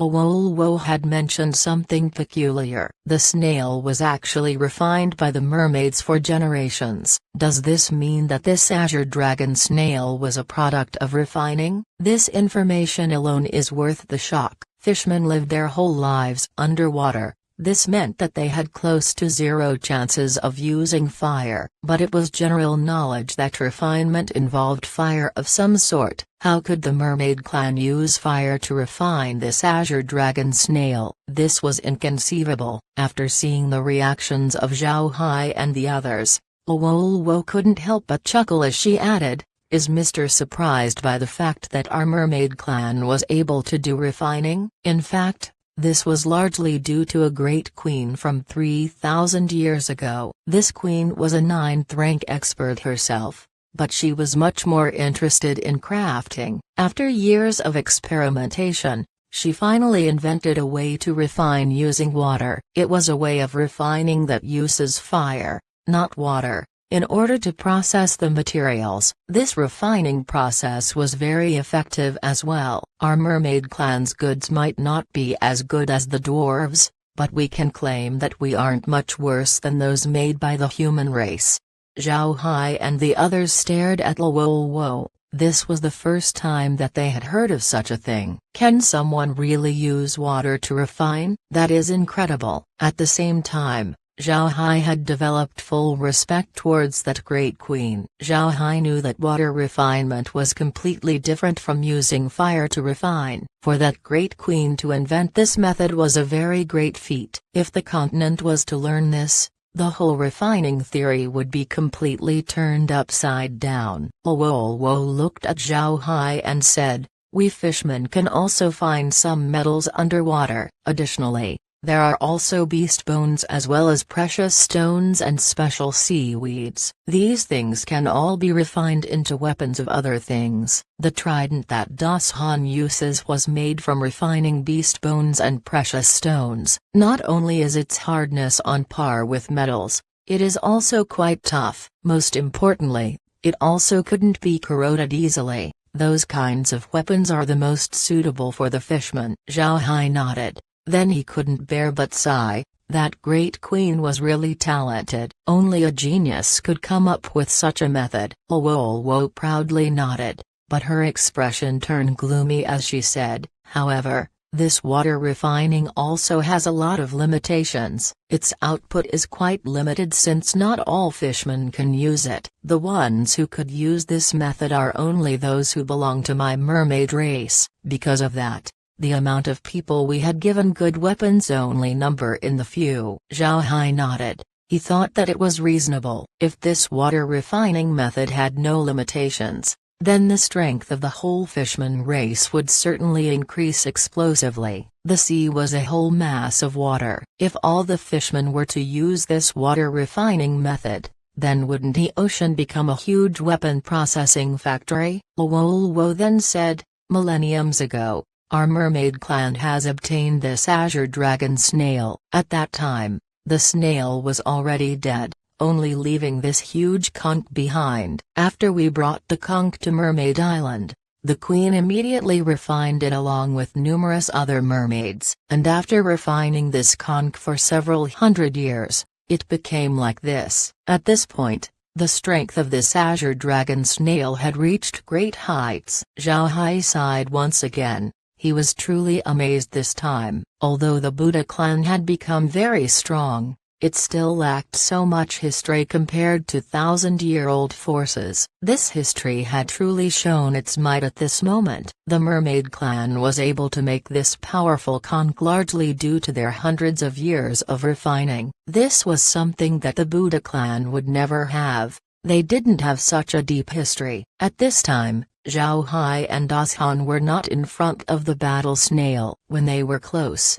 they could see how extraordinary this snail was. The draconic image on the snail seems to be able to fly into the skies at any time, and if one looks closely, one would find that there was some metallic sheen to it. This showed how hard it was. When Zhao Hai's group got close to the snail, several mermaids swam out of it and blocked them from proceeding. Chapter 620, Cone Attack. When Zhao Hai saw the mermaids, He couldn't help but stare. The mermaids that he saw before were either wearing shells or a long seaweed gown. He wasn't able to see them wearing any other clothing. Laura and the others also asked the mermaids about the reason why they don't wear much clothing. The reason was because not wearing anything made them feel the water element much easier for their cultivation. This was something very good. But these mermaids that just came out of the Azure Dragon Snail wore something that Zhao Hai had not seen before. They were all on full body armor. They also had a magic staff on their hands. The armor of these mermaids seemed to be made out of shells and bones of magic beasts. It was dark blue and looked very beautiful. It also had a helmet that made the originally sweet and pretty mermaids look very heroic. The magic staff on their hands looked very special as well. It was probably made out of crystals. It was a translucent carving that glittered from time to time. At the same time, it also looked quite tough. It might be even possible to use it as a weapon. Zhao Hai looked at these mermaids and couldn't help but smile bitterly. These mermaids are really unique. Not only are they born with an innate affinity for water, they are also innately water mages. Moreover, they can also control marine beasts while also having very strong physical strength that was enough to be a threat. They were almost perfect beings. After the mermaids blocked Zhao Hai's group,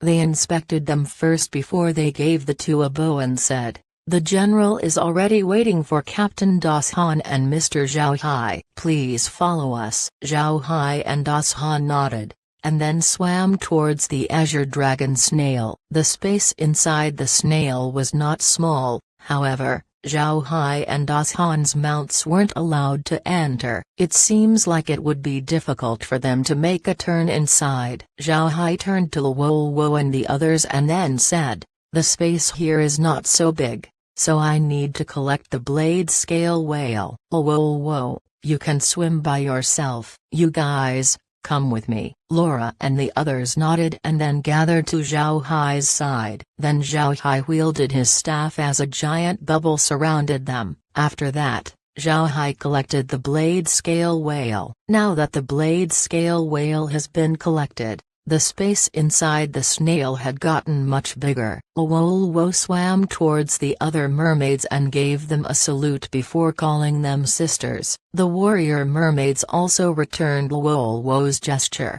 None of them looked down on her. Das Han also dismounted from his whale. After that, the group went towards the Azure Dragon Snail and then entered it. After a while, they came into a hall which was made out of animal bones and aquatic plants. The floor as well as some chairs and tables were made out of either bone or wood. All of it was arranged to look like a warrior's hall. But what made Zhao Hai surprised was the fact that there wasn't a drop of water in this hall. On the innermost part of the hall was a couch. The couch looked like a small bed, and a mermaid warrior was lying on this couch. When Zhao Hai's group entered the hall, Das Han and Luo simultaneously bowed towards the mermaid warrior. "This one has seen General Luo Ying." Luo Ying looked up to Luo and the others before nodding. Zhao Hai also led Laura and the others and said, "Zhao Hai has seen General Luo Ying." Luo Ying stood up and then returned Zhao Hai's gesture. "Luo Ying has seen Mr. Zhao Hai. Our mermaid clan is deeply grateful for Mr. Zhao Hai's assistance." Her voice sounded somewhat chilly. Although she had the same attractive features as the other mermaids, she seems quite different. The queen had an aura of elegance and maturity. Luo gave out an aura of energy, like a beauty under sunlight. But this general appeared somewhat chilly. She was like a beauty that also held a martial aura. After exchanging greetings, Luo Ying asked Zhao Hai and the others to sit down. Then Luo Ying turned to Das Han and said, "You came just in time. The sea dragons have been increasing the intensity of their attacks these past few days. Moreover, they seem to have a lot of experts that were helping them, causing us heavy losses. At this moment, the defense army has been reduced to 4 million troops. It's fortunate that you came in order to supplement the losses." Das Han became shocked. The sea dragons had help. Who? Luo Ying shook her head. Then her brows wrinkled as she said, I don't know yet, but they don't seem to be fishmen. They have been using dragon beads in order to repel water. Zhao Hai looked puzzled at Luo Ying and said, General, can you tell me what these water-repelling dragon beads are? I'm quite curious about them. Luo Ying wasn't planning on hiding anything from Zhao Hai, so she nodded and then pointed to two gems in front of her and said, these are dragon beads. They are something made from the eyes of sea dragons. No matter how deep you are, once you have one of these in your body, a shield would surround you. This would repel the surrounding water while at the same time allowing you to breathe naturally. But since sea dragons get buried as soon as they die, these dragon beads weren't very common. Zhao Hai turned his attention towards the two blue beads. These beads don't look like eyes. They were as big as one's fist and looked just like two ordinary gems. Luo Ying looked at Zhao Hai's expression and said, after sea dragons die, their eyes would slowly contract before turning into this appearance. These dragon beads have been used by the sea dragon's helpers in order to give up huge losses. All of them were very strong. Moreover, there seems to be a lot of them. I suspect that after sea dragons die, their kinsmen would get their beads to use in times like these. Zhao Hai nodded. Then he turned to Luo Ying and said, General, why haven't they attacked today? Luo Ying shook her head and said, they've already attacked once but then drew back. I believe they would attack again soon. Then after she said that, a rumbling sound was then heard from outside. Luo Ying's face changed as she said, they're attacking. Then she waved her hand as a water curtain appeared on the hall. The water curtain rippled before it showed the situation outside. But compared to Zhao Hai's monitor, the curtain was somewhat unclear. It was quite blurry. However, this was still enough to surprise Zhao Hai and the others. This was the first time that they had seen someone else use a kind of magic that was similar to the monitor. If they knew about this magic before, they might already have a reason to use the monitor outside. Although they have been surprised, Zhao Hai still kept his focus on the image that was on the curtain. They were attracted to the fight that was about to happen. They saw an army approaching from the opposite side. But the formation of this army was very strange. It looked like a huge cone and was constantly rotating. The tip of this cone was a big fishman. The person had white skin and was about 5 meters tall. He had a large bone spear on his hand. Chapter 626. Devil Scorpion. Joshua looked at the expressions of those present and couldn't help but smile bitterly. We had underestimated Zhao Hai from the start. Now that he has established his name in the continent, it would be close to impossible for us to deal with him. And since the situation of the church isn't very good, it would take us some time in order to make a proper move. Auk and the others recovered and couldn't help but breathe in some cold air. But Auk's eyes suddenly lit up as he said, if the one we're facing is indeed Zhao Hai, then the situation would be good for us. Although you don't have a way of dealing with him in the continent, we are currently in the sea. Zhao Hai's strength should be limited here. We can use this opportunity to kill him, essentially removing a huge problem of yours while at the same time removing a big helper of the mermaid clan.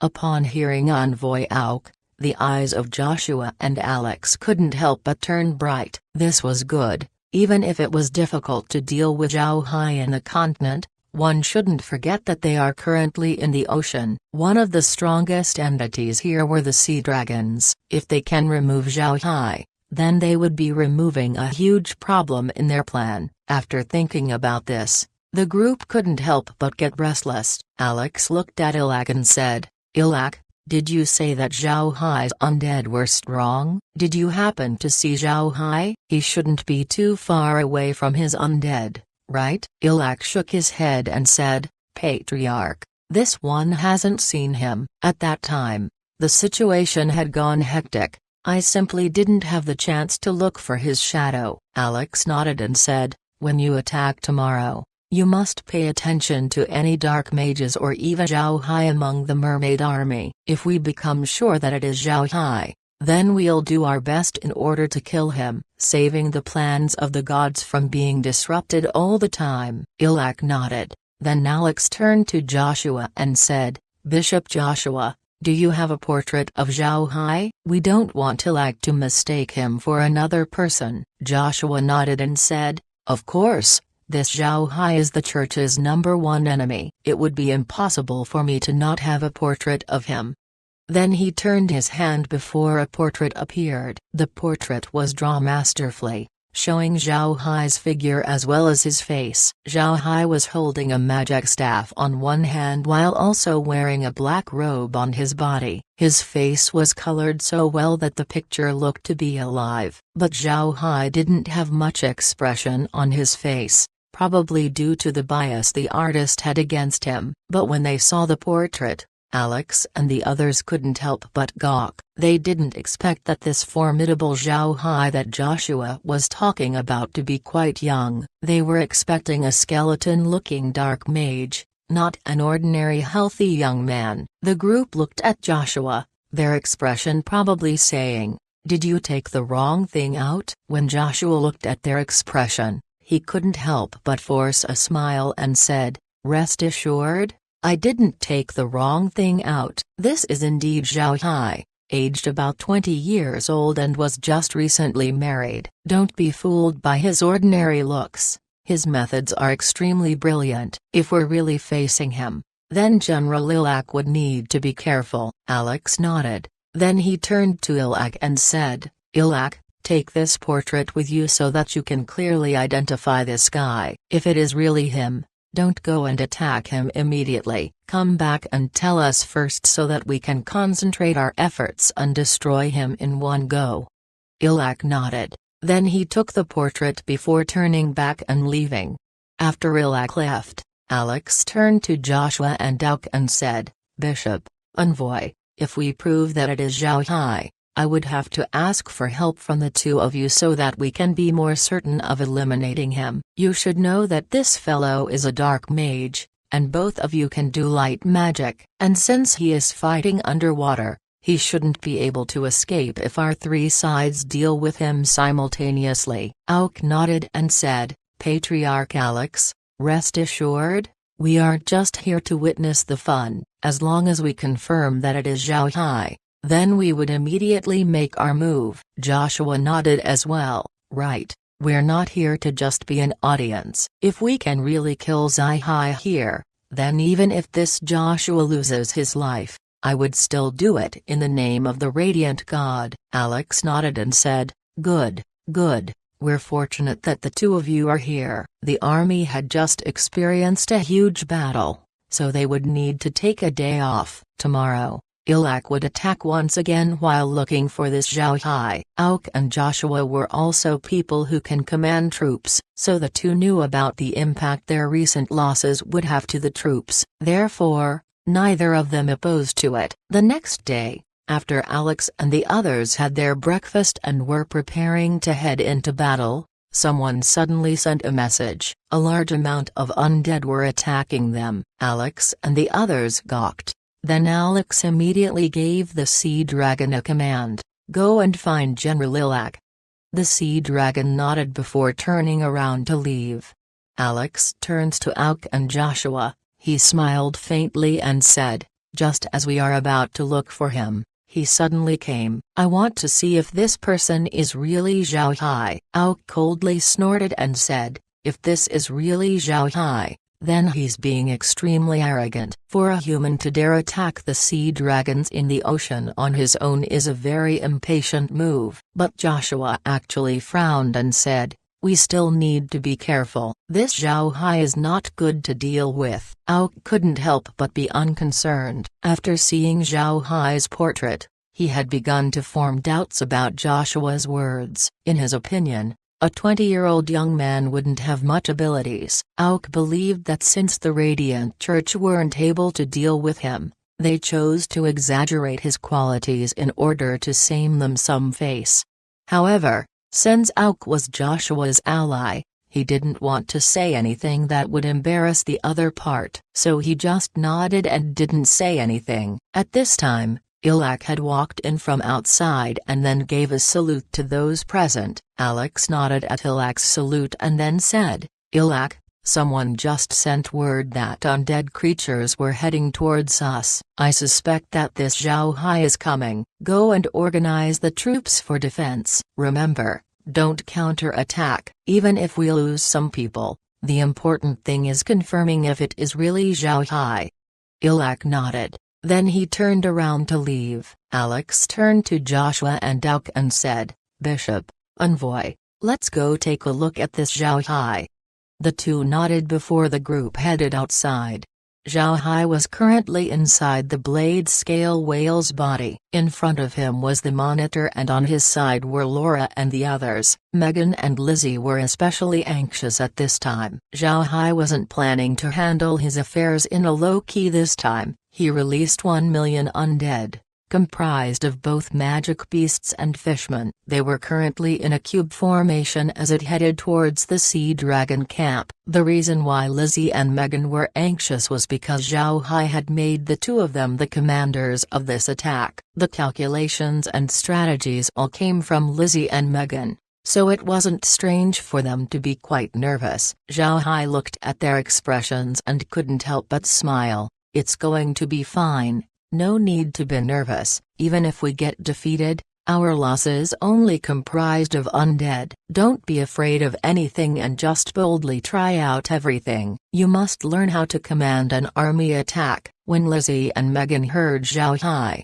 they couldn't help but let out a long breath. What Zhao Hai said was correct. They weren't commanding humans this time, but undead. Even if these undead were to get defeated, they weren't essentially dead. 9th rank undead couldn't easily die. All they were doing was going back to the space. After thinking about this, they immediately calmed down. Then their expressions turned to excitement as they looked at the monitor. Their change made Zhao Hai and the others smile. The cubic formation advanced slowly. At the same time, a cubic formation also appeared on the side of the Sea Dragon camp. Zhao Hai and the others found out that the fishmen really liked this formation, maybe because it was very simple. The two great formations slowly approached each other. Lizzie then turned to Megan and said, "Megan, you go first." Megan didn't become polite. She nodded and said, "Alright, I've thought of quite a lot of formations yesterday. I want to try their prowess this time. I'll go with the Devil Scorpion first." "Brother Hai, this formation has a thick center while having two extended wings on each side, and as the battle goes on, the rear army would spring up from above, attacking the enemy in that direction. This formation looks just like a giant scorpion." Then Megan used her hand to move the monitor. Zhao Hai also had Kair help her with this. The image that Megan described can be fully described on the monitor. Megan's devil scorpion formation did indeed look like a giant scorpion. The center army has two wings on each side that would attack the enemy in two fronts. At the same time, the rear army was also being the scorpion's tail, slowly going up, preparing to attack the opposite party from above. Zhao Hao nodded and said, "Right, what you described is very clear." Then he waved his hand, making the undead creatures move, following the directions that Megan just described. Megan and Lizzie were going to experiment on the idea that they had came up. They weren't like the fishmen who already had their cubic formation, cone formation, or their whirlpool formation. For the fishmen, these basic formations were the ones that would express their potential the most, and also, experimenting on new formations was something that would take a toll on soldiers. Soldiers must achieve near-perfect movements in order to follow the idea of their commander. What their commander wants to do, they would need to do it. There was no room for any mistakes. Chapter 627. Poisonous Scorpion Tail. Achieving this formation wasn't easy. Even the world's most disciplined army would still have problems executing it. After all, ideas couldn't be easily transferred to commands and movements. Therefore, any formation would need to be thought through and drilled properly before being executed in the battlefield. Formations like the cubic formation, whirlpool formation, cone formation, and others have been drilled by the fishmen for lots and lots of years. However, Zhao Hai's situation was quite special. What he commanded were undead, which functioned basically like blocks. What you want them to do would be done by them. Dark mages might have problems in doing this, but Zhao Hai had the space to assist him. He becomes a perfect commander to a perfectly functional army with all these points in place. Just as Megan finished describing her formation and wanted him to employ it, Zhao Hai immediately arranged for his army to execute the formation. Before long, the entire army looked like a giant scorpion facing against a large Rubik's Cube. Ilak was currently in the core of the cube. When he saw the undead going against his army, his expression couldn't help but turn heavy. He immediately issued a command, making the cube constantly rotate. But at this time, Ilak suddenly discovered that the formation of the opposite party has changed. The center army turned still as two wings suddenly came out of the undead formation. Upon witnessing this sight, Ilak's face changed. He didn't expect that the other party would have the ability to command the undead to this degree. Ilak immediately said, "Face the enemy with a cone formation. Make sure to defend against those two outward wings." Ilak was currently inside a giant shell covered by numerous thorns, as though it was a huge sea urchin. But the shell was transparent while there weren't any water inside, evidently due to the sea dragon bead. There were some furniture inside as well, making it Ilak's command center. Along with his order, the cube immediately changed its shape. The front of the cube that was slowly rotating started to extend out front and straight towards Zhao Hai's center army. However, the left and right wings didn't budge. They had held off the enemy attack quite successfully. However, Ilak was completely unaware that Zhao Hai's rear army, the Scorpion's tail, had started to attack from above. In the war between fishmen, very few troops chose to get too close to the surface of the sea in order to attack the enemy. This was because that position exposed them to attacks from aerial magic beasts. And since they were accustomed to the bottom of the sea,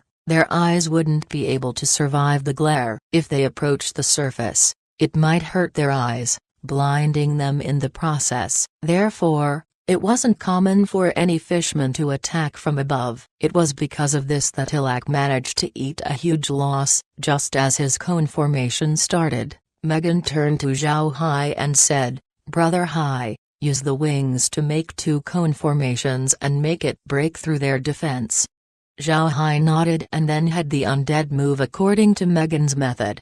Ilak stared at Zhao Hai's move. At the same time, his ears had also been open, listening to the messages from the front regarding the current situation. Ilak's expression couldn't help but turn heavy. He really wasn't expecting the other party's capacity to command the undead to be this degree. In their past encounter, he thought that the other party can only command his undead to rush in and fight. He didn't expect that the dark mage was able to make a formation such as this. Even fishmen would have a hard time executing such a maneuver, but the other party had actually done it. However, Ilka can't think about it for too long. The front of his army has finally gotten in contact with the other party. As his cone formation clashed with the other party's cone formation, blood immediately came out. At the same time, the two wings of the opposite party started to also form a cone formation as it went towards the Sea Dragon army. Ilak immediately ordered two armies to make a whirlpool formation to meet the opposing cone formations, but his reaction was still a bit late.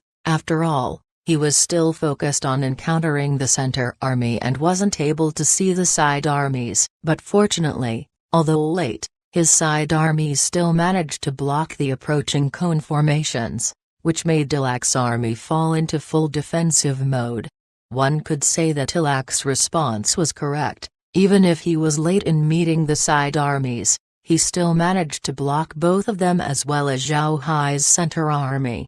But at this moment, the scorpion tail of Megan's formation had arrived. It dived down from above and attacked the top of Ilak's cube formation. The people at the top discovered the tail too late, So when word got sent to Ilak, the division commanders at the top already met with the approaching army. But since there was no unified command, the top still haven't done a whirlpool formation. They just met the scorpion tail as they were. And under Megan's request, Zhao Hai had also turned the tail into a cone formation, acting like a drill as it barreled towards the center of the cube formation. When Ilak heard the news from the top formations, he felt that his head has been hit by a stick as his vision saw stars. But since he was a competent general, he immediately took action. At this point, the enemy had already broken through the first layer of the formation. So Ilak immediately sent word for the second and third layer to change into a whirlpool in order to block the enemy attack. Ilak was fortunate that the subordinates on those layers were members of warring tribes, so their response was very quick. After the first layer was broken through, the second and third layer also started to slowly rotate. Ilak knew since the first layer was already broken through, the second layer also wouldn't be able to block in time. The whirlpool formation was quite strong, however, it would also need time to be set up. So Ilak plans to have the second layer stall for time, blocking the scorpion tail just in time for the third layer to get its whirlpool formation fully operational. Zhao Hai and the others were inside the blade scale whale, paying attention to the response of the other party. At this time, Megan couldn't help but sigh and said, "It looks like I'm only up to this point. I didn't think that the other party would have such quick response." But the experimental formation still turned out good. At the very least, we have proven that its attacking might is quite strong. Zhao Hai and the others nodded. Just from this clash, the other party was already placed on their back foot, especially during the attack of the scorpion tail. It had actually punctured through 2 layers of the other party's formation. It was indeed a very good result. Megan turned her head to Zhao Hai and said, "Elder brother Hai, my trial for the devil scorpion is done. You can have them draw back and have Lizzie give it a go." Zhao Hai smiled faintly and said, "All right." Then he waved his hand, making the 3 extending armies retreat back while the center army slowly backed out. Ilak's face turned ugly when he heard about the report. Although the people at the top managed to block the opponent's attack, the losses that they suffered wasn't small. At the same time, he was also nearly defeated. This made Ilak very angry. At this time, the opponent army suddenly retreated slowly, making Ilak stare. But he immediately ordered all of his men to keep their position and not chase after the foe. He was afraid that this might be another of those plans of the opposite party. So Ilak immediately made his cone formation turn back. Upon withdrawing, Adam immediately surveyed each division. Then he tallied their losses while also paying close attention to the actions of Zhao Hai's group. Adam saw that the core of the enemy was also in the middle of the cubic formation, just like the fishman. In the middle of the formation was a single blade scale whale. But this whale was very different compared to the other undead. This blade scale whale wasn't comprised of only skin and bones. Adam reckons that the dark mage was inside this blade scale whale. This was because he had been looking at the cubic formation for a long time and couldn't find any other place for the opposite party to hide from, and it would be impossible for the mermaids to allow this commander to be exposed to the outside, so it was natural for this dark mage to be inside the great cubic formation. Adam's vision focused on the out of the ordinary blade scale whale, and at this time, Zhao Hai was also doing the same, focusing his sight towards the big urchin in the middle of the other party's formation, his human eyesight seemingly able to pierce into the far distance. At this time, Zhao Hai's cubic formation had recombined. Zhao Hai calculated his losses and found out that more than 50,000 undead has retreated into the space. Such a short encounter actually made them lose that much. This was beyond what Zhao Hai was expecting. However, Zhao Hai also found out that the other party had lost significantly more people compared to him. One must know that from the start of the attack to the present, Only 1 hour has passed by, and in this 1 hour, the other party had already lost tens of thousands of people. This casualty count was very big, but Zhao Hai didn't become merciful.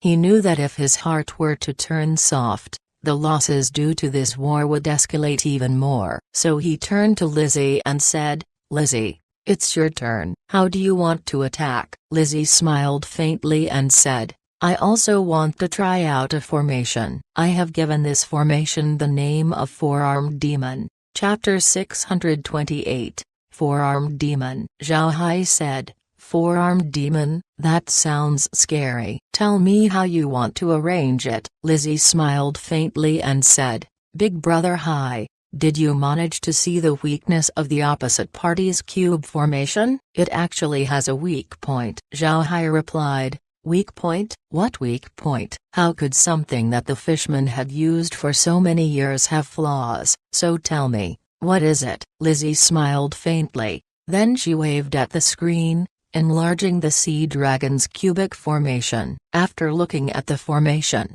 Lizzie said, "Big Brother Hai, look at this.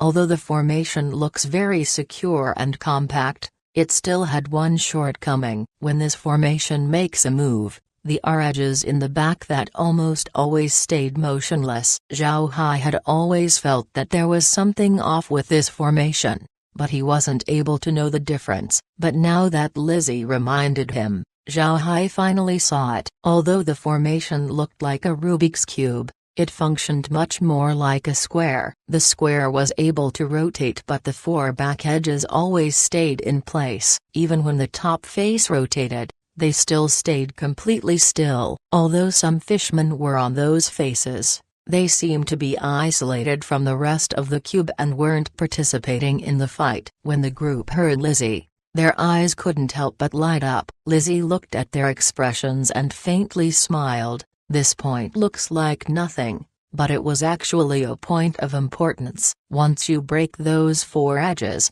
the cube would break. So I designed this four-armed demon formation in order to deal with that weakness. The center army would be attracting the attention of the enemy commander, and when the opportune moment comes, four arms would make their move and target those weak spots." While talking, Lizzie drew the image of her formation on the monitor. The formation looks like a four-armed man that would hug up the enemy's cube box, and his forearms would be grasping the back edges of the opponent's formation, effectively breaking it apart. Zhao Hai and the others couldn't help but look at Lizzie in a new light. The way Lizzie and Megan attacked were very different. Megan's attack emphasized on good attack and battle maneuvers, going head-to-head with the opponent's formation, but Lizzie actually looks for weaknesses in the enemy's formation and capitalizing on that knowledge to make a formation that would be able to break the enemy's formation.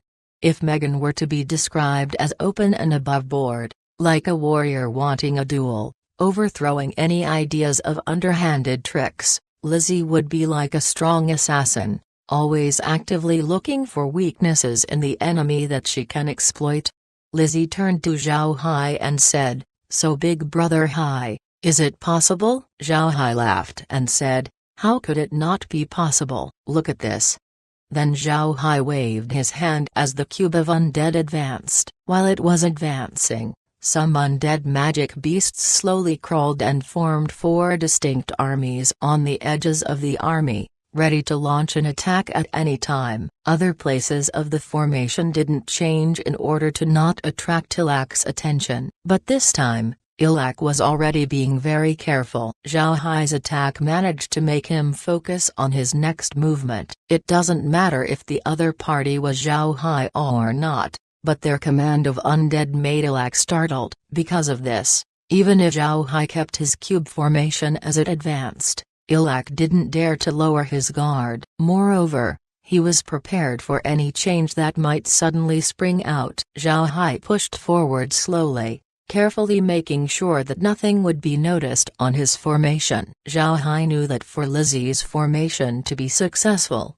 preliminary moves needed to be taken into consideration. Only when the enemy's attention gets focused on the center army would the forearms be allowed to make their move. Ilak was somewhat confused at Zhao Hai's slowly approaching army. He didn't understand where the other party's awesome formations went. If they had used a formation before, then they should have a formation for this time. That was for sure. However, do they really want to attack like this? Ilak didn't know what to think. Therefore, he sent an order to stand by, preparing for any changes that might occur. His eyes were completely stuck at the other party's army, looking for signs of any changes in the formation. Seeing the other party's reaction, Zhao Hai couldn't help but smile faintly and said, "We should employ multiple cone formations in order to attract the attention of the opposite army. Then we'll go attack the four edges." "Lizzie, what do you think?" Lizzie nodded and said, "All right, the most important thing about my formation is the attack on the four edges. If we lost this chance, then the other party might quickly come up with a solution. After all, the enemy is an experienced general." Zhao Hai nodded. Then he waved his hand as his cube formation changed into small cone formations. Then it slowly advanced towards the other army. After seeing this move, Ilak couldn't help but let out a long breath. As long as it's not those special formations, then he would have means to deal with it. However, Ilak still didn't treat this matter lightly. Rather, he was currently focusing on his defense. He couldn't risk making a wrong move at this time. The tail of the demon scorpion was still fresh inside his mind. Before long, the cone formation finally clashed with the opposing army. Everything seemed to be quite normal. There were not special things happening. This made it easier for Ilak to command his army. Everyone was perfectly following his commands. In this fight between Zhao Hai and Ilak, there was almost close to no long-ranged attacks. Zhao Hai didn't use any since he didn't want Ilak to know that his undead were able to use long-ranged attacks. Ilak didn't use any long-ranged attacks either because he knew how ineffective those would be against the undead. Unless these undead were hit in their vital points, they could still continue on and attack. Hitting these undead with long-ranged attacks wasn't easy, and most importantly, whether it be fishmen or magic beasts, once they use magic, they would appear weak for a short time. Doing these against close combat undead was akin to courting death. Because of this, Ilak chose to refrain from using any long-ranged attacks. Both sides were using melee in order to draw losses from each other. Zhao Hai had a lot of cone formations in his attack, but Ilak managed to block all of them while using the conventional whirlpool maneuvers. But Ilak didn't use small whirlpools. He was using a big whirlpool in order to maximize the amount of defensive power that he can exhibit against these cone formations. At the same time, this would also slowly dull the tips of the enemy's cone formations. This whirlpool formation was deemed to be the most defensively powerful formation of the fishmen. Almost all fishmen armies were able to skillfully use and execute it. After all, it always comes in handy, especially in situations like these. Zhao Hai's performance has also been satisfactory. It also seems like his use of small cone formations was the right decision. At the same time, Zhao Hai and the others were also waiting for the opportune moment, that moment when the enemy starts to relax. Time passed by, and Ilak started to feel relieved. The other party wanted to grind them down, but although Ilak's rate of losses was greater than the other party, the enemy still only had 1 million people. If Ilak can sustain for a bit more time, the enemy would have no troops left to grind them down. At this time, Lizzie saw that the other party was quite attracted to the current situation, so she immediately turned to Zhao Hai and said, "Big brother Hai, it's time to attack." Zhao Hai nodded. Then with an intention, 4 arms suddenly sprang out of the 4 corners of his formation, all of them simultaneously going for the 4 edges of the opposite party's cube formation. This change came very abruptly, The enemy didn't expect that Zhao Hai and the others would make this move. The fishmen were already used to this cube formation. Not moving the four edges was done in consideration of it being easier for the overall command of maneuvering. But Zhao Hai didn't have this problem. He was commanding the undead. Even if the entire formation were to make a collective move, it was still very possible. Zhao Hai's formation was extremely flexible to any change in form. The demon's forearms had now changed into four cone formations as it struck the four edges of the opposite party's cube formation. And since Zhao Hai had already attracted the enemy's attention into the center army, their response to this surprise attack came very late. Before Lak and the others made a response, the four cone formations were now making their way into the core of the cube formation. The four troops on the edges didn't expect that they would be receiving an attack, so naturally they weren't able to make a proper response. And since their position was at an edge, it was close to impossible for them to make any significant moves. The four undead formations were now killing through the cube formation as it headed towards the center. At this time, the whirlpool at the front was having problems, so Zhao Hai used this opportunity to have his center army push through. Ilak was looking for any changes in the battle. When the forearms came, Ilak stared for a moment before his face paled and he commanded, "With me as the center, block the enemy, quick." His subordinates were truly worthy of being warring tribes. They were quite strong. After their initial reaction,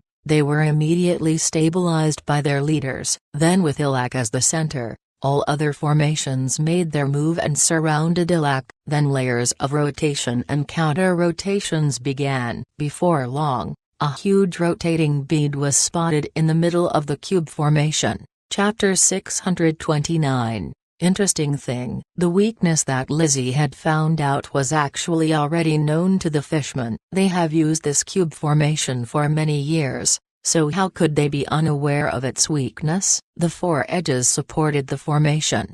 They just couldn't ignore it. Some people have been using this weakness in order to break the cube formation, so the fishmen quickly found a way to deal with it. The method was actually very simple. It was to gather a group of elite troops into those edges in order to not let it be broken into. At the same time, they also developed a defensive formation, called ball. This ball formation was what Ilak was using right now. With the commander at the center, the sphere would keep revolving and counter-revolving layer by layer. It looks like meat grinder. Anyone who entered this formation would be ground to paste. In addition to these two methods, there was also a weakness in this method of breaking the formation. The troop requirements needed to accomplish such attack was very high. Their actions must be fast and their movements must be unified, making its composition very strict. This was because if there were any defects in any one of those four attacking divisions,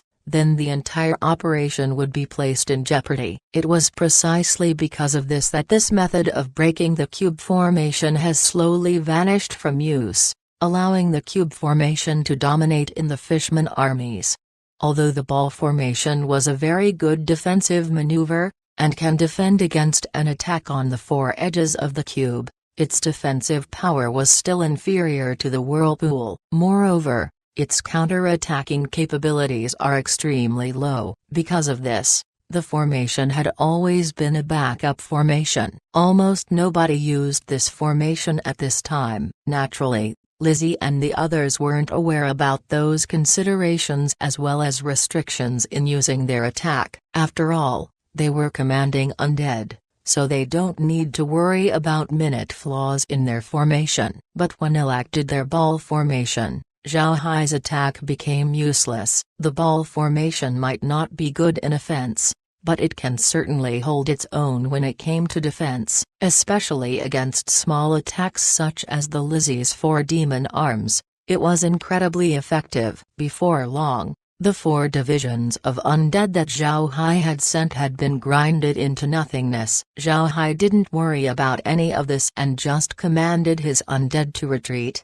reforming their cube formation before going away. At this time, Ilak didn't dare to take pursuit. The recent attacks had almost scared him to death that the thought of pursuing didn't even enter his mind. Ilak didn't expect Zhao Hai to use a formation that targeted the cube's weakness. One must know that this method hasn't been used for so many years. If Ilak's troops weren't formidable, then he might have lost his life just then. Ilak doesn't understand what the other party wanted to do. The other party was using undead, so it was natural to think that all of them were expendable. However, the other party was using his undead as though it was an army, and also retreated after suffering some losses. This was completely unlike what a dark mage was supposed to do. Ilak and the other sea dragon's relationship with the other dragons haven't been established in just a day or two, so they clearly knew what dark mages were, and they were clear that dark mages,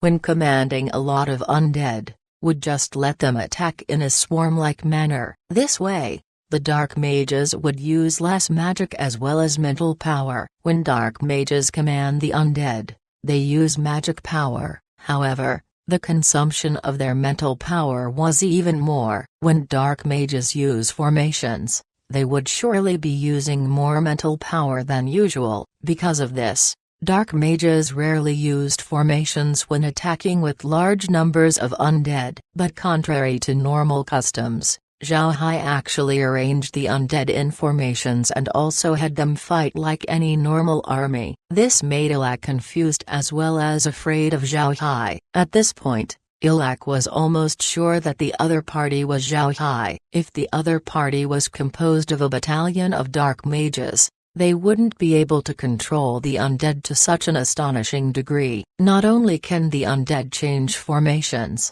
it can also target weaknesses in the opponent's defenses. This was absolutely not something that a group of dark mages were capable of. A dark mage can surely command undead into delicate positions, however, a group of them can't. After all, it was very difficult to find dozens of dark mages that were of the same strength and skill in dark magic, and since their skills were different, it was an inevitability that their control would have slight mistakes as well. These slight mistakes can be fatal to the battlefield. The only logical explanation to what just happened was that only one person was controlling the entire army of undead. The reason why Ilak dared to affirm the other party's identity was the fact that he was facing against undead and not people. In the end, dark mages weren't military men. Their genuine might in the battlefield relied on their undead. Only a few dark mages would dare study army formations at the same time. After all, shuffling between cultivating magic and studying formations was something near impossible to do. Most importantly, an undead army doesn't have any low and middle-level officers. The quality of these officers would heavily affect the effectiveness of the army. Some good low and middle-level officers can spot any small change in the battlefield and would make the appropriate adjustments. A commander's word would just act like a guide for these kinds of people. They can already do what was expected of them, and maybe even more. However, the undead was different. They don't think before they fight, they just do what they were commanded to do. This led to dark mages seeing formations as useless in their way of fighting. They might as well let their undead rush the enemies down until one of them prevailed. Once he had confirmed that the other party was Zhao Hai, Ilak couldn't help but feel dread. For Zhao Hai to have the ability to command the undead to this degree was very terrifying to think about. This was something Ilak wasn't expecting. At this time, Ilak felt that he was fighting against a wise commander and his army, not a dark mage and his undead. Although Ilak managed to defend against the opponent's attack, the losses that he had suffered weren't small, especially during the last encounter. It almost claimed Ilak's poor life. Because of this, when Zhao Hai retreated, Ilak immediately reformed his cube formation. However, he kept the ball formation ready just in case another attack came in their way. But even if Ilak was being careful, he was still very worried. Not because of the other party, but because of his army's current strength. The troops that he commanded were all made up of fishmen, and fishmen were alive beings. Unlike the undead, these people had limits on how much stress their bodies can handle. Ilak was currently worried about the overall strength of his army. After going through offensive and defensive maneuvers, his army should be quite tired right now. When their strength gets too low, their situation would reach disastrous levels. Ilak didn't quite understand Zhao Hai's purpose of coming today. Why did he come? Did he just want to attack with 1 million undead only to get turned back? How could this be possible? Was Zhao Hai this arrogant? Zhao Hai and the others were currently inside the blade scale whale. Lizzie's face turned quite ugly as she said, "Big Brother Hai, it seems like this method had already been thought through by the fishmen. Otherwise, they wouldn't have come up with a response this quickly." Zhao Hai nodded and said, "Their reaction was indeed very good. But since the fishmen already knew about this weakness, why haven't they used it now? I'm quite confused about this." Lizzie sighed and said, "It looks like I failed this time. I didn't think that my formation was already been used before." Zhao Hai showed a faint smile and said, "That may not be the case. Although the formation seems like it has been used before, it doesn't mean that you can't use it anymore. Since the fishmen rarely used it, then there should be some shortcomings in your formation. If you can find solutions to those, then wouldn't you be invincible in the battlefield?" Lizzie thought for a moment before she nodded and said, "This formation truly has a lot of weak points. I'm going to try and improve it." "Megan, let's go." At this time, Kair's voice suddenly came, "Young master, I've discovered something interesting. Want to take a look?" Zhao Hai stared, then he nodded and said, "All right." After he responded, Kair changed the monitor's display, showing the image of the Dragon Palace. Zhao Hai and the others were shaken upon seeing the image. They didn't think that there would be such a large reef. Moreover, the other party was actually able to move it.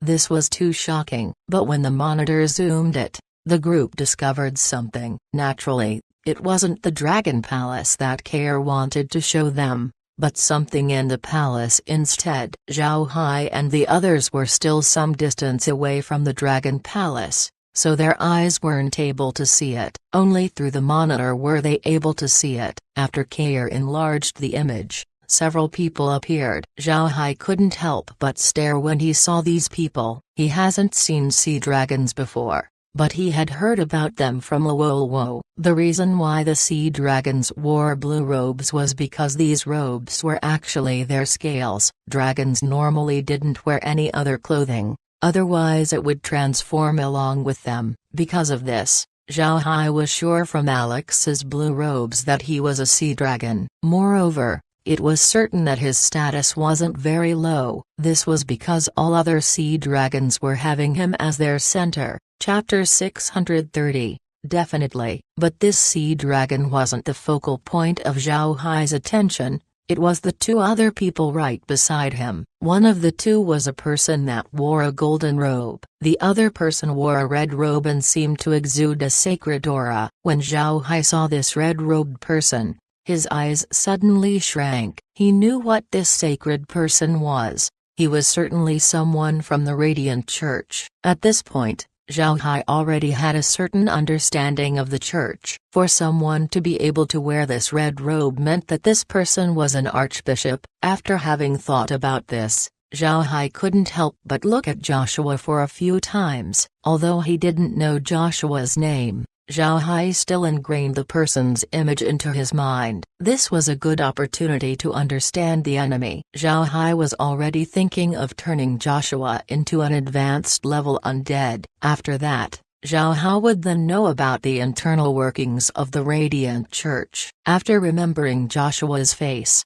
Zhao Hai turned his attention towards the golden-robed man. This person had the temperament of someone formidable. Moreover, Zhao Hai can feel that this person had a similar aura with the sea dragons. This made Zhao Hai guess that this person was from the dragon race. Zhao Hai carefully looked at Envoy Auk. When he saw the horns hidden on Auk's golden hair, Zhao Hai became sure of Aok's status. Laura and the others were similarly looking at the two and were also quick to discover their characteristics. After all, the two people looked extremely obvious. They didn't even make an effort to hide their identity. Laura's face turned heavy as she turned to Zhao Hai and said, "Brother Hai, it seems like the Radiant Church and the dragons are indeed allies. It seems like our speculations have been confirmed. The dragons were truly people of the divine race." Zhao Hai nodded and said, "The emergence of these two people further confirms our guesses. The divine race is indeed already in action." Since the Radiant Church had failed, they moved to the Fishman race instead. Regardless or not the Radiant Church succeeds, they would still conquer the sea. As long as they establish their influence here, then they can be considered invincible. Lizzie frowned as she said, "So what do we do now? Do we deal with them?" Zhao Hai shook his head and said, "No, we retreat and go tell Luo Ying about this information. After that, we'll go to the prairie and the dwarves, telling them of this information as well." Megan nodded and said, "Right. Information is of utmost importance. Moreover, the Dwarf Mountains isn't far from the Akra Mountain. If the dwarves are unaware of this, then it would be possible that they would suffer great losses." Zhao Hai nodded. Then he waved as the undead creatures spat out a black gas towards the Sea Dragon army. When Ilak saw this, he didn't dare to ignore it, so he immediately gave the command to slowly retreat. He didn't want to be wrapped up by the black gas. Who knew what that can do? Fortunately, the black gas wasn't quick, so Ilak's army managed to successfully turn back. However, Ilak suddenly discovered something out of place. The black gas just fluttered around the battlefield, not going any further. Moreover, the clump of gas started to shrink towards the center. At this point, Ilak immediately understood what the other party was doing as his face couldn't help but change. Then he immediately had his army fully retreat. At the same time, he also sent word asking Alex for reinforcements. The reason why Ilak did this was because he understood that the black gas did none other than turning the corpses into undead. Zhao Hai was collecting more undead. Once Zhao Hai completes this process, his undead army would increase. When that time comes, Zhao Hai would become much more troublesome to deal with. Before long, the black gas vanished, completely cleaning out the entire battlefield. No corpses were left on the scene. Ilak's face was incredibly ugly, but he still ordered his army to do a full retreat. However, what surprised Ilak was the fact that Zhao Hai's undead army was currently slowly backing away. They seemed to be retreating, with no intentions of continuing their attack. This surprised Ilak, but at the same time he felt relieved. He was really afraid of the other party attacking. If they did attack, Ilak wasn't sure that he would be able to block it. Naturally, Ilak didn't dare to pursue. Although he didn't understand why the opponent retreated, it was good for him that they turned back. Ilak was genuinely terrified of Zhao Hai today. Not to say about the strength of the undead, but the abrupt movements of the formation were formidable as well. To be honest, Ilak was quite envious of Zhao Hai. Zhao Hai's command over the undead was something that Ilak wanted to have. Being able to command an army as though it was your limb was the pinnacle of a commander's dream. But that dream would be impossible to achieve. Even if one had the world's most disciplined army, coordinating them together would still prove to be quite the problem. This made Ilak wish that he had an army similar to Zhao Hai. Ilak thought that if he were to have any army like Zhao Hai's undead, then he would remain undefeated in every battle that he's in. However, it was a pity that he wasn't a dark mage. He can't achieve what Zhao Hai had. At this time, Alex and the others also noticed Zhao Hai's retreat, so he stooped the reinforcements that was headed towards Ilak. However, the recent battle made Alex's eyes shrink. He thought that if he were in Ilak's place, he still wouldn't be able to fare better. At this time, Aok's voice was heard. "Joshua, can you pinpoint the origin of the other party? This guy is not only good at commanding undead, His formations are also clever. Such people aren't very good to deal with. Joshua forced a smile and said, I can confirm 100% that the other party is Zhao Hai. Only Zhao Hai can command the undead to this extent. Other dark mages simply aren't able to do it. Alex nodded and said, let's return to the Great Hall and talk. Then the group returned to the Great Hall, but before they continued on, Alex left a message to a person next to him, go call General Lilac over to the Great Hall. The person nodded before turning around to leave.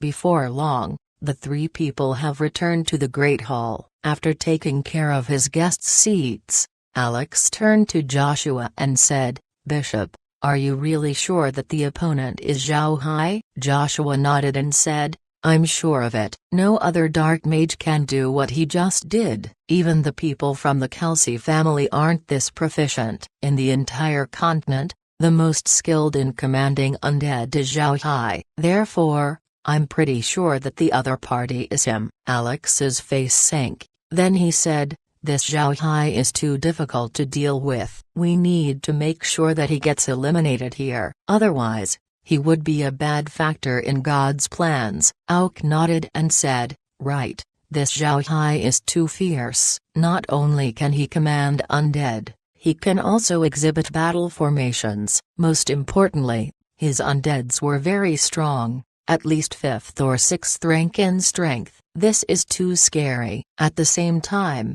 he also managed to acquire more corpses before he left. It seems like he can also make undead en masse. Imagine the implications of 1 million 5th or 6th rank warriors on land. Joshua nodded and said, it is indeed scary. This person must be removed. He's a danger to our plans. At this time, Ilak came. Alex immediately beckoned him over. Ilak gave the three a salute before Alex gave him a seat. Then Alex looked at Ilak and said, Ilak, what did you feel when you fought with the opponent? Can you identify their identity? Without delay, Ilak answered, Your Majesty, I'm quite sure that the other party is Zhao Hai. Such an army cannot be commanded by a team of dark mages. It can only be directed by one person. Otherwise, that degree of control couldn't be achieved. Alex nodded. He was now entirely convinced that the opponent is Zhao Hai. Then Alex asked further,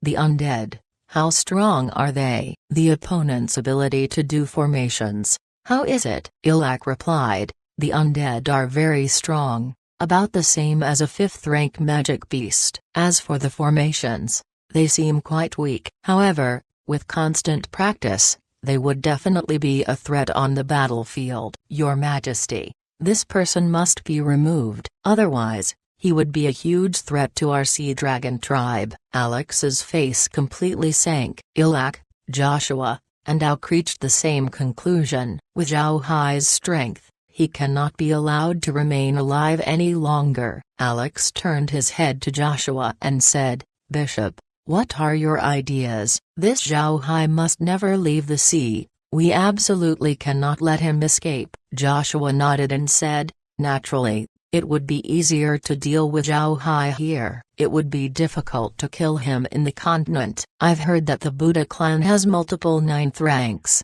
Moreover, this Zhao Hai's personal strength is quite good as well. Rumors have been circulating in the continent saying that he has a space-divergent ability. When we deal with him, we absolutely must not let him run away. Auk stared, then he frowned and said, he also has a space-divergent ability? If this is the case, then things just got more troublesome. I have heard that people with that ability is almost always impossible to catch. Their ability to escape is unparalleled under the heavens. Joshua nodded. I know that. So I'm planning on having our church's relics sent over. This time, no matter the price, we must eliminate Zhao Hai. Then Alex said, relic? What relic? Can it prevent a person with a space-divergent technique from running away? Joshua nodded. This relic is specifically meant to deal with people who have space-divergent abilities. As long as we have that relic, Zhao Hai certainly cannot run away. Chapter 631, Lukewarm Elven Race. Envoy Auk frowned and said, Archbishop, it's not time for cracking jokes. Is this relic something bestowed by the gods? Otherwise, how could it possibly freeze space? Joshua shook his head and then sighed. Although this relic wasn't bestowed by the gods, it actually held great significance for the Radiant Church. There have been several people with space-divergent abilities in the continent before. These people were extremely difficult to deal with. Not only do they possess strong attacking power, but they are also impossible to catch. Every time the Radiant Church encountered these people, we would always take huge losses. Auk and Alex nodded. They also understood that space-divergent ability users were the most difficult people to deal with. If you offend someone like that, they would do their best to harm you while also having the leverage of being able to escape whenever they wanted. This ability made many people frustrated about space-divergent ability users. Joshua continued. Then our church's 31st pope came into existence. Not many knew about this, but he was a space-divergent ability user himself, being one of those people. The Pope knew that there was no way to study nor pass on such an ability, so he thought of another way. He used his own body to perform experiments. He used both alchemy and magic formations in the whole process, and after years of research, he finally produced a metal element magic formation. This formation can be used to isolate space, making space-divergent abilities malfunction. However, this achievement claimed his life. Because of this, the 32nd Pope declared the formation to be one of the Radiant Church's sacred relics. Auk and Alex couldn't help but reveal shock in their faces. They couldn't fathom how someone would use their own bodies to perform experiments, all of it for the sole purpose of dealing with space-divergent ability users. But after their initial shock, the two of them expressed their heartfelt admiration towards that pope. Alex sighed. Then he calmed his mood and said, "So there's actually such a treasure. Then that's good. As soon as Zhao Hai arrives, then we would lure him towards this magical formation." Auk also nodded. "I've also sent word back to the clan. The Patriarch would be sending 5 9th-rank dragons in order to participate in this war. However, since they would be using dragon beads, their power would be lessened. In the end, the main force in this war would still be the sea dragons." Joshua nodded and said, "All right, but you have to know that the range of the formation isn't very far. Moreover, it can only lock the space inside it. Conventional methods of movements would still remain unhindered. Therefore, if we want to deal with Zhao Hai, then we should be assured of our means." Alex nodded. Then he turned to Ilak and said, "Ilak, do you have any means to lure Zhao Hai? We'll set the formation beforehand and then have Zhao Hai lured inside before having him besieged by the experts. This is the only surefire way of dealing with him." Ilak nodded and said, "This shouldn't be difficult. After we attack, we could just retreat slowly." Seeing this, I'm quite sure that Zhao Hai would capitalize on the opportunity to do damage. And even if we don't attack, I can still take the defensive line forward, making Zhao Hai come in before he notices that the formation. Alex nodded and said, "Good. I think that we shouldn't make a move in the following days. Let's preserve our strength and wait until the dragons and the Radiant Church's relic arrives. After that, we'll deal with Zhao Hai in one go." As long as we can deal with Zhao Hai, the mermaids would certainly fall shortly after. Auk nodded. Although dealing with the mermaid clan isn't easy, it doesn't mean that it is impossible. As long as we attract their forces here, the dragon clan can dispatch some people and attack Mermaid Island. As soon as that place falls down, we would achieve victory. Joshua nodded and said, "Right. Then we'll wait until the sacred relic arrives before dealing with Zhao Hai. In the meantime, we'll be staying back, defending against further attacks by him." Zhao Hai was completely unaware that Joshua and the others were already thinking up of ways in order to deal with him. He was currently inside the blade scale whale, discussing with Megan and Lizzie about today's tactical situation. They had fought for about half a day and had managed to find that their battle formations had weaknesses. However, these weaknesses also meant that there was room for improvement. Because of this, even if Megan and Lizzie hadn't defeated the enemy, they were still elated about the result. They kept talking up until they had reached the Mermaid Clan's defensive line. Upon arriving, Zhao Hai immediately received his undead since he didn't want to cause any panic among the troops. Luo Ying and the others were outside the formation,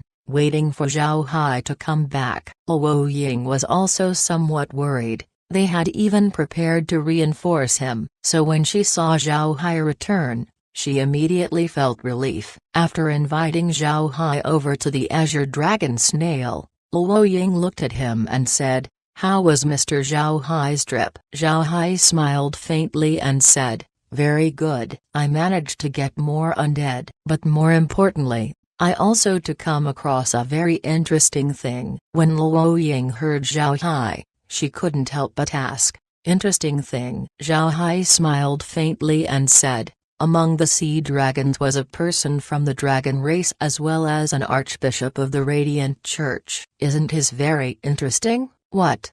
Luo Ying was in great surprise. "Really? Did Mr. really see a dragon and a person from the Radiant Church?" Zhao Hai nodded and said, "I wouldn't dare joke about this matter. I did see a dragon and someone from the Radiant Church. One wore a golden robe while the other wore the clothes of a red-robed archbishop. It seems like the sea dragons did indeed have a relationship with the dragons and the Radiant Church." Luo Ying's face turned ugly. "So it's like this. The implications of this is very heavy. Mermaid Island is in the surface, completely vulnerable to the attacks of flying dragons. If they suddenly attack the island, then it would mean great trouble. I have thanked Mr. for this information. I shall immediately pass it over to the Queen." Zhao Hai nodded and said, "Aside from this, I really don't have anything else to say. General, I'll be heading back first. I think that the sea dragons wouldn't be attacking today, so General doesn't need to worry." Luo Ying nodded.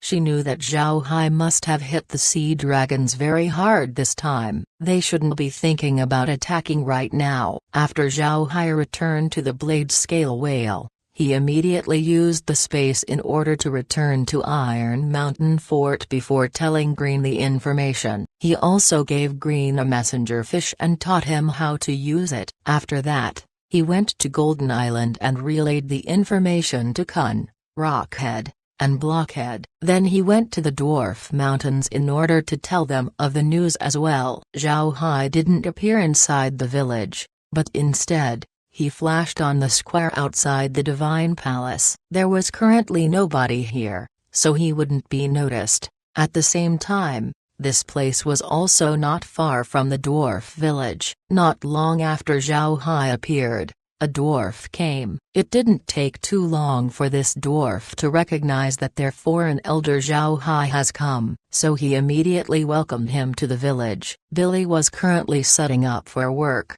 so when he found out that Zhao Hai had come, he immediately invited him over to his office. After they sat down, Billy looked at Zhao Hai and said, "Little Hai, why did you come? Did something happen?" Zhao Hai nodded and said, "Yes. And it's not something trivial." "Patriarch, did you know about the relationship between the dragons and the divine race?" Billy looked at Zhao Hai and said, "Relationship between the dragons and the divine race? What does the two of them had to do with each other? Did the dragons participate in the war against the divine race?" When Zhao Hai heard Billy, he immediately knew that the dwarves had not recorded the relationship between the dragons and the divine race. Fortunately, Zhao Hai went to the fishman race. Otherwise, they wouldn't have known about this hidden chess piece of the divine race. Zhao Hai sighed and said, "The dragons did participate in the war against the divine race. However,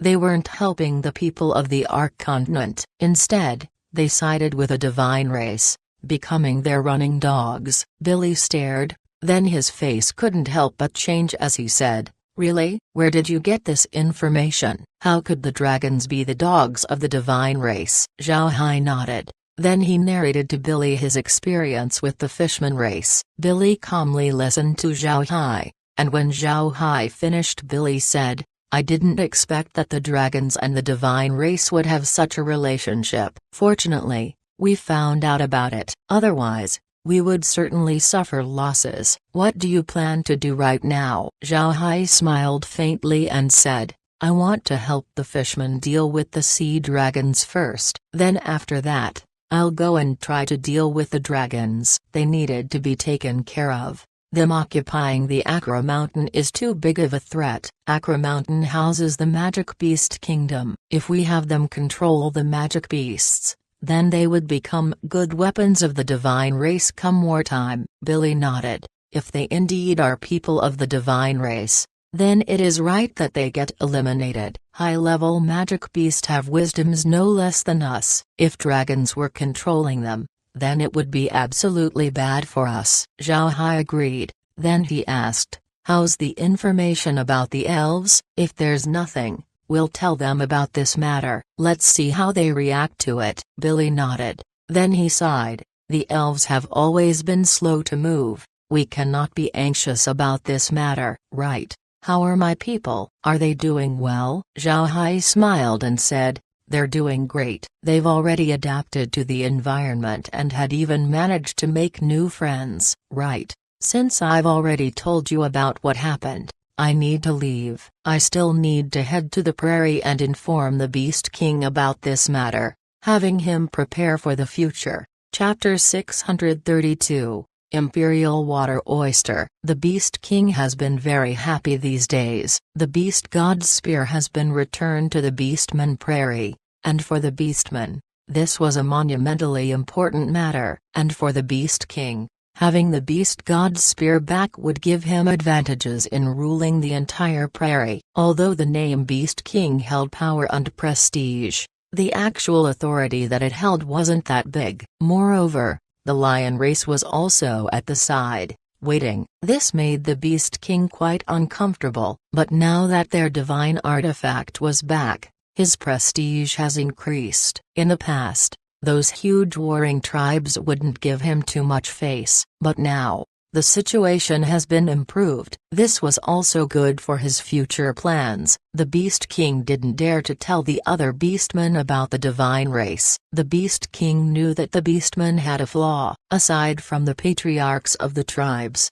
the other beastmen were very simple-minded. It was very easy for them to reveal any secrets. The beastmen were different from the dwarves. The dwarves operated inside their mountain, which was structured like a fortress. No human can simply go in and out of it. Due to this, there was little to no chance of any dwarf revealing secrets to the outside world. The beastman, on the other hand, was placed in the wide prairie where human merchants were free to go in and out, being able to easily contact with the beastman. If the divine race's matter was revealed too soon, then the Radiant Church would surely get wind of it. Because of this, the Beast King's preparations for dealing with the divine race were all held in secrecy, hiding it from the majority of the beastman population. For this plan to succeed, the Beast King would need the full cooperation of the various big warring tribes. In the past, this was fairly impossible,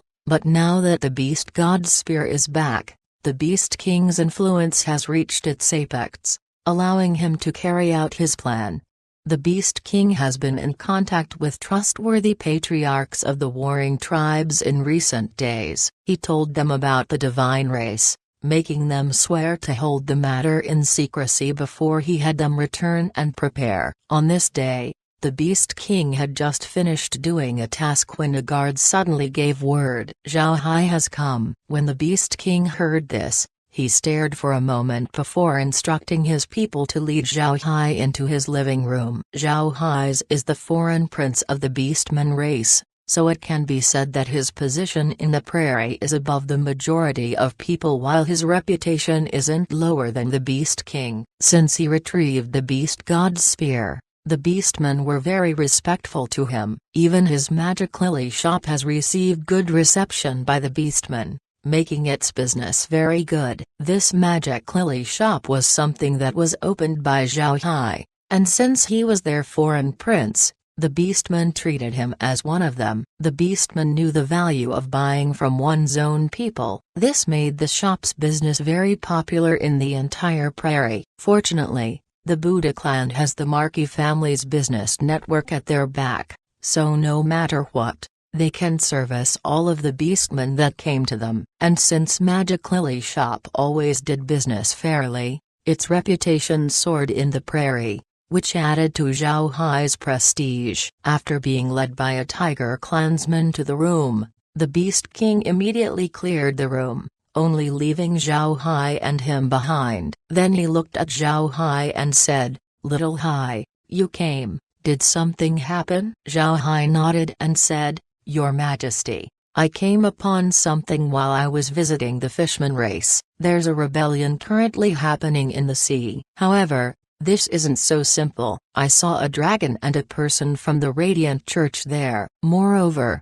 I've also learned something from the Mermaid clan. The dragons have participated in the war between the Ark Continent and the Divine Race. However, the dragons were on the side of the gods. This made me suspect that the dragons were aces that the gods have hidden, preparing all this time to deal with us. If they manage to conquer the seas, then they would gain a huge advantage in the future war. And if we add the Radiant Church and the dragons, we would stand no chance. I'm telling you this because it might be possible that the dragons would send people here. When I'm done dealing with the matters of the fishmen, I would immediately go to Accra Mountain in order to cope with those dragons." The Beast King listened intently to Zhao Hai. Upon hearing everything, his face couldn't help but change. "Are you sure? The dragons claim to be invincible in the continent, but I don't think so. I can send some beastmen to help you. You can also discuss this with the dwarves and have them send troops as well. Our men would deal with the dragons first." But Zhao Hai shook his head and said,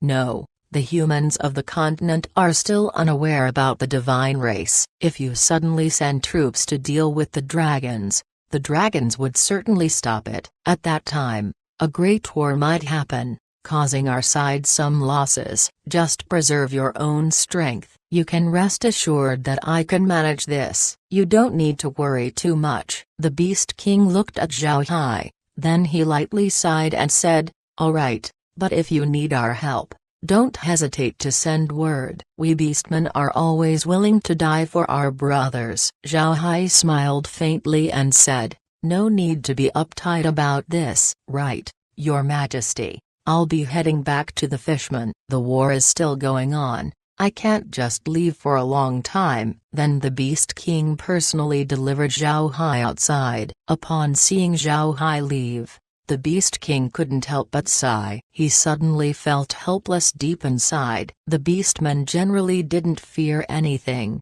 but their enemy this time is just too strong. Even if they are beastmen, they needed to bear with it patiently. They can only look at Zhao Hai like an outsider as he deals with the Radiant Church and the dragons. The thought of this made the Beast King feel uncomfortable. Zhao Hai didn't think about this. To him, the importance of informing the beastmen and the dwarves about the dragon race was just to make those two races defend themselves. He wanted them to be safe as much as possible. Dealing with the dragons isn't very difficult for Zhao Hai. When Zhao Hai returned to the space, he finally let out a sigh of relief. He had finally plugged the leak. He was really afraid that this leak would be exploited by the dragons. Nobody in the continent knew about the relationship between the divine race and the dragons. If the dragons were to attack with the divine race, then the beastmen and the dwarves would surely be placed in great danger. It was good that he came to the fishmen at this time. While thinking about this,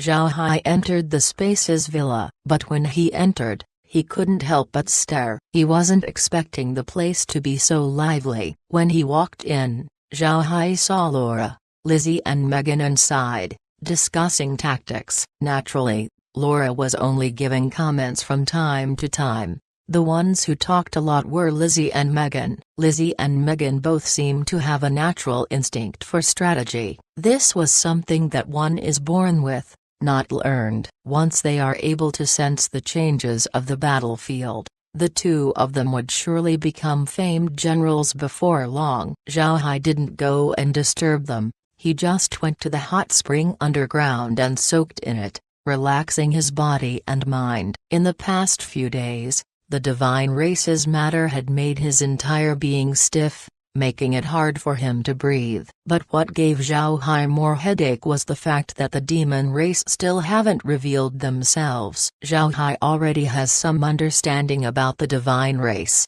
but for the demons, he was entirely clueless. This gave him a huge headache. After having rested for the rest of the evening, Zhao Hai was invited by Luo Ying to the Azure Dragon Snail the next morning, but Luo Ying wasn't intending to discuss war with Zhao Hai. She came to look for him for a totally different matter. When Zhao Hai came to the hall, Luo Ying immediately said, "Mister, please sit down." The Luo Ying, who was generally cold, had suddenly turned warm. This made Zhao Hai feel strange. He looked at Luo Ying, puzzled. Before he said, "What matter does General want me for?" Luo Ying smiled faintly and said, "Something good has arrived. The clan had sent me some items to give to Mr. Zhao Hai asked, "Something for me? What are they?" Luo Ying smiled faintly and said, "Take them here."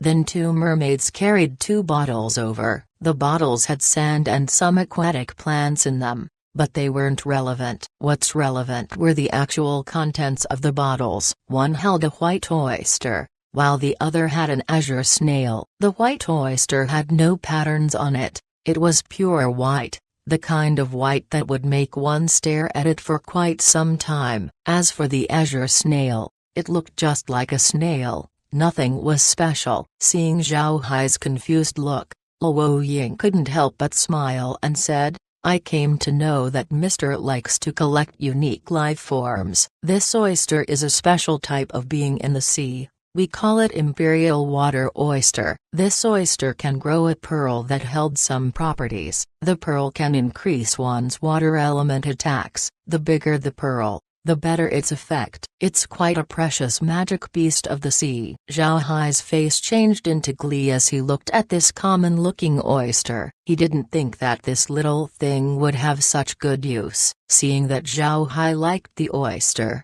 Luo Ying smiled and then continued, "This snail is actually a young and living azure dragon snail. Young azure dragon snails have yet to form patterns on their shells. Only after 10 years would the dragon patterns appear. The more years pass, the more distinct the patterns would become." Surprise! This was definitely a surprise for Zhao Hai. He had long yearned for an azure dragon snail, but this snail was a treasure for the mermaid clan, so he was too embarrassed to ask for one. And since the snail is too rare, he might not even be able to find one. He wasn't expecting the mermaids to gift him one today. This was really a good gift. Chapter 633, Frequent each other. For ordinary people, these two things would be impossible to be put into good use. The Imperial Water Oyster would need years before a pearl can be made, and the longer the pearl stays inside the oyster,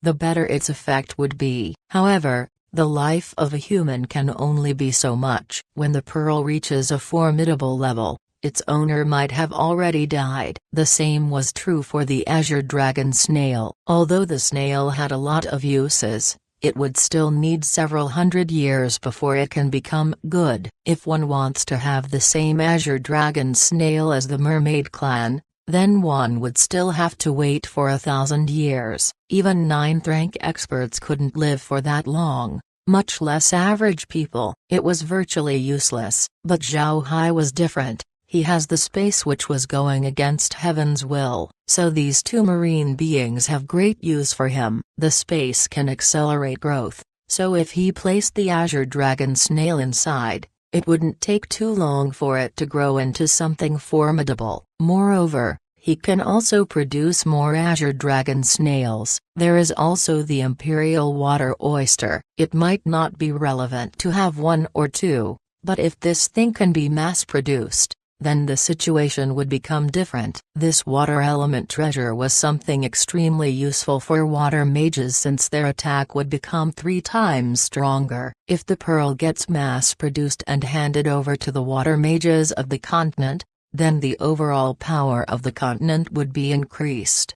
Naturally, since this thing is precious to the fishman race, they weren't able to mass-produce it. But it was different for Zhao Hai. If he wanted more, then he would have more, and the oyster would be much different in the space. The oyster might not produce a pearl in the sea, but in the space, it was certain that it would make one. Seeing Zhao Hai's expression, Luo Ying knew that Zhao Hai was satisfied with the gifts. Luo Ying couldn't help but appreciate Luo Luo. The information that Luo Luo gave her had become very important. Zhao Hai received the 2 bottles. Then he turned to Luo Ying and smiled. I've made the general go through much troubles for me. This one is indeed interested in collecting unique things. I wish to have as many unique marine things as possible. Luo Ying smiled and said, Mr. is too polite. I've already sent word, making people collect as much unique things as possible. I believe that they would be sending those over in a few days. Zhao Hai smiled and then said, then I'll have to thank the general. I'm planning to suppress the sea dragons today as well. I also want to see how the Radiant Church and the dragons respond. What do you think? Luo Ying thought for a moment and then said, alright, then I'll have to trouble Mr. In 2 days, the clan's reinforcements would arrive. When they come, we can do a general attack. Zhao Hai nodded and said, good. Then I'll attack the sea dragons in the meantime. When your army is completed, then we can attack together. Just take these following days as a break and take a good rest. Luo Ying nodded. Then she stood up and bowed to Zhao Hai. Mr.'s great kindness towards my mermaid clan will not go unremembered. If Mr. needs something in the future, me and my clan would surely come to your assistance. Zhao Hai stood up and laughed. General is too polite. I've only come to help this time because we have a common enemy. What General said made this Zhao Hai blush. If General has nothing else to say, then I shall be taking my leave. Luo Ying nodded and then said, then I won't be stopping Mr. Then Zhao Hai gave Luo Ying a salute before turning around to leave. When Zhao Hai left, Luo Ying turned to Luo Luo and said, Luo Luo, you have contributed greatly this time. It seems like Mr. really likes to collect strange things. We must collect more things for Mr. The sea is near endless. We should be able to find things that he likes. Luo Luo smiled and said, General is too polite. But General, I don't understand. It takes a lot of effort to collect such things. All of this just for Mr.'s help? Luo Ying smiled faintly and said, silly thing. You're quite clueless. All this effort is not just a gesture of gratitude towards Mr. Zhao Hai. You might have heard, the Radiant Church, dragons, and sea dragons have started to work together. I'm afraid the coming of the divine race would arrive soon. Mr. Zhao Hai is an ally of the dwarves as well as the beastmen. He will surely be a central figure in the fight against the divine realm. Such a person is worth all of our effort. When Luo Luo heard Luo Ying, she stared for a moment before she completely understood. Her face was pale when she asked, General, will the divine realm really invade us? Luo Ying sighed and said, according to the recent developments, the invasion is for certain. The races in the continent would surely suffer a disaster. Zhao Hai didn't know about what Luo Luo and Luo Ying were talking about. After all, he was currently in the space, staring at the 2 bottles in his hand, inspecting them with great curiosity. Just as the group was staring at the bottle with the azure dragon snail, the space issued a prompt. It told them that it was possible to rear the 2 marine magic beasts. This made Zhao Hai feel relieved. At this time, Laura tapped the azure dragon snail's bottle and said, Brother Hai, make care raise this one. When the time comes, we would also have our own azure dragon snail. The azure dragon snail that Laura meant was naturally the one that Luo Ying was currently using. Zhao Hai looked at Laura and smiled. How could that be so simple? The mermaid clan's azure dragon snail had underwent many years of refining. Let's wait for a few days, then I'll go and ask whether we can gain access to this water refining method. This method is going to be very useful. Lizzie didn't care about this so much. She turned to Zhao Hai and said, Big brother Hai, let's go. I want to test my formation on the sea dragons today. Upon hearing Lizzie, Zhao Hai couldn't help but laugh. Alright, we'll be heading to the sea dragons in order to practice battle formations. Then he waved his hand to summon his undead army before they went forward. Alex and the others have set up their army formation quite early and waited. They knew that since Zhao Hai gained the upper hand yesterday, he would surely come back today. So they decided to not go on the offense, but instead focused on defense. They were waiting as well, as long as the sacred relic of the Radiant Church arrives along with the Dragon Clan's experts, Zhao Hai would finally be dealt with. So what they want to do right now was to defend with all they have. However, Ilak had pushed their line of defense forward. This was to prepare for Zhao Hai in the future. Because they had gone forward, when they plan to deal with Zhao Hai in a few days, they can just move the army backwards, making Zhao Hai fall into the center of the magic formation. At that time, he would then be besieged by experts. Ilak was currently sitting inside his huge sea urchin, his eyes focused on the distance. He had a hunch that the enemy would be coming today, and sure enough, a cubic formation slowly appeared. Ilak immediately ordered the army to prepare themselves for battle. The men of Ilak's army didn't dare to be neglectful this time. They had already experienced the might of Zhao Hai's undead yesterday. They didn't expect that they would be placed in such a predicament by those undead. Zhao Hai was sitting inside the blade scale whale's body. He looked at the monitor and then said, Lizzie, Megan, what formations do the two of you want to test today?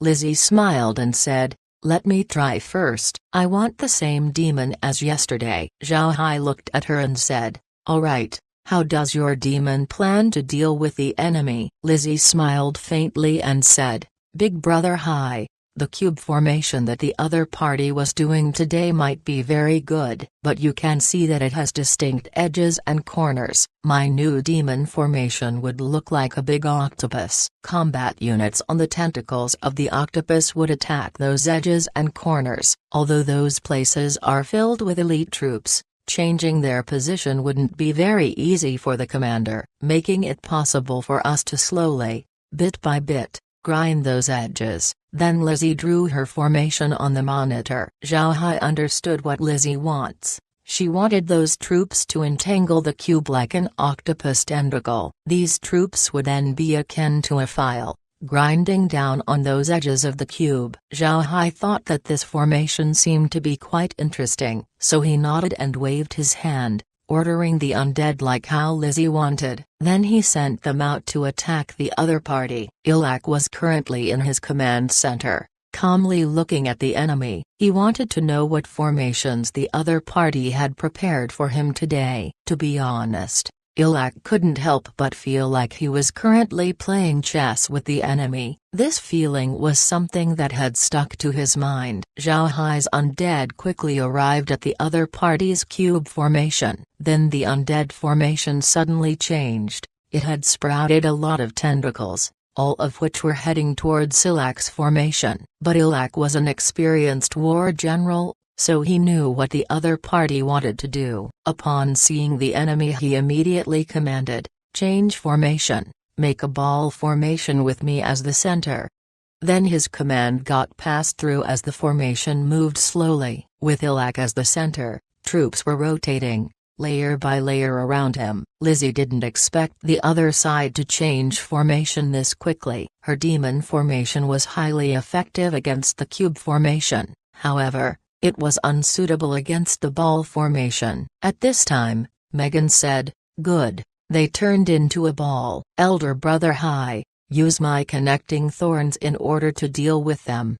After Megan saw how the enemy used a ball formation yesterday, she immediately racked up her brains in order to find a way to deal with it. The method that she had developed was exactly this: connecting thorns. This formation is very basic and simple. It was just a bunch of small cone formations lined up with each other. Then this line would oppose the direction that the ball formation was rotating, scratching its surface and breaking some of the enemies off. Zhao Hai nodded. Then he immediately changed the arrangement for the undead. The tentacles shrank as small cone formations appeared. Then it went to oppose the spinning motion of the other party's formation. Chapter 634, The True War. Every day in the next 4 days, Zhao Hai had brought his undead to attack the Sea Dragon's base. Fighting with the Sea Dragons had become a game to Lizzie and Megan. The ideas that they had come up were endless. Most of them were something that Zhao Hai wouldn't have thought of. Seeing the two women being excited made Zhao Hai speechless. He really didn't expect these two to be this enthusiastic. 1. In these 4 days, the Sea Dragons were also very calm. But now, they are ready. The Radiant Church's sacred relic had arrived. It was a huge magic formation made using 7 minor metallic formations. But this formation didn't have a very large area of operation. The whole formation can only encompass about 1,000 square meters. After this area, the effectivity of the formation would largely drop up until it couldn't suppress space anymore. This 1,000 square meter area is not very big, especially to experts like Zhao Hai. They can pass this distance in just a blink of an eye. But if he were to be surrounded in this 1,000-meter squared area, he would still be in deep trouble. At this point, the Sea Dragons were only waiting for the experts from the Dragon Clan to arrive. The Radiant Church had also sent 4 9th-rank experts, with Joshua in the mix. The church had 5 9th-rank experts participating. Besides Auk, the Dragon Clan had sent 5 9th-rank experts, all in all counting up to 6. Finally, the Sea Dragons had their own 9 9th-rank experts. Altogether, there were 20 9th-rank experts in this operation to deal with Zhao Hai. Because of this, Alex and the others were confident. They believed that Zhao Hai would finally be dealt with. While the Sea Dragons were preparing, Luo Ying's side hadn't been idle either. These days, reinforcements had finally arrived. Right now, their army was numbered nearly 20 million troops. When Zhao Hai heard this number, he couldn't help but get startled.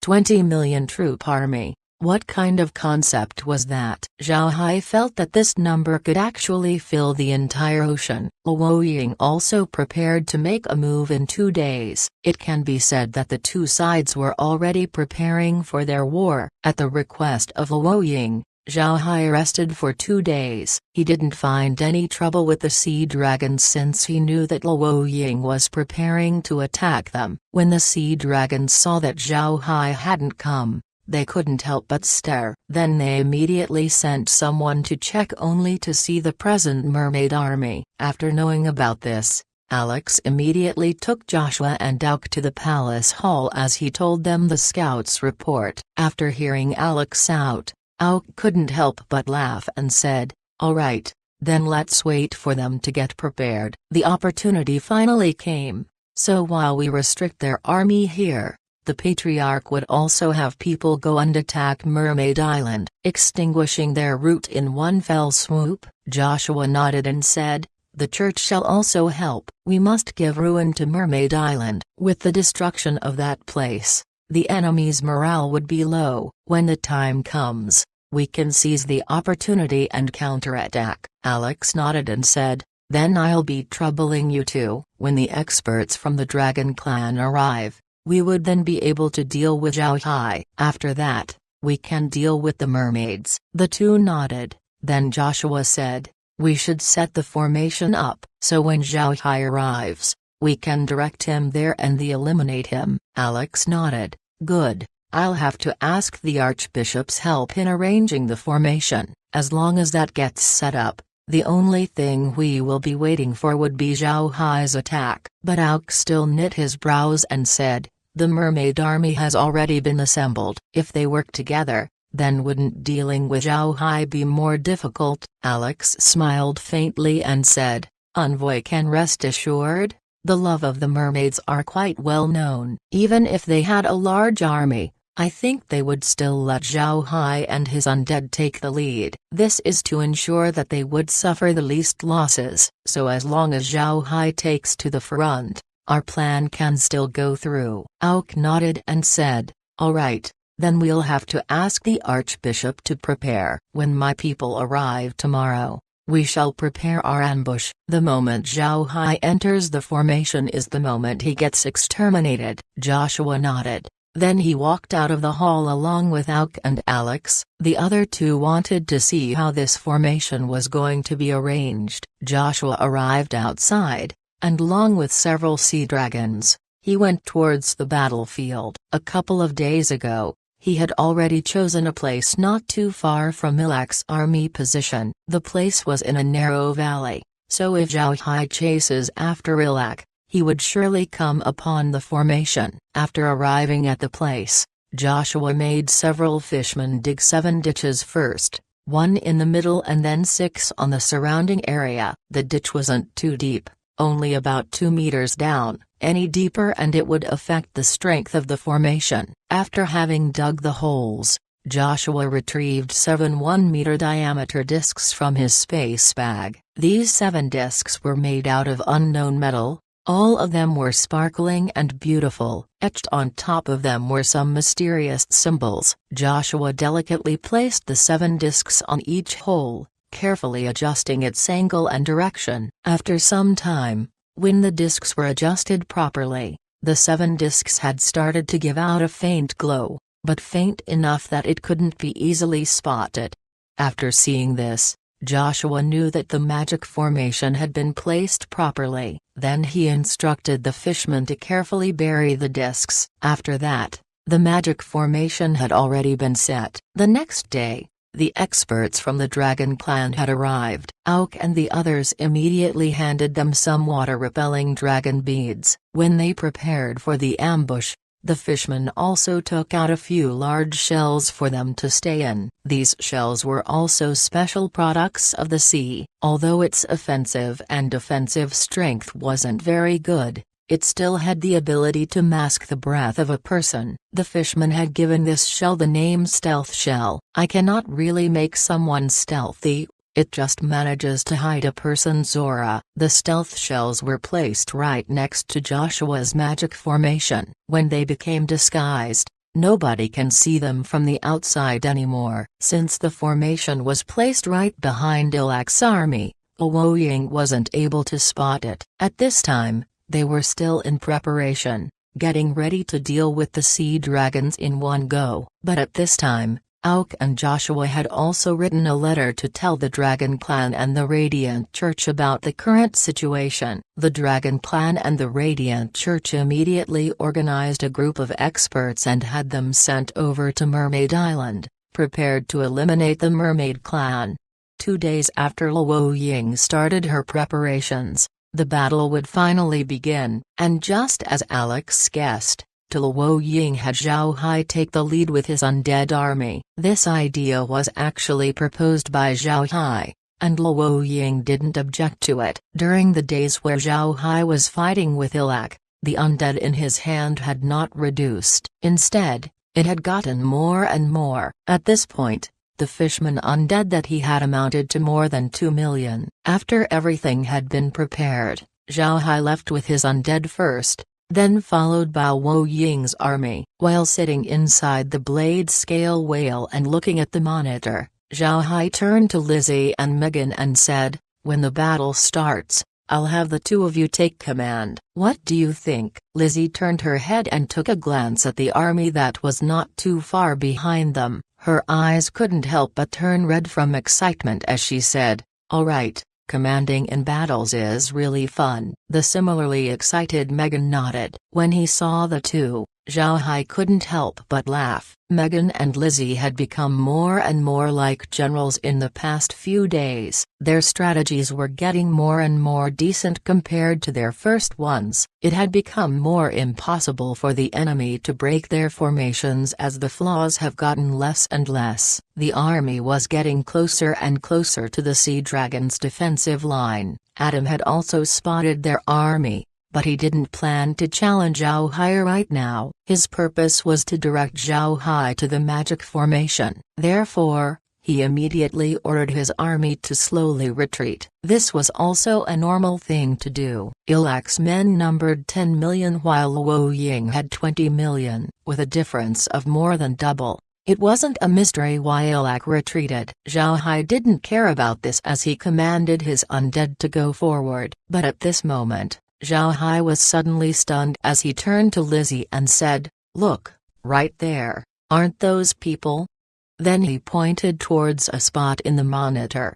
Lizzie and the others followed Zhao Hai's finger and saw that nearby Ilak's army were several big shells. In these big shells were people, some were humans while some were dragons. Moreover, their strengths seemed to be formidable. Lizzie frowned and said, "Big Brother Hai, what do they intend to do? Do they want to ambush us? They look strong, perhaps 9th rank experts." Zhao Hai nodded, but he still didn't make army stop. He proceeded to advance slowly as the magic formation appeared in the monitor. Lizzie and the others carefully looked at the magic formation, but since they weren't acquainted with the art, they were puzzled when seeing it.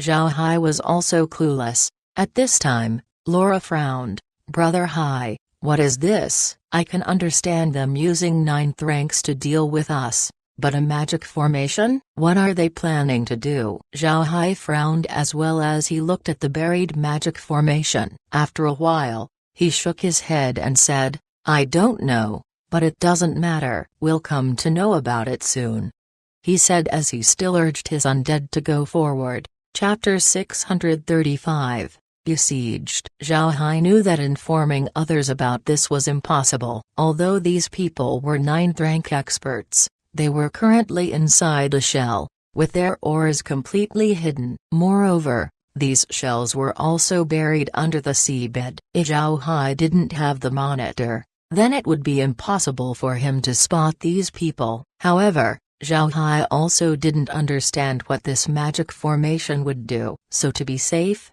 he had Laura and the others return to the space. In any case, nothing will happen to him. He can crystallize, making people unable to do damage to him. Moreover, he also has so many undead. Although they have 5th or 6th rank strength right now, all of them can instantly return to being 9th ranks. With these many 9th rank creatures, the enemy's 9th ranks would be useless. But Zhao Hai didn't want to show his cards so easily. He still wanted to see what the other party wanted to do and what effects this magic formation had. Laura and the others didn't object to Zhao Hai's idea to deliver them to the space. Although they were also 9th rank experts, their experience in battle was very low. At the same time, they also didn't have Zhao Hai's crystallization ability. They would only burden Zhao Hai if they chose to remain here. Zhao Hai commanded his army to move forward as though he didn't notice the ambush at all. He believed that as soon as he enters the magic formation,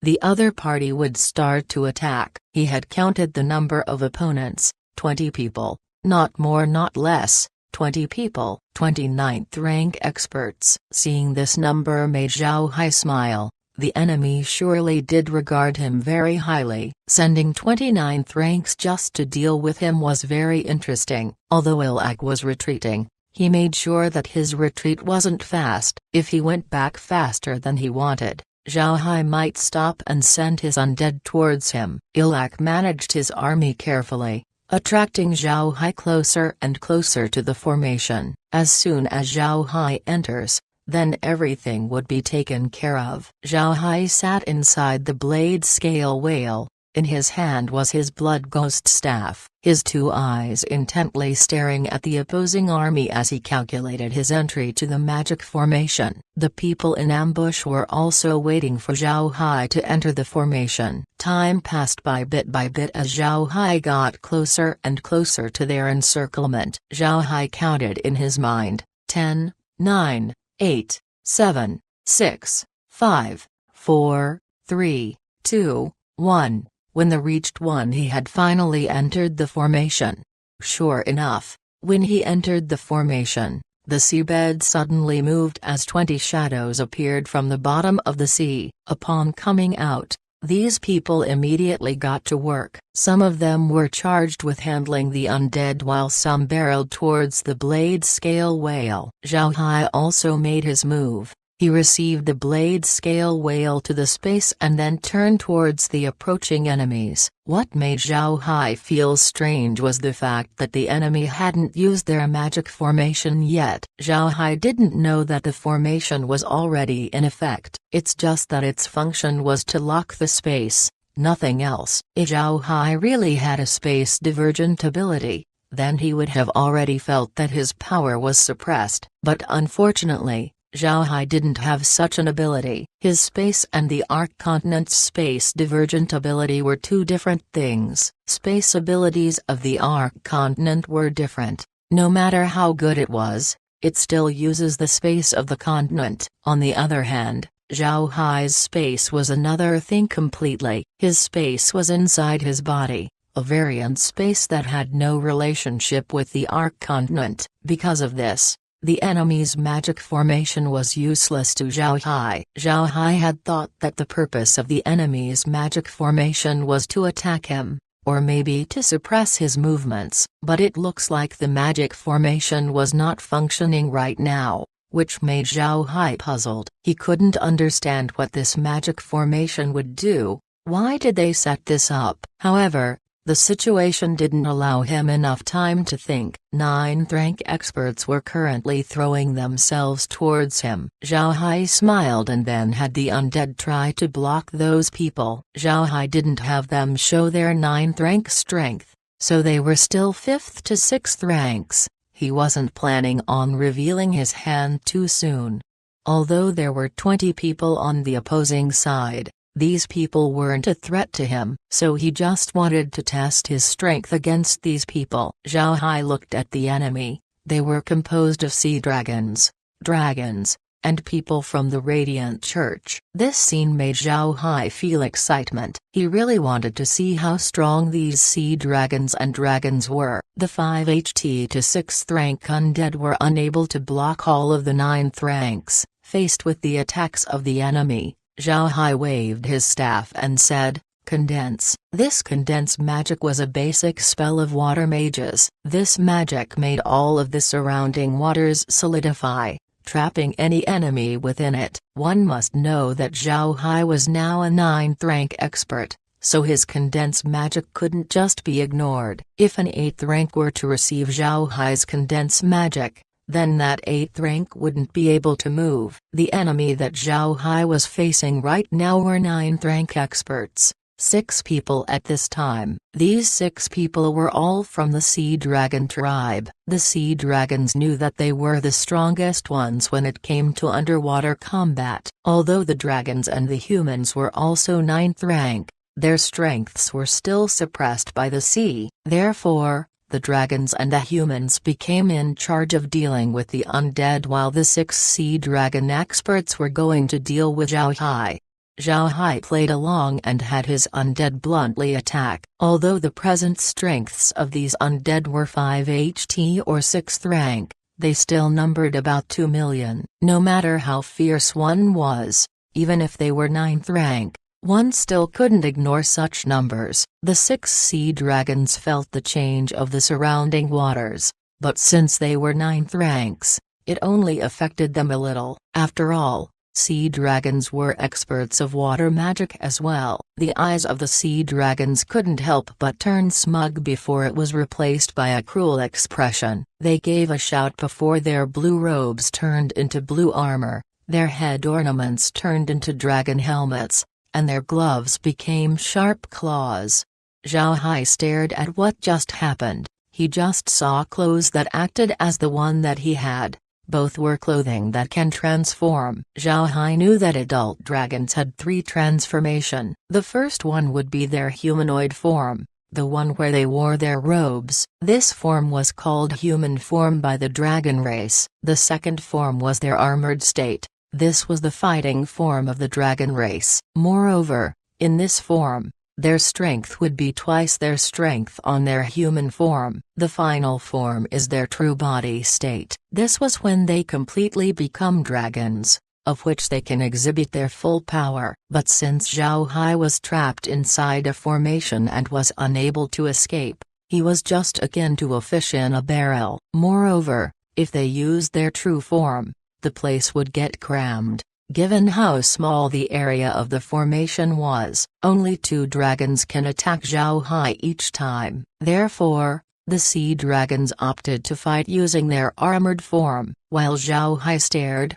a sea dragon rushed towards him. His claws extended as he swung towards Zhao Hai's head. His entire claw was covered with blue scales which also flashed some blue radiance, showing that this attack was a serious one. Zhao Hai's hand moved, meeting this attack with a sideways stroke. The blood ghost staff in his hand met the other party's attack. Zhao Hai didn't transform the staff into a sword. He struck with the intention of testing the defensive capabilities of the enemy. The other party wasn't expecting the mage Zhao Hai to retaliate with a strong melee attack. He couldn't block it, so the staff smashed into his chest. The sea dragon felt as though his chest was hit with an extremely heavy hammer. His lungs emptied as his body was smashed backwards. This startled the sea dragon. He had actually been injured. He immediately retreated as he took a few breaths and suppressing the blood flowing out of his body. At the same time,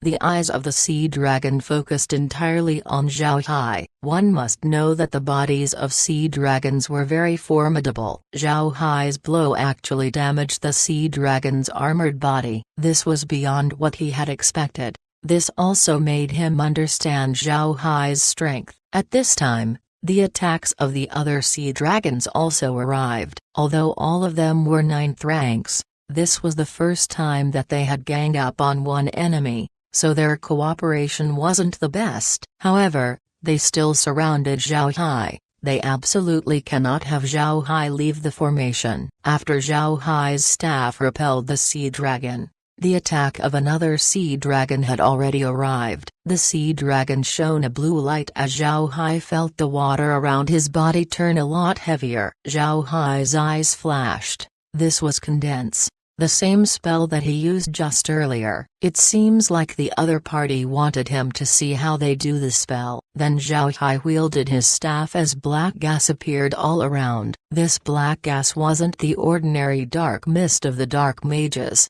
This was another kind of dark magic, corrosive mist. Chapter 636, Fierce Struggle. Corrosive mist was one of the most commonly used dark mage spell. This magic can be both weak and strong. This spell was mainly dependent on the dark mage and on what type of poison he decided to use. Corrosion magic was like this because it was a kind of growing magic. Magic is divided into low level, high level, and forbidden level magic, and aside from these 3 classifications, there is also growing magic. Growing magic is a magic that can be slowly upgraded. Take corrosion for example. When practicing this magic, a dark mage would find a certain toxin and then slowly refine it with magic. After that, whenever a dark mage uses corrosion's magic, it would then have the properties of that toxin. When a dark mage gets into a higher level, he can refine a stronger toxin,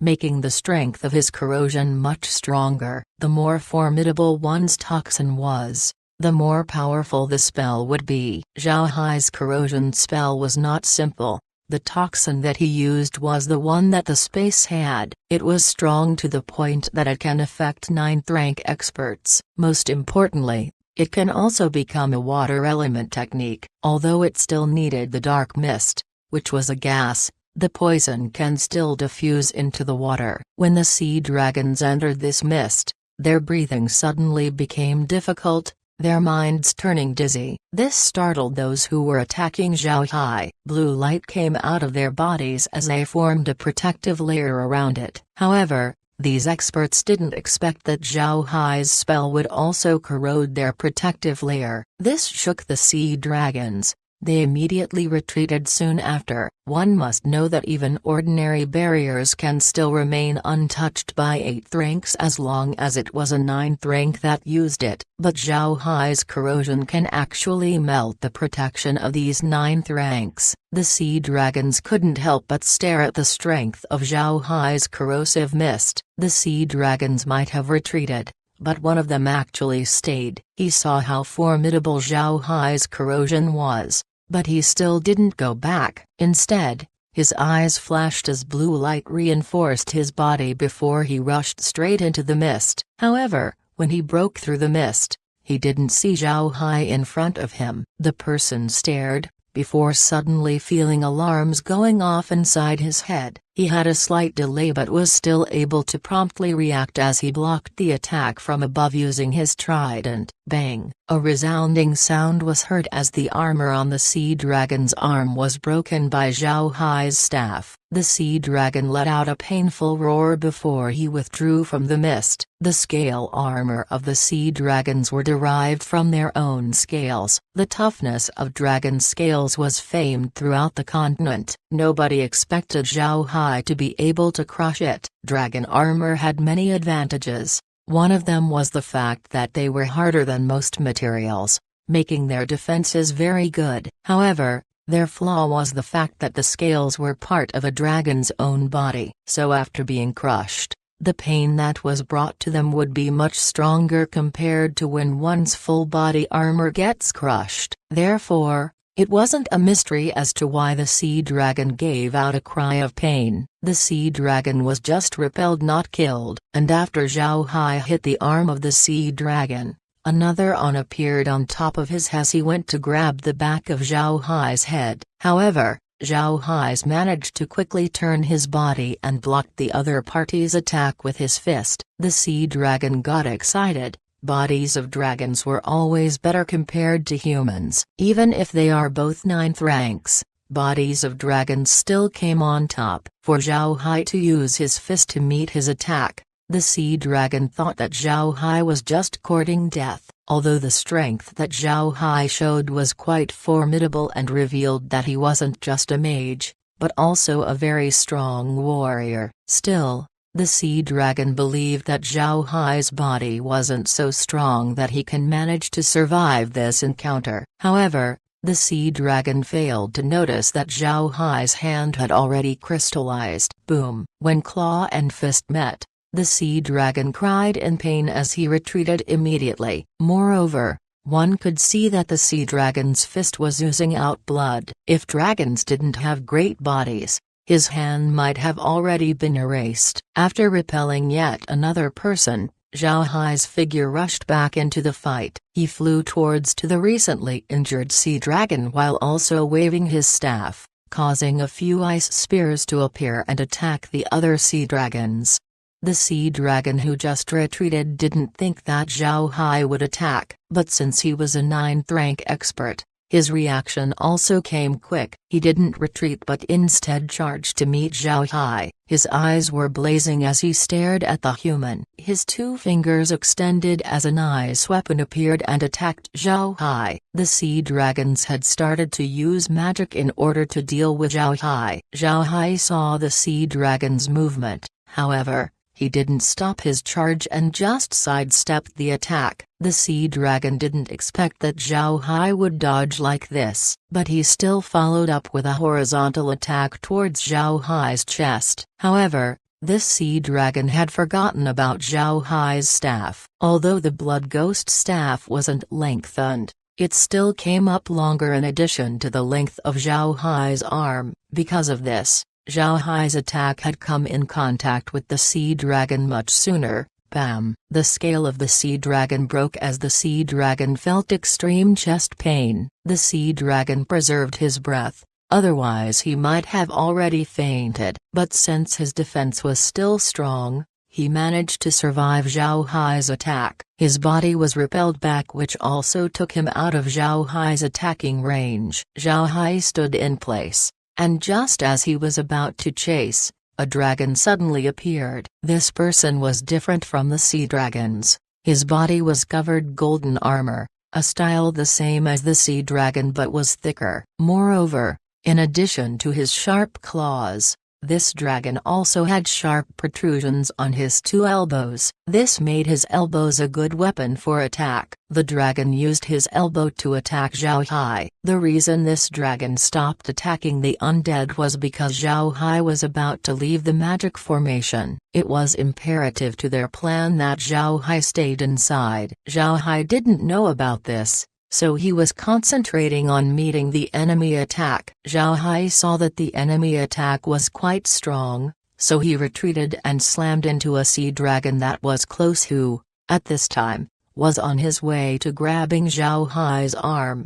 Seeing this situation, Zhao Hai waved his staff vertically, hitting the sea dragon upwards, blocking the dragon attack. If the dragon continued his attack, he would then be hitting the sea dragon, which was his ally. As soon as Zhao Hai stopped, he felt a strong wave of pressure on his head, and behind him, another attack from the sea dragons arrived. Zhao Hai flew down, then the staff on his hand suddenly lit up. One must know that it was very dark at the bottom of the sea, therefore the sea dragons had already adapted to the darkness. When Zhao Hai lit the area up, this caused the surrounding sea dragons to be blinded. Feeling like their eyes were on fire, they gave a grunt as they stopped their attack and then turned back. Ninth rank experts all have their divine sense, making them aware of their surroundings without even needing to see. However, if one was used to seeing and then were suddenly blinded,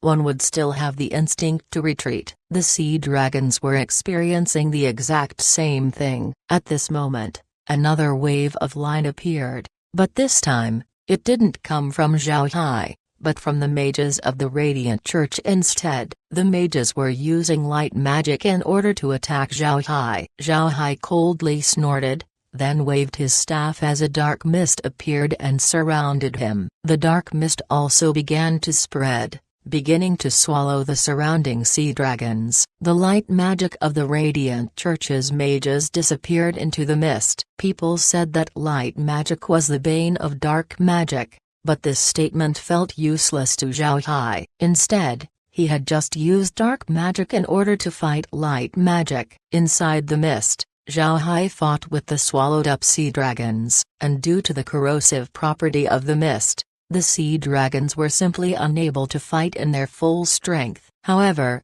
although the dark mist can block sight, it cannot do the same thing to a 9th rank's divine sense. Zhao Hai's attackers were all 9th ranks. They didn't need their eyes to know Zhao Hai's location. So after going through the undead, the 9th ranks immediately bombarded Zhao Hai with both magic and battle chi attacks. They didn't allow Zhao Hai to continue fighting with the sea dragon experts. At this time, Luo Ying and the others were present, witnessing all that happened. When Luo Ying saw Zhao Hai's predicament on the water curtain, her face immediately changed. But just as she was about to send help, several people suddenly appeared inside the hall. Luo Ying stared before seeing that it was Laura's group. Laura smiled faintly and said, "General, you don't need to worry about Brother Hai. You can just stay here and watch. Those who are fighting him are all 9th ranks. If you send people over,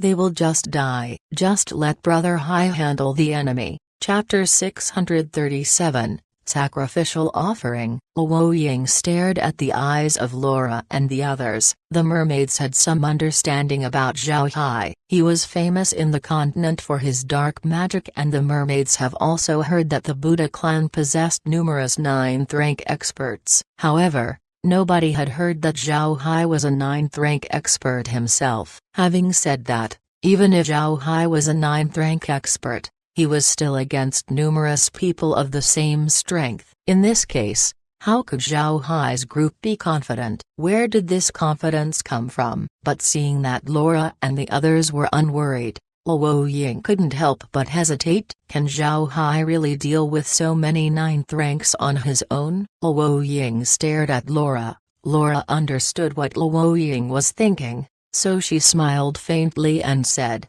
"General, rest assured, even if Brother Hai can't kill them, he can just escape whenever he can. There's no need to worry." Luo Ying nodded and said, "All right, then we'll keep our eyes on Mr. If Mr. needs help, we can send them at any time. My Azure Dragon Snail can deal with several ninth ranks with no problems." Laura smiled faintly and said, "General, rest assured, if such a time arrives then we'll be impolite. General, we'll be taking our leave."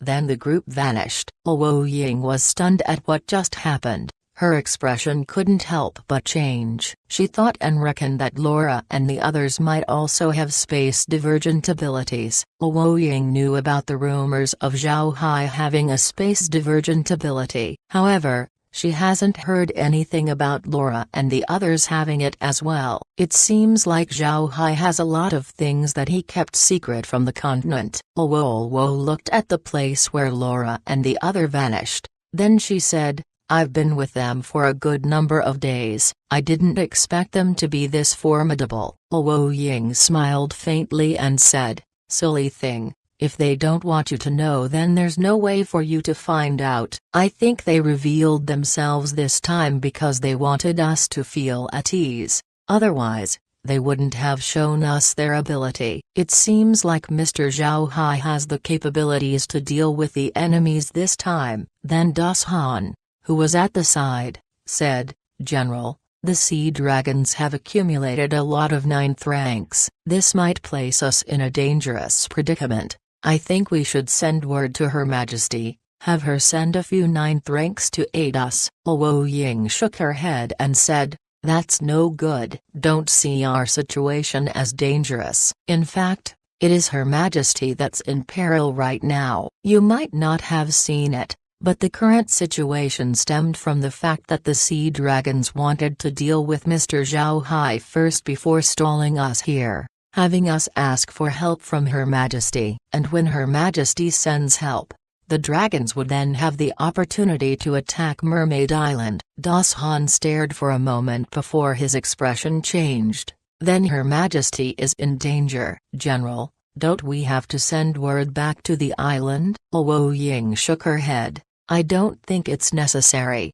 You don't have to worry about it. When I told Her Majesty that the sea dragons and the dragons were working together, she should have already prepared her defenses." Das Han nodded and didn't talk anymore. Then Luo Ying turned her gaze back to the water curtain. Zhao Hai didn't know this, but this water curtain wasn't any ordinary magic, but a kind of magic unique only to the Azure Dragon Snail. After refining this 1,000-year-old snail for countless years, it managed to gain this ability. Luo Ying named this curtain the War Curtain. Once they left the Azure Dragon Snail, it would be impossible for the mermaids to use this magic again. If Zhao Hai showed Luo Ying his monitor, Luo Ying would surely be surprised. Luo Ying's gaze turned to the water curtain just in time to see a scene that made him surprised. Zhao Hai was now fighting with the sea dragons once again, but now he seems to be having the advantage. Zhao Hai's magic prowess was now in full bloom.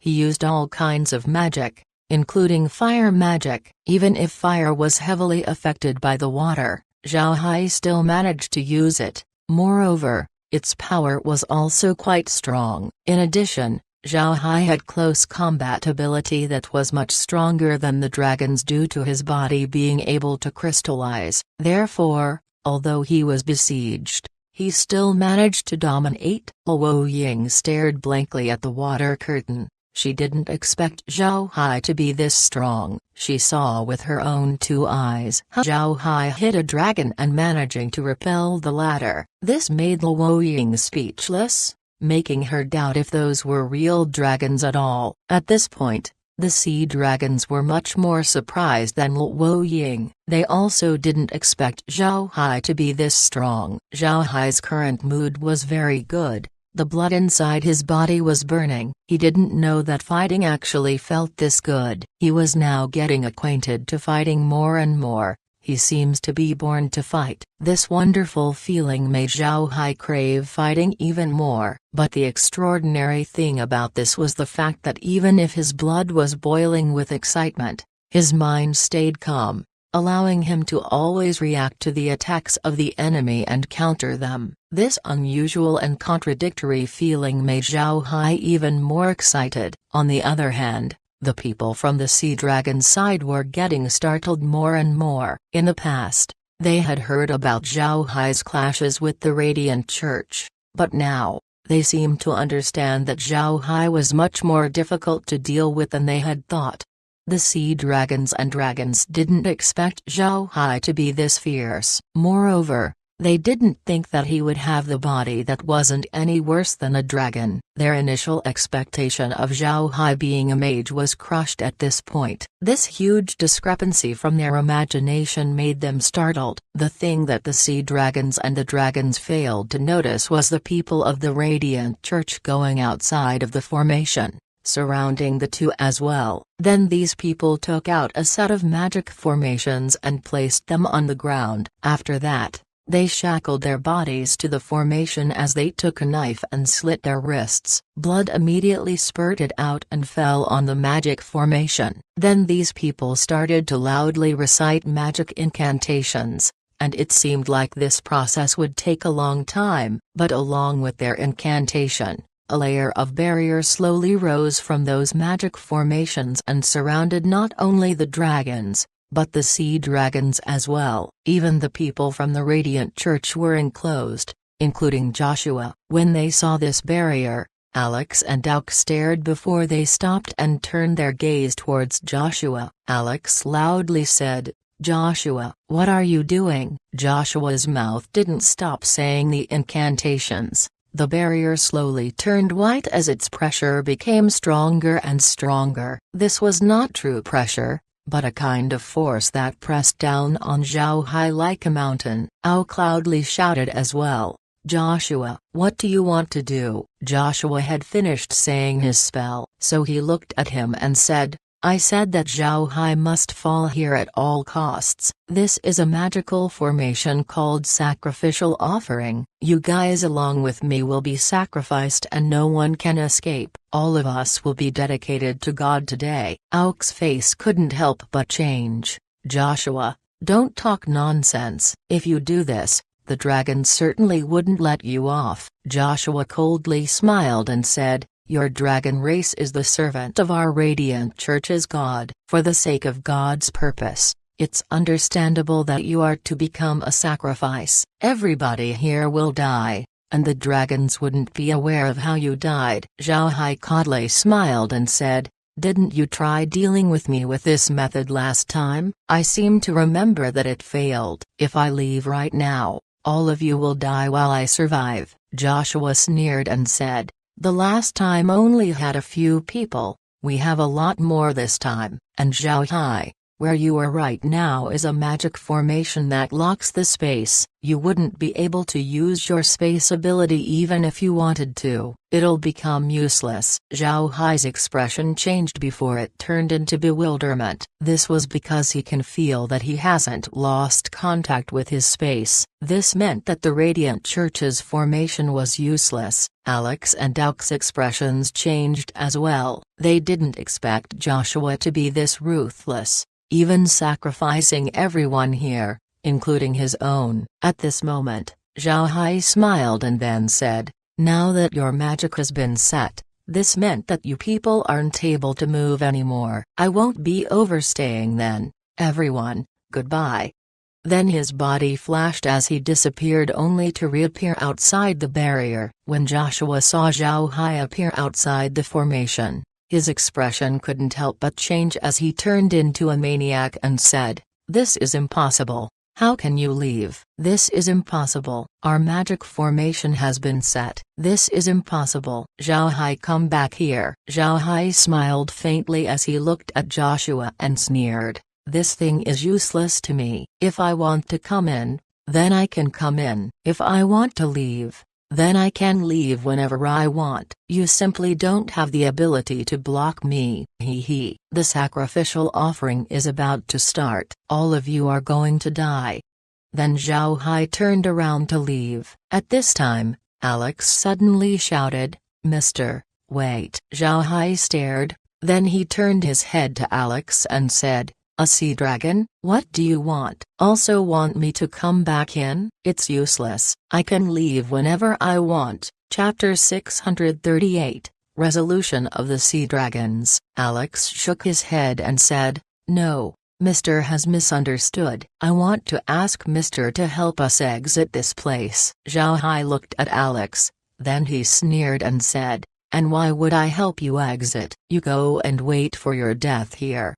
Then Joshua's magic was completed. A strange pattern that looks like the sun appeared on top of the barrier, with lines connecting to Joshua's magic formation. Then some crept towards Joshua as his body lost moisture, becoming very dry. After that, his body withered as sprinkled towards the seabed. Joshua and the others disappeared, however. In their original position were several balls of light. Then, as if sensing other lives, the balls extended some yellow lines towards the dragons and the sea dragon experts. Seeing this situation, Alex immediately went to the barrier and talked loudly to Zhao Hai, "Mister, please help us. Our sea dragon race will forever submit to you." Zhao Hai stared. His figure vanished from the barrier along with Alex and the others. There was no question that Alex had been taken out of the barrier by Zhao Hai. Just as Alex and the others came out of the barrier suddenly left a dazzling golden light before it turned violet. Auk and his men had forever vanished inside the barrier.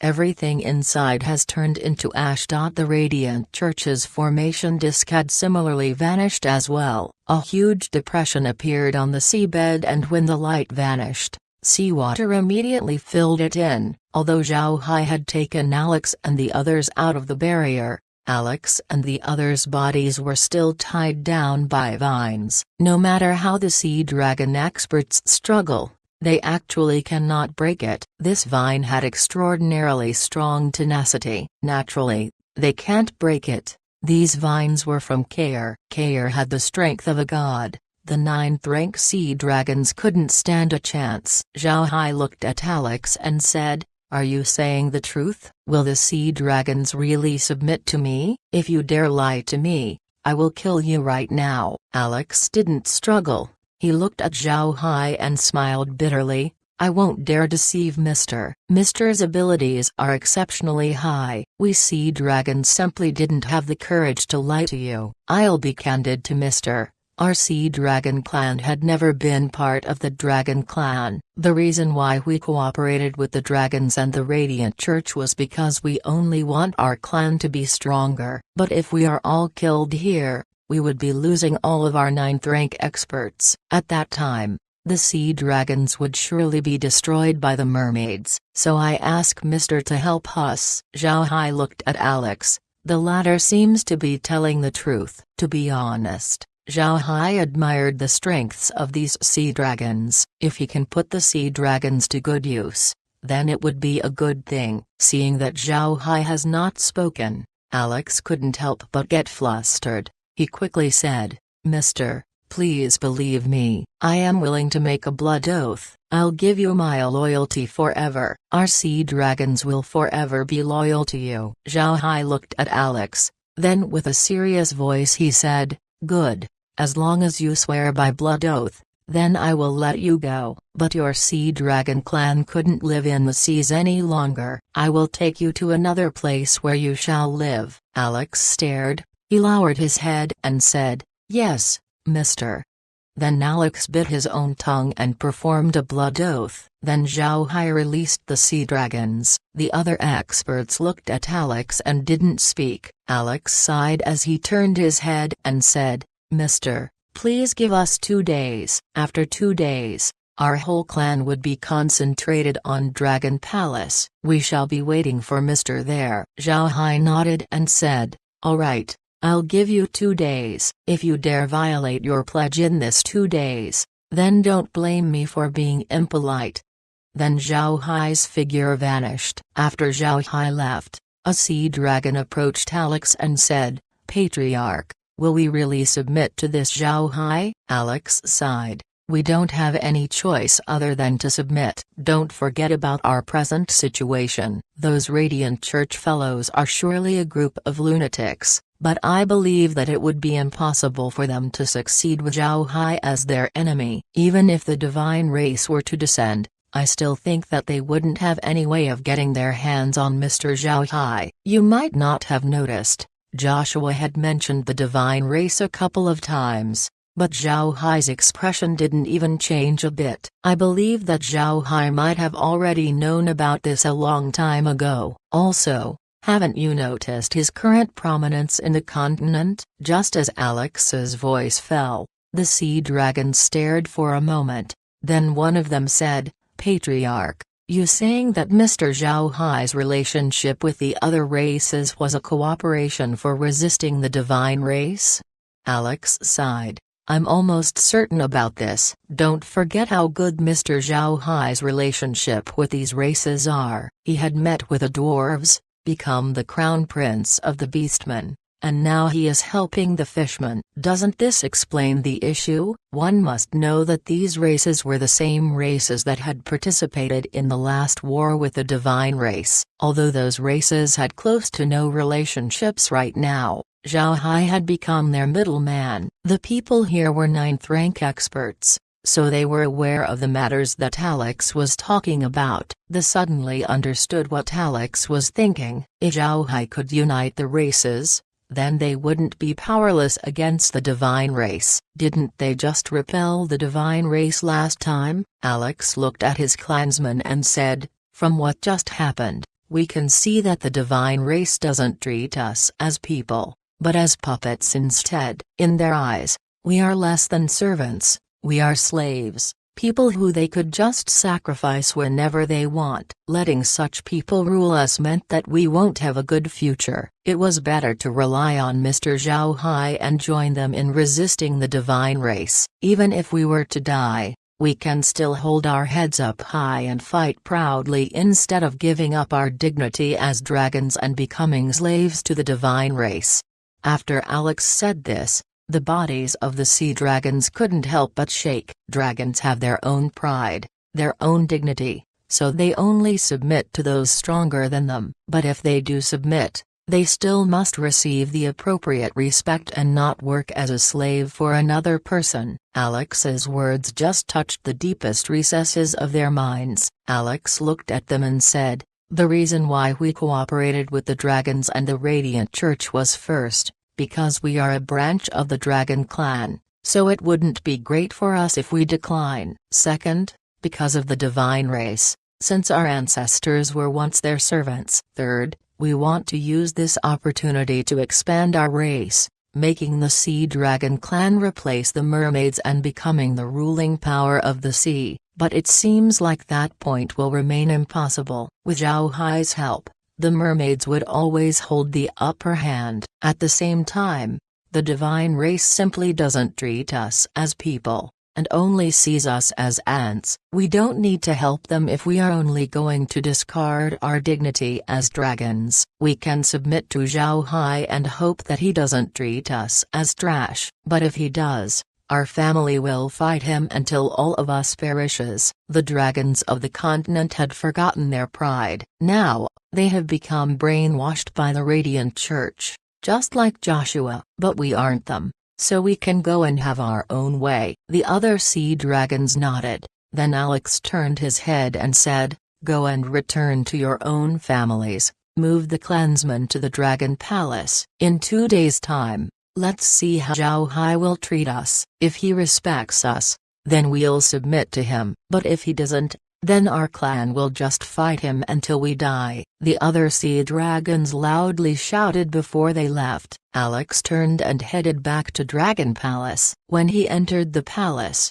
he immediately summoned Ilak back. Since Ilak was the commander of the army, he wasn't able to participate in the battle against Zhao Hai. He didn't know about what happened, only the massive amount of energy that eliminated the Radiant Church people and the dragons. What Ilak saw was Alex saying a few words to Zhao Hai and then to the other sea dragons before they all left. This made Ilak sense that something was going on. While Alex was sitting in the hall, Ilak walked in. Alex looked at Ilak, he waved his hand and said, "Sit." Ilak gave Alex a salute. Then he took the seat closest to Alex. Then Alex looked at Ilak and said, "Ilak, you are the smartest person in our clan. Did you manage to see what is going on?" Ilak looked at Alex, then as though he was not sure, he said, "I thought about something, but I really am not sure if I'm right." Alex nodded.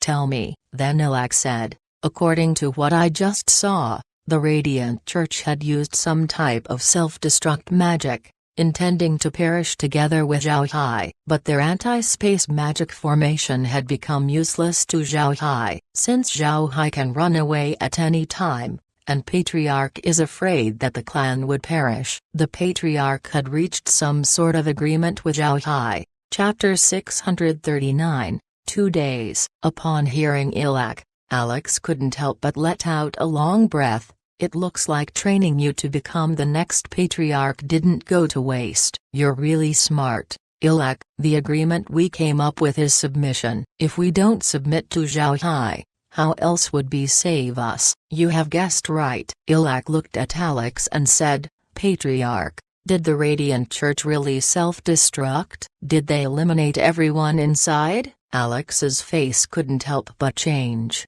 "It's not self-destruct magic, it's sacrificial offering. If not for Zhao Hai, we would have become part of that sacrifice." Ilak's face turned complex. Then he said, "Does Patriarch want to fight the divine race with Zhao Hai?" Alex looked at Ilak. He knew that Ilak had already guessed the gist of the matter. Speaking to a smart person really is very convenient. He nodded and said, "It's better to die in battle rather than living without dignity. Wasn't this our dragon race's pledge?" Ilak's face looked a little bit better. He stood up and gave a salute to Alex. "I'm going to disband the army. The sharks had always been our followers. I will make things clear to them. I believe that the mermaid wouldn't be too harsh on them." Alex looked at Ilak and said, "Good. If nobody dies this time and our clan continues to survive, the next Patriarch would be you."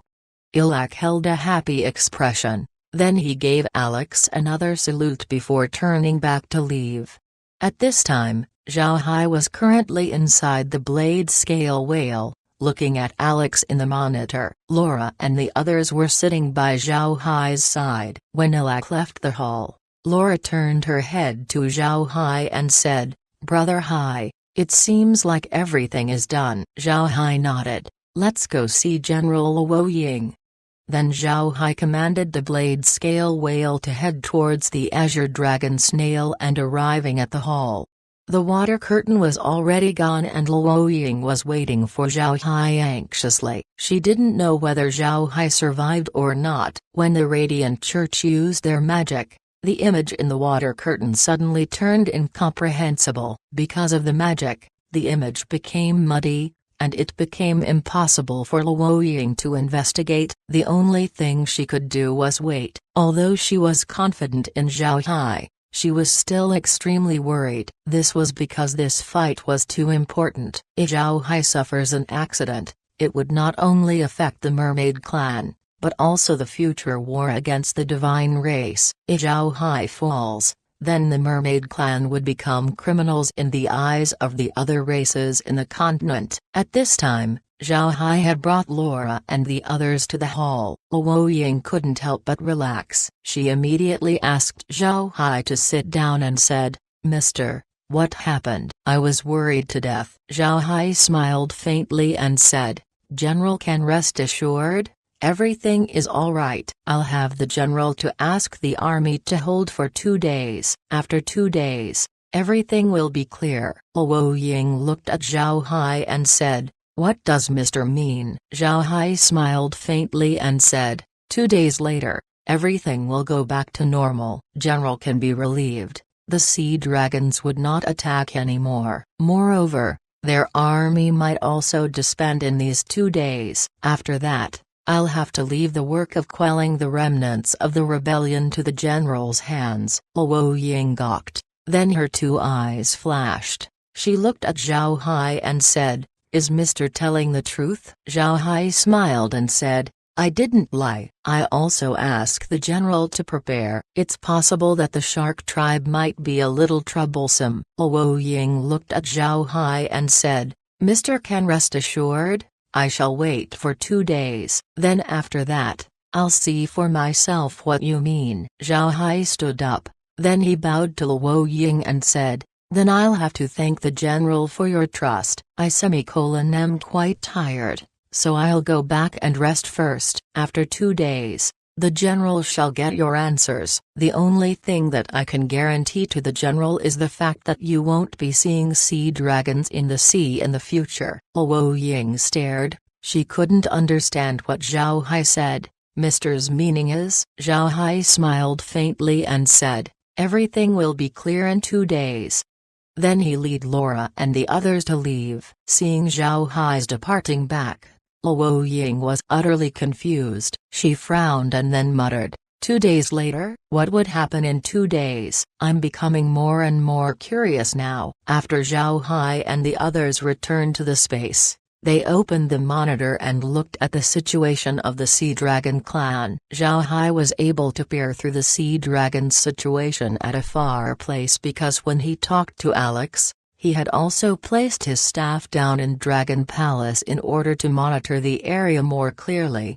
The Sea Dragons had now truly dissolved their army. In fact, most of the people from the Sea Dragon army wasn't willing to fight in this battle, but due to the strength of the Sea Dragons, they had no other choice but to participate. Now that the Sea Dragons had disbanded their army, these people immediately turned around and ran. However, the sole trouble came from the shark tribe. The sharks were extremely willing to join the Sea Dragons in this rebellion. This was because they also want to use this opportunity to enhance their status in the sea. Therefore, when the Sea Dragons decided to end everything, the sharks immediately expressed their refusal. But the Sea Dragons had a different mindset right not. They didn't have their initial ambition. They knew that if they go on with the battle, it would be impossible for them to continue. So they disbanded their army, so that the mermaids wouldn't be hard on the other tribes. The shark clan was extremely unwilling.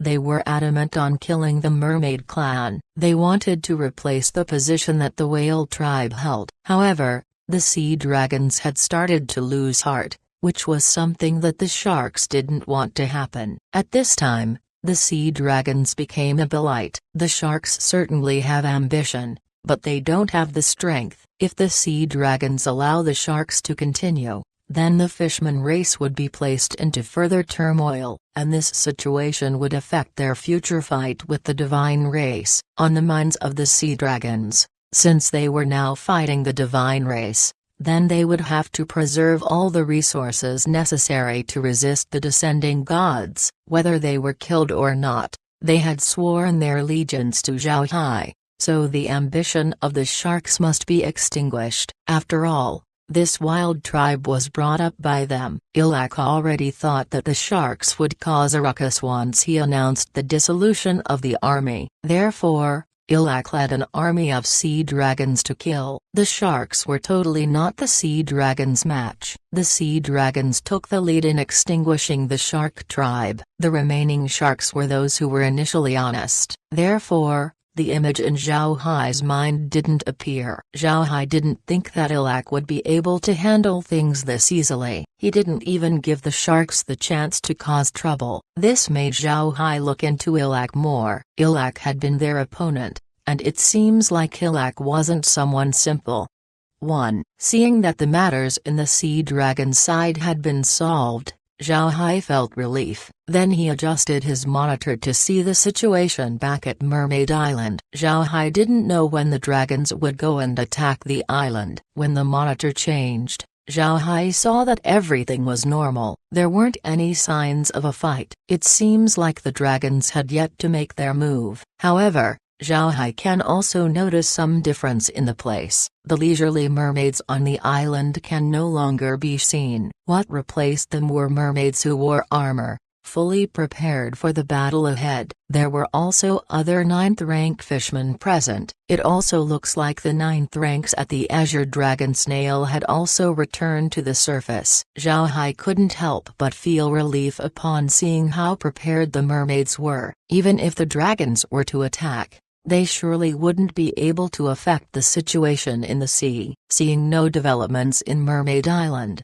Zhao Hai turned his vision to the Dragon Clan. To be honest, Zhao Hai liked the look of Dragon Palace. It was a naturally occurring coral reef. This reef should also be considered to be quite a treasure. Additionally, Zhao Hai also took a liking to the sea dragons. The sea dragons were the beings that were closest in appearance to a Chinese dragon. This made Zhao Hai regard the sea dragons very much. Therefore, he decided that since Dragon Palace was their home, he wouldn't be taking it away from them. Zhao Hai was prepared to arrange the sea dragons to the space. The sea dragons were also some type of magic beast whose strengths were formidable. If they go to the space, then it might be possible for them to turn loyal towards Zhao Hai. At the same time, Zhao Hai had also found appreciation towards the guts of the sea dragons. Sea dragons were people who would rather die than lose their dignity.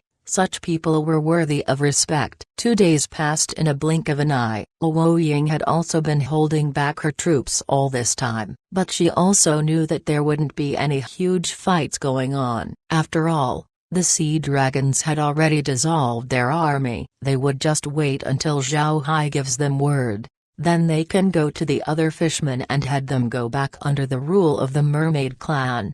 At the same time, sea dragons had also been arriving at Dragon Palace. The Dragon Palace was their main residence, so not many people went too far from it. But since they were going to battle, the young and old people had stayed back. This time, their entire clan had gathered. The main residence of the sea dragons was initially Dragon Island. They have been living at that place for many years, but ever since they had found the Dragon Palace's reef, Dragon Island had only become their route. This time, they abandoned their route and gathered to Dragon Palace. The sea dragons weren't many, only about 10,000 people. Naturally, these 10,000 people were all pure sea dragons. They also had near 100,000 lesser dragon race people, which also joined the move. 1. Of course he isn't simple. You're just using an op army XT. Chapter 640, Attitude. Alex told his clansmen about the situation. They truly are worthy to be dragons. The people of this clan did indeed have hard bones. After listening to Alex, it didn't matter whether they were old or young. Nobody in the hall flinched. Everyone was in one mind. Not one of them wanted to work as a slave. Zhao Hai saw the response of the sea dragons while he was inside the space. Zhao Hai couldn't help but smile over the 2 days. He was liking these sea dragons more and more. Upon seeing that the sea dragons have arrived, Zhao Hai knew that it was time to show himself. He didn't use his space and just used his blade scale whale to head towards Dragon Palace. Dragon Palace was currently surrounded by sea dragons as well as their lesser relatives. Although they had less strength than the sea dragons, these lesser dragons still had the blood of dragons within them. Their strength was still quite formidable. These lesser dragons were guarding the surroundings of the Dragon Palace. All of them looked at Zhao Hai with discerning eyes. These people were absolutely loyal to dragons. Even though they weren't dragons themselves, they were still descended from them. Among the sea dragons were their parents. So how could they betray them? Even if their status wasn't high in the Sea Dragon clan, they were still representatives of the clan to the other tribes. No other tribe would dare move them. Moreover, whenever the Sea Dragons need anything, the ones who would act would be these lesser dragons. This stemmed an interdependent relationship between the two of them. Although most of them were the children of two lesser dragon parents, they still couldn't let go of their relationship with the dragon race. These dragons held their word with extreme importance. Once they said that they would submit to Zhao Hai, then they would submit to Zhao Hai. However, if Zhao Hai treats them like a slave, then these sea dragons would surely fight even at the risk of their life. Therefore, these lesser dragons were quite hostile to Zhao Hai. They wanted to know how Zhao Hai plans to treat them. Zhao Hai's blade scale whale arrived at Dragon Palace. Since there was no water inside the palace, Zhao Hai stopped his whale right outside of the place. Then he took Laura and the others to see the people waiting inside. All of the sea dragons were currently looking at Zhao Hai. Zhao Hai smiled faintly and didn't dare become arrogant. He bowed to the people and said, "Zhao Hai Buddha requests an audience with the patriarch of the Sea Dragon clan." The sea dragons gawked at Zhao Hai's manners. Their face changed, but one of them said, "We have met Mr. Zhao Hai. We have been sent by the patriarch to welcome Mr. Zhao Hai smiled faintly and said, "Then I'll have to trouble everyone."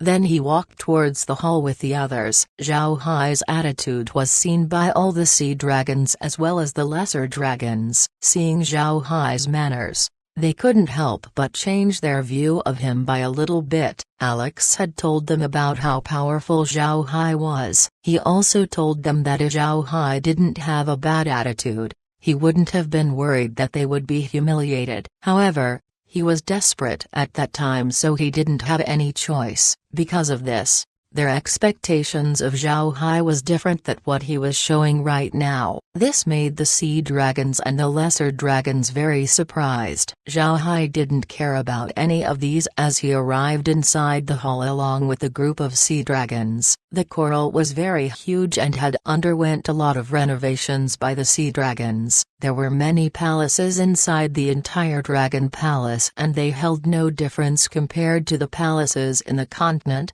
It might even be more beautiful compared to those. The palaces of the continent didn't have as much pearls and crystals as those inside Dragon Palace. Zhao Hai followed the sea dragons towards the dragon temple inside the palace. This dragon temple was the largest hall inside the Dragon Palace. It was also the place where Alex and the elders decided to greet their guest. Usually, Alex wouldn't be here. He would only be inside his palace. Before the entrance of the hall, two sea dragons stood guard. When the two saw Zhao Hai arrive along with the other sea dragons, both of them announced, "Mr. Zhao Hai has arrived." Then the two turned their heads to Zhao Hai and bowed. "We invite Mr. Zhao Hai to enter."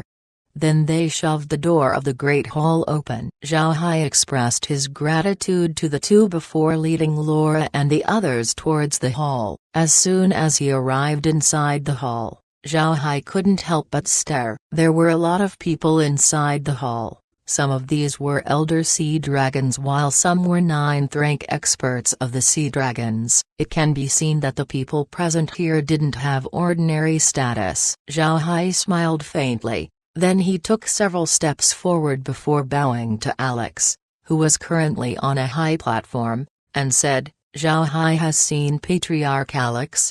Alex gawked at Zhao Hai's attitude. He returned the bow and said, "We welcome Mr. Zhao Hai." "Mr. The entire clan is already here. I don't know how Mr. plans to deal with us." Zhao Hai smiled faintly and said, "The sea dragons and the mermaids wouldn't be harmonious after this. I'm afraid that the sea dragons don't have a place in the seas anymore. I have my own place which also has a sea. That place didn't have any fishmen in it, only a few marine magic beasts. I want to move the sea dragons to that place. What does Patriarch think about this?" After hearing Zhao Hai speak, the hall immediately turned into a sea of murmurs. These sea dragons have lived in this sea for generations, and they were also clear that this endless sea was the only large sea in the entire Ark continent. They had not heard of any seas that didn't have a fishman tribe and only having marine magic beasts. Alex frowned as he looked at Zhao Hai.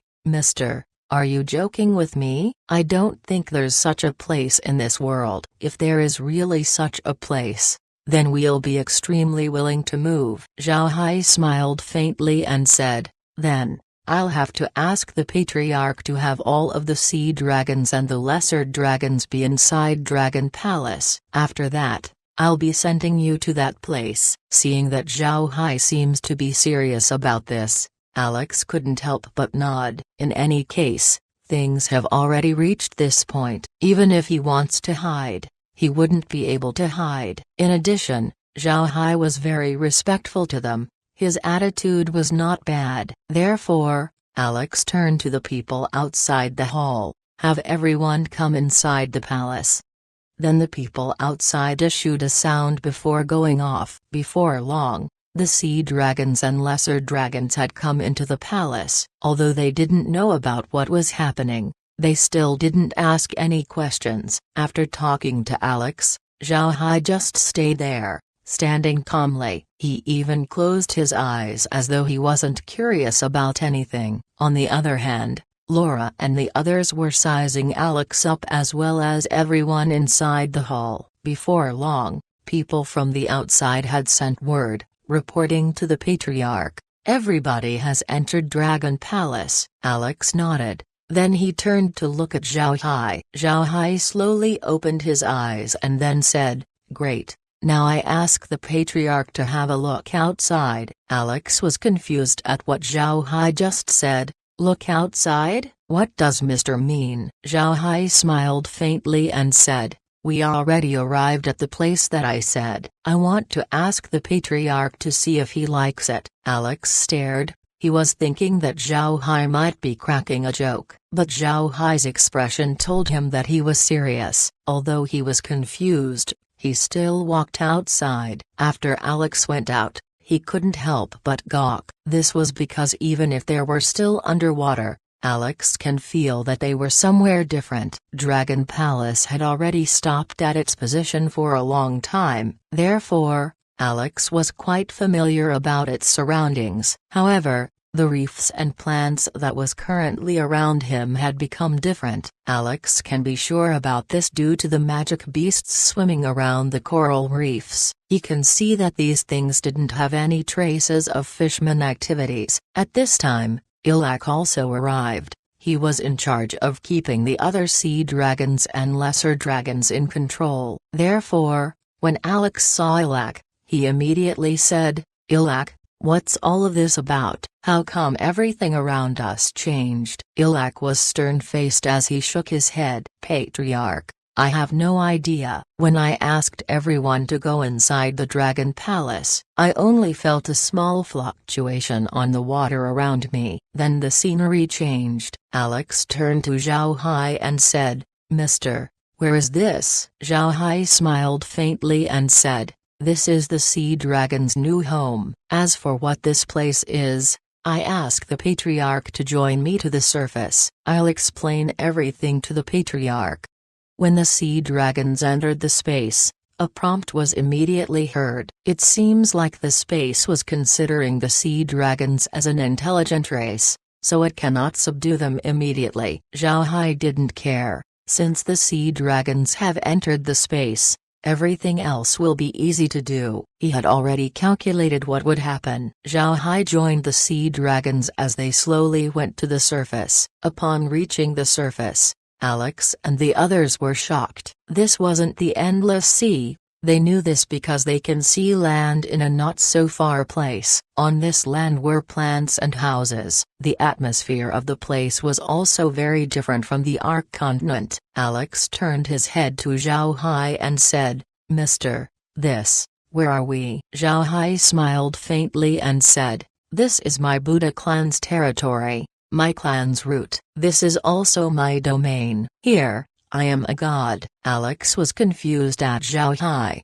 "Mister, you mean that including the sea, everything here belongs to the Buddha clan? We aren't in the continent anymore?" Chapter 641, Turning Misfortune into a Blessing. Alex looked at Zhao Hai and said, "So we're in a completely independent space, and this space belongs to Mr.?" Zhao Hai nodded. Then he looked at Alex and said, "Right. This independent space is mine. I shall bestow this place's ocean to your sea dragon race. This ocean would be your domain. You can kill the beasts that live here save for a few that I personally raise." Alex turned his head towards the space's endless sea. He turned to Zhao Hai and then suddenly knelt on one knee. Alex has met the master. Alex understood that this space was a place where the sea dragons wouldn't be able to blow any winds. However, why do they need to gain control here? Is there a better place in the world? The whole ocean was theirs. Nothing greater can satisfy them, so Alex called Zhao Hai master. This was akin to making Zhao Hai the king of their clan. In the past, Alex had always called Zhao Hai Mr. Zhao Hai looked at Alex and said, "Get up, then next time, I would prefer being called young master. Since your Sea Dragon clan decided to side with me, then you'll have to prepare yourselves to battle the divine race as well as the two chess pieces that they have, the Radiant Church as well as the dragons. These people are on my kill list. Your clan used to be in this list too. But since you've become my followers, you've been saved. If I ever need your assistance in the future, you must now decline." "Understand?" Alex replied. "I understand, young master." Zhao Hai nodded. Then he summoned Kair and said, "This is Kair, the space's manager that I had appointed. Normally, I won't be able to be inside the space all the time. If you need anything, just look for her. If I have something for you to do, then Kair will be the one looking for you. However, I won't be needing you for the majority of the time. You can just live your lives here as you see fit." Alex nodded and said, "Yes, young master. Actually, the Dragon Palace is already enough for us to live in." Zhao Hai nodded. "Then that's good. You settle yourselves in while I go and seal Wo Ying. The situation of the seas needs to be stabilized. It's fortunate that you've failed, otherwise the divine race would gain the continent's endless sea as their backing, allowing them to attack and retreat without any consequences." "Right, Alex. Did you know about any matters of the divine race? Do you know when they'll attack?" Alex shook his head and said, "I'll be unfair to the young master. I really have no information regarding this. Although we are in a cooperation with the Radiant Church and the Dragon Clan, we have only been in contact for a short amount of time. For this reason, I was still able to hire oneself to the young master." Zhao Hai nodded. "Forget it. You go and settle your people down. Kair will tell you which magic beasts you aren't allowed to touch. The others, you can hunt and kill." "All right, then I'll be taking my leave." Then Alex bowed to Zhao Hai before Zhao Hai's figure vanished. At this time, Kair looked at Alex and said, "Were you the one that submitted to the young master?" Alex looked at Kair. To be honest, Alex really couldn't identify what race Kair belonged in. If Alex considers people with the same size as Kair, then he would be able to name a few fishman tribes. However, it was evident that Kair wasn't a beastman. He had never heard of a race that looks like Kair. However, Alex still nodded and said, "It's me." Kair coldly snorted as a pressure erupted from her body. Alex was stunned where he stood as he looked surprised at Kair. Alex didn't expect that Kair would have the ability to freeze a 9th rank expert. Also, Alex knew that it didn't matter if he goes to his armored form or true form, he would still be suppressed just like this. It was too scary. Kair looked at Alex and said, "I don't care about what the young master promised you, but if you dare disrespect the young master, then I will make sure that you will be the one to suffer first." The young master is a good person, and is someone that is easily approachable. But if you dare to betray him, I will eliminate your sea dragon race. Take this. It's the list of all the magic beasts that you're not allowed to touch. It's a small list. You can do what you want with the other beasts. Talk to me if you need anything. Then her figure vanished. When Kair left, Alex finally relaxed. He felt like a baby facing a 9th rank expert under Kair's pressure. He was simply not on her level. Alex completely believed Kair. If Kair did want to extinguish him, then she could do so at any time. And if she were to destroy the sea dragon race, then she wouldn't take too long to do it. Alex couldn't help but wipe a cold sweat while thinking about these. Alex finally understood that when Zhao Hai was fighting with others, he wasn't using his full strength. If he did use all of his strength, then him enemies wouldn't have survived for long and played around with Zhao Hai. Alex knew that Zhao Hai did this in order to deal with the divine race, and from listening to Zhao Hai, Alex understood that Zhao Hai might have been even more informed regarding the divine race than him. This made Alex feel glad that he had surrendered to Zhao Hai, otherwise, Zhao Hai would surely have destroyed all of them. Alex now had a change of heart regarding Zhao Hai. He immediately changed his mood as he returned to his own people. At the same time, he also told his people about what he had found out about Zhao Hai, which made the little dissatisfaction in the clansmen's hearts completely disappear. This time, they had really turned a misfortune into a blessing. They didn't even need to be the kings of the sea. They don't need to snatch anything they need. The whole sea was theirs. Aside from those that Zhao Hai prohibited, everything else was free game. The materials here can also be used at will, which was definitely a great news for them. Zhao Hai didn't care much about these, although the space has raised a lot of marine beasts. It was actually still quite short in life. It was good that the sea dragons are present, making the spaces seem much more livelier. When he teleported the sea dragons, he also made the effort in absorbing the surrounding seawater and obtaining a lot of tiny marine life forms. These things managed to balance the sea's food chain. One could say that the space's sea has become complete. The reason why the space couldn't subdue the sea dragons was perhaps because it was the first time that the space had absorbed creatures like them. The sea dragons had entered the space in their human form, therefore, the space had no method of subduing them. But if they were to turn into their dragon form inside, things might become different. Zhao Hai was curious about this and wanted to look for an opportunity to find out. But for the lesser dragons, the space was naturally impolite. The moment they entered the space, they were immediately subdued. The sea dragons didn't know about this. Zhao Hai came out of the space and immediately went to Luo Ying's azure dragon snail. Luo Ying was currently waiting for Zhao Hai. She was paying attention to Zhao Hai's interaction with the sea dragons. If the sea dragons dared to attack Zhao Hai, then she would immediately send an army to destroy them. But what happened next made Luo Ying surprised. Zhao Hai and the sea dragons suddenly vanished right in front of her, disappearing without a trace.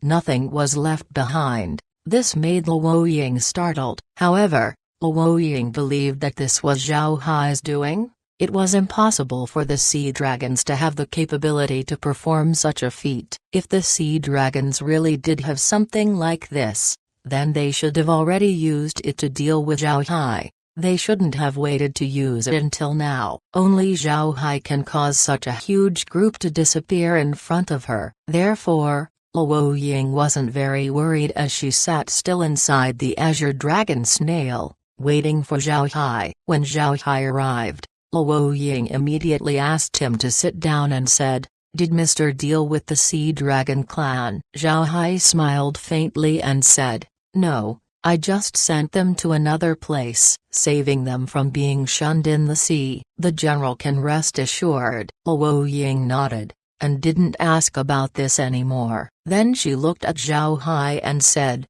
"Mr. I just received word from Her Majesty." The Dragon Clan and the Radiant Church had sent 9th-rank experts to attack Mermaid Island. However, they had been repelled by Her Majesty. The enemies lost some of their experts as well. "We believe that they won't dare to do such a thing again. The Fishman race has been saved." Zhao Hai nodded and said, "Good, good. Then General should go and appease the Fishman tribes. I can't help you with these matters. I'll stay in the sea for some time and collect some marine magic beasts as well as some unique plants before going back to the continent." Luo Ying quickly said, "Mr. shouldn't be quick to leave." Her Majesty had sent word that since Mr. has helped us greatly, She wanted to invite you over to Mermaid Island. I asked Mr. to consider giving us face. Zhao Hai smiled faintly and said, "All right, then before I return to the continent I'll stop by and visit Mermaid Island." Then Luo Ying smiled and said,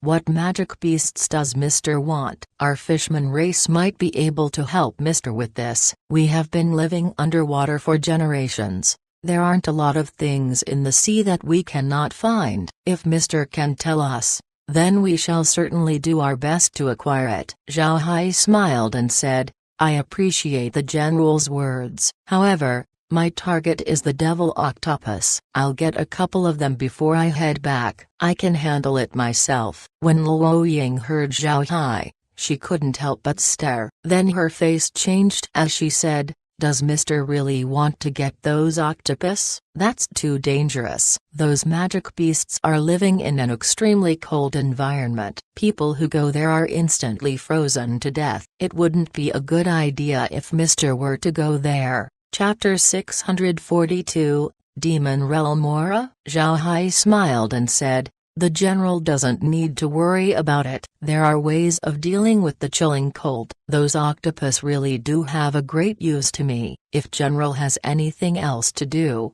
then I won't be holding you back. You don't need to worry much about me. I can manage on my own." Luo Ying knew from Zhao Hai's words that there was no way for her to stop him, so she didn't say anything else. After all, Zhao Hai has already revealed his strength. He had the qualifications to do whatever he wants. After exchanging a few more words with Luo Ying, Zhao Hai left the azure dragon snail. He was now ready to catch those devil octopi. These beings grow up to be 9th ranks, almost not any worse than dragons. This fact made Zhao Hai very curious. Zhao Hai didn't immediately go catch some octopus after leaving Luo Ying. Instead, he returned to the space and observed if the sea dragons have been properly settled in. However, he didn't go and personally see the sea dragons and just looked at them through the monitor. Upon seeing that they had settled down quite well,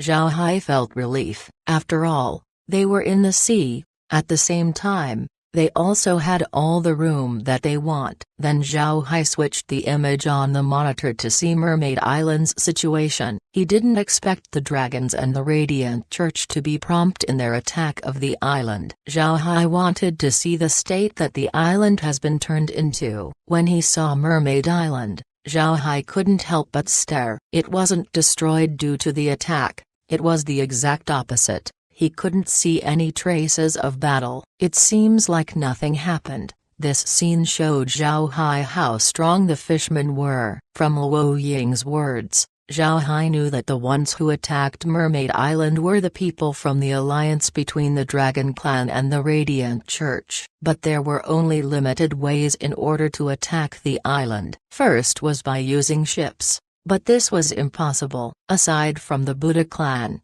no other power would be able to navigate the sea in order to head towards Mermaid Island. The second method was by flying, which can be done by the Dragon Clan. However, it would be impossible for them to have the tolerance to ferry people over on their backs. Therefore, the attack on Mermaid Island could only be done by 9th rank experts. Being assaulted by 9th rank experts but not leaving a trace of battle was a testament to the might of the Mermaid Clan. 9th rank experts aren't easy people to deal with. Seeing that nothing happened on the island, Zhao Hai felt relief. He was now preparing to catch a devil octopus. Then he would go and see the situation of the soul-sucking reef. He wanted to find out why fishermen weren't able to leave that place. As soon as he searched through these two places, Zhao Hai would return back to the continent. But before heading back to land, he still needed to pay the Mermaid Queen a visit. And while doing so,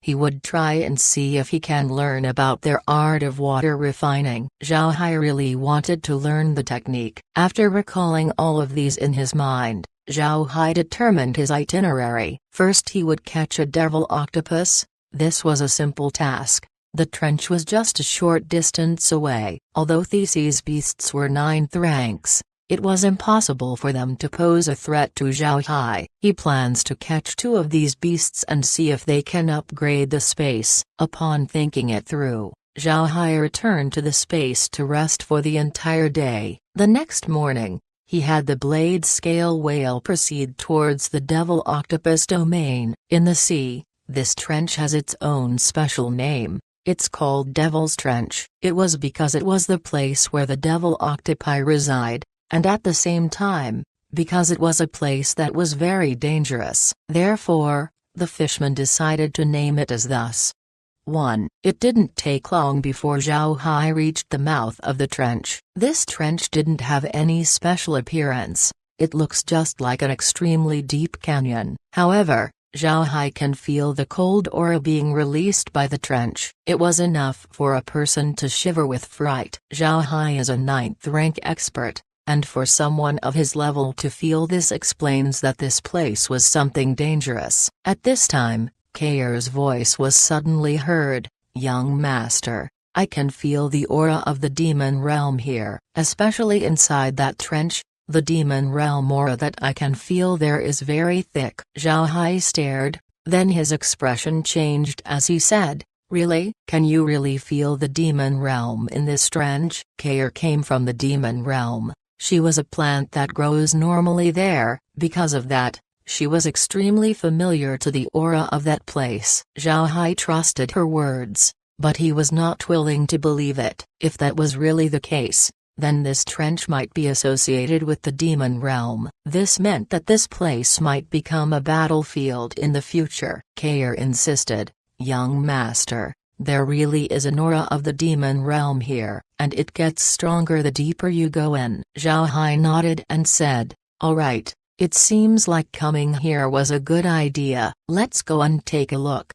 Then he directed the blade scale whale to go down to the bottom of the trench. The deeper they went, the darker the surroundings became. Zhao Hai was now 500 meters into the trench, and not a single ray of light can be seen here. Zhao Hai can see some beasts in the distance, but they were different from those that he had seen in the surface. From what he can see, these beasts looked more fierce and aggressive compared to those at the top. At this time, Laura and the others had arrived at Zhao Hai's side together with Kair. Since the place might be related to the demon realm, Zhao Hai had Kair come out and talk to them about that place. Only Kair had concrete understanding about the demon realm. Upon seeing these magic beasts, Kair turned her head to Zhao Hai and said, Young master, these magic beasts are already demonized. Zhao Hai was confused at what Kair just said. Demonized? What's that? Kair replied, The demon realm has a very unusual toxin. This toxin will start to affect beings and change their appearances. Look at these beasts for example. It was possible that they are only ordinary magic beasts, but because they were subjected to the aura of the demon realm, they had turned into their current form. They had become more formidable, however. They also turned more aggressive due to the toxin. Zhao Hai extended a spike from the blade scale whale and captured a small fish. This small fish was only the size of Zhao Hai's palm. However, a third of its body was its head, and 2/3 of this head was its giant mouth. This small fish was still struggling and would oftentimes open its mouth, revealing its saber-like teeth. It also flashed a blue radiance, showing that its attacking strength was quite strong. Zhao Hai waved his hand and sent the small fish to the space. He wanted to see how the space valued such things. And just as the fish entered the space, a prompt was heard, Seriously polluted mutant fish has been detected. Such organisms have strong survivability, strong attacking ability, strong defensive ability. Extracting its toxin, changing organisms' temperament, integrating properties into life forms in the space. Toxin has been combined to the space's insecticide, enhancing all toxic life forms in the space, increasing survival capabilities of the life forms inside the space. This prompt informed Zhao Hai that the space has identified these creatures as polluted. To be honest, It was quite a suitable classification. Zhao Hai grasped other mutant magic beasts inside the trench and had them sent over to the space. The prompt that he heard was similar. This made Zhao Hai lost interest in these mutant magic beasts. At this time, Zhao Hai had already penetrated 1,000 meters deep into the trench. Everything around him was pitch black. If they didn't have a monitor, then they wouldn't be able to see anything outside. Zhao Hai looked at the monitor and saw that the mutant magic beasts were getting fewer and fewer, but the strengths of those who were present has been getting stronger and stronger. They also looked more and more fearsome. At this time, Laura suddenly issued an astonished tone. Then she pointed to a place outside the blade scale whale as she said, "Brother Hai, look. There seems to be a bright spot there." Zhao Hai stared, then he turned to look at what Laura pointed out. Currently there was a light that repeatedly flashed. In this jet-black environment, it looked like a single small star. However, Zhao Hai seemed to notice that this star had gotten brighter and brighter. It seems like it was approaching them. Zhao Hai immediately looked at the monitor and saw a strange fish appear in front of his eyes. It looked terrifying. It was about 2 meters long. Its body was covered with spikes. It also had a pair of small red eyes. Its mouth was big and had fangs of different lengths. Most importantly, on the top of its head was a long spike. But it seems like it wasn't hard but instead was soft, of which an organ was hanging. Zhao Hai felt strange since this organ was the one that was flashing its lights. It looks just like a faulty lantern. At this time, Zhao Hai saw another small fish approaching. Zhao Hai was curious about this small fish. He didn't know why it was swimming towards them. Then suddenly, the small fish went towards the flashing organ of the strange fish. And just as the small fish approached the organ, the strange fish suddenly opened its mouth. Its tongue flew out and stretched. Before long, the small fish was nowhere to be seen. Chapter 643, Core and Level Up. Zhao Hai and the others stared at this strange fish. This fish actually uses this method to hunt. It's quite strange. Zhao Hai and the others curiously looked at the fish as it drew near to them. Zhao Hai couldn't help but get careful. He wanted to see what this fish intends to do. Does it want to attack them? However, Zhao Hai wasn't worried much about it. Although this fish had uncommon strength, one shouldn't forget that the blade scale whale was a 9th rank undead beast. This strange fish would be unable to place a dent on the whale's body. It didn't take long before the strange fish arrived by Zhao Hai's side. But what made Zhao Hai surprised was the fact that the fish didn't attack the whale. Instead, it just stayed by its side, looking like it was acting as an escort for Zhao Hai and the others. Zhao Hai was confused at what the fish just did. What's going on? Did this guy suddenly become docile? But that doesn't seem to be the case. Kair smiled and said, "Young master, these fishes shouldn't be considered to be marine beasts at this point. They were now more like beasts from the demon realm. And as long as they have a bit of the demon realm within them, they won't be attacking us. This is because my aura can provide these beasts with survival. Therefore, they should be very respectful towards me." Zhao Hai stared. He didn't think that it would be like this. "Really? I didn't think Kair would be this formidable. This is fantastic." Kair proudly smiled and said, "Young master can rest assured. As long as we are in a place with demon realm aura and I'm by your side, nobody would dare attack our group." Zhao Hai laughed and said, "Good, good, then I'll be relying on your cover. Let's go and see what's going on here." Then he directed the blade scale whale to dive deeper into the trench. However, Zhao Hai still took the time to get a few fishes as he can. After all, these were creatures that weren't seen before. There was no loss in acquiring a few more of them. When Zhao Hai and the others reached about 2 kilometers deep, the strange fishes left while another batch of fishes came over. These fishes looked more fierce and seemed to be much stronger than the ones before. They had the forms of a fish version of an alligator, but they didn't attack the blade scale whale. Instead, They escorted them 1 kilometer down before another batch came and escorted them for another kilometer. Zhao Hai now knew about how Kair was seen by these beasts. She seems to have a status that was much better than any human emperor. As soon as these beasts feel her aura, they would immediately come and escort her, perhaps due to their innate instinct. Zhao Hai and the others have now dove about 10,000 meters deep, however, they still weren't able to see a devil octopus. Zhao Hai had looked around and cannot see these octopus. And at the same time, they were already 10,000 meters under the sea, yet the bottom of the trench was still out of sight. How deep was this trench? Zhao Hai was completely unsure, but Zhao Hai didn't worry about it as they continued diving downward. The magic beasts that they met were getting bigger and bigger while they looked more and more ugly. Most importantly, it seems like their strengths were increasing as well. The magic beasts at this level were already comprised mostly of 8th ranks, and they were quite numerous as well.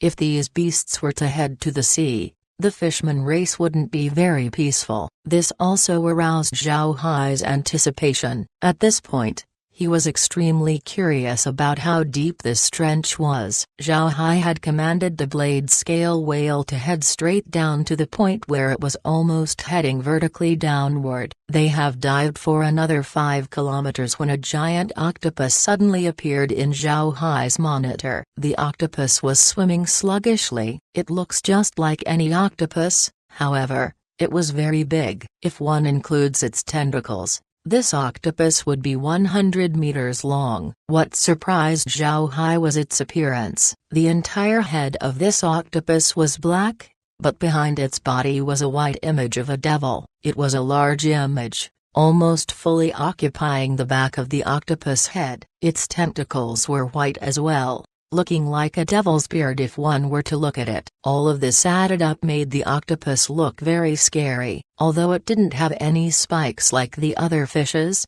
it still instilled fear on those who looked at it. However, Zhao Hai's eyes shone when he saw this beast. It was because this was the beast that he was looking for, the magic beast devil octopus. Without waiting for Zhao Hai to make a move, the devil octopus started to swim towards them. Then it arrived at the blade scale whale's side and acted as an escort just like the other magic beasts. This made Zhao Hai stare, but he relaxed soon after. The demon realm aura this deep into the trench had gotten very strong, so naturally this octopus should have also been demonized. But Zhao Hai didn't stop. In addition to finding this beast, he also wanted to see the cause of the demon realm aura in this trench. After going down for another 1 kilometer, the devil octopus that followed Zhao Hai had now numbered to about 100. What made Zhao Hai startled was the fact that all of these 100 devil octopus were 9th ranks. This number of experts would cause a commotion if revealed to the continent. Except for Zhao Hai, nobody would be able to match this number of experts. Zhao Hai's face couldn't help but turn ugly. If these octopus were to escape the trench while taking the mutant beasts along with them, then the endless sea would be placed into turmoil. At this moment, Zhao Hai suddenly noticed a group of black gas in the distance. Zhao Hai gawked at this black clump. It wasn't very big, only about 100 meters wide. However, Zhao Hai actually can't see through this gas. Zhao Hai immediately had the blade scale whale swim towards the black gas. At the same time, he turned his head to Kair and said, "Kair, what do you think this thing is? Why do I feel that it's the source of the demon realm aura?" Kair nodded and said, "Young master, it is indeed the source of the demon realm aura. This should be a type of high-level demon core." Zhao Hai asked, "Core? What is that?" Kair answered, "Demon realm beasts have cores. It is the source of power for all the residents of the demon realm. The cores of high-level beasts are extremely formidable. From what I can see, this should be a core of a god-ranked magic beast. Even in the demon realm, this thing is a treasure. These god-ranked beasts aren't any weaker than god-ranked experts, they may even be stronger. At the same time, they also have much longer lives than god-ranked experts, and when they die, These beasts would look for a place where nobody would be able to find them, making it extremely hard to find their cores. This God-ranked core is extremely useful to God-ranked experts. They can use this core in order to manufacture weapons and also absorb it and make its power their own. Although some energy would be lost in the process of absorption, it was still a huge help for the God-ranked experts. After all, increasing one's strength upon reaching God rank is very difficult. Zhao Hai nodded, but he still couldn't help but feel startled. He didn't think that a demon realm's God rank beast's core would arrive at this place. At the same time, this core actually managed to change an entire landscape on its own,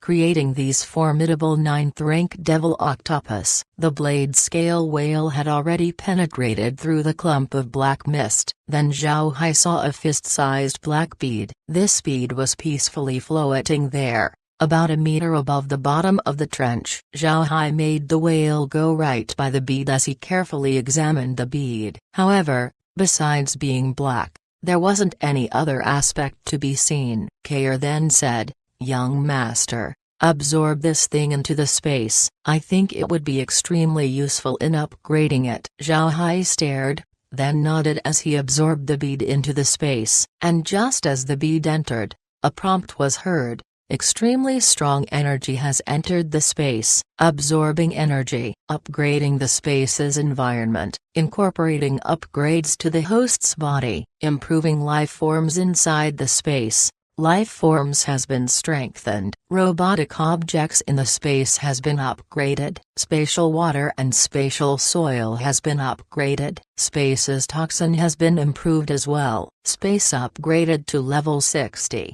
Hoping for the host's continual effort, Zhao Hai was wild with joy. He didn't expect the bead to upgrade the space. This is a very fantastic outcome. Moreover, Zhao Hai had felt that his body has been strengthened after the level up. Zhao Hai immediately turned to Kair and said, "Kair, how do you describe my present strength?" Kair smiled and said, "Young master, your current strength is the same as that of a God-ranked expert. You can now claim to be God rank. This is really good. I can feel that my strength has been improved as well. Young master, you can now buy 10 more backgrounds. However, they can only be ordinary backgrounds." Zhao Hai was ecstatic. "Good, fantastic. Ordinary background is still good. Go buy a sea-based background for me, then place those mutant beasts on that. I want a background that would specialize in breeding these creatures." Kair nodded as she immediately took action. Then Zhao Hai turned his head to Laura and the others.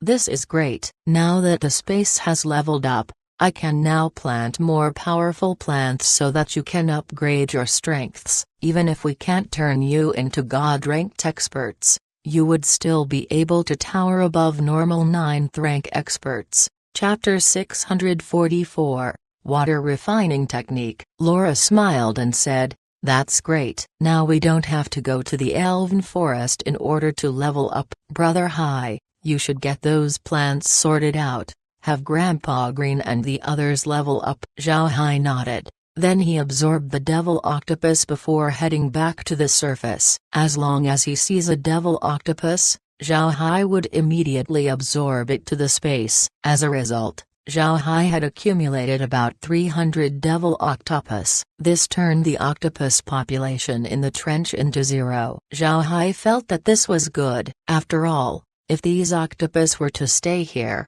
they would be a continual threat to the fishman race. But Zhao Hai still had some worries. Although the trench had a very strong demonic presence due to the core, it still hadn't spread outside the trench. At the same time, the inhabitants of the trench were all spotted outside. Why was this possible? Zhao Hai was thinking about these while the blade scale whale continued to go upward. Every magic beast that they had come across were all grabbed by Zhao Hai. The whale slowly went up the trench before they had finally reached the exit. Zhao Hai couldn't help but give out a long breath. Although they got huge harvests in the trench, Zhao Hai and the others still felt down while inside there due to the lack of light. It was good that they were now approaching the brighter parts of the sea. At this time, a pressure suddenly dawned on them. Zhao Hai couldn't help but get stunned. He didn't know what was going on. Where did this pressure come from? Zhao Hai immediately turned on the monitor to see what was happening. At this time,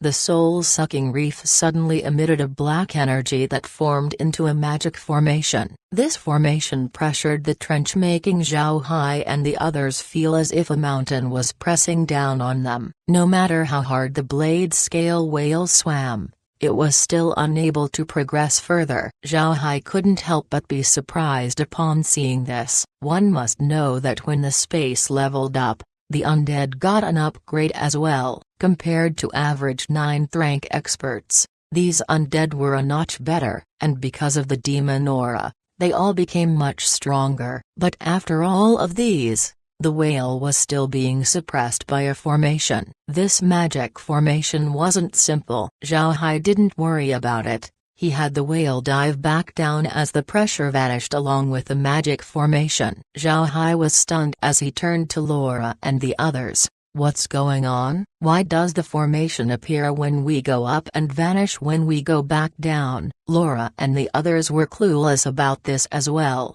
However, Meg suddenly said, "Young master, when we got down, we weren't stopped. Only when we came up were we blocked from exiting. I think it's because we had been tainted with a bit of the demon realm's aura. Maybe this formation's purpose was to block those demonized creatures." Zhao Hai stared, then he thought carefully about it. It seems like this was the case. They weren't able to hear about this from the fishmen, but judging by the fact that no mutant beasts were able to get out of the trench meant that this formation had the function to block them from exiting. It might be just like Meg said, the formation was something that was sensitive to demonic aura. When they got close to the exit, the formation had detected some of the aura that had stuck to them and thus promptly blocking them from leaving the trench. Zhao Hai couldn't help but look at Meg in surprise. When Meg was with everyone, she would basically stay quiet and didn't express her opinions too much. Therefore, one would see that it was Zhao Hai and the others that were doing well. All Meg was doing was taking care of Zhao Hai and the others. But Zhao Hai wasn't expecting Meg to talk at this time. It's not that she wasn't smart, Meg just doesn't want to fight for attention. Usually, Zhao Hai and the others would have taken care of everything before needing her help, so she just kept a low profile. Seeing her express herself, Zhao Hai felt a little bit happy. Zhao Hai couldn't help but laugh and said, "I think you're right, Meg, ha ha ha. Don't be reserved too much in the future. If you have anything to say, just say it." "All right," Meg nodded, which made Zhao Hai smile. Then he waved his hand as light magic and water magic cleansed their bodies. Then he commanded the blade scale whale to head upwards. This time,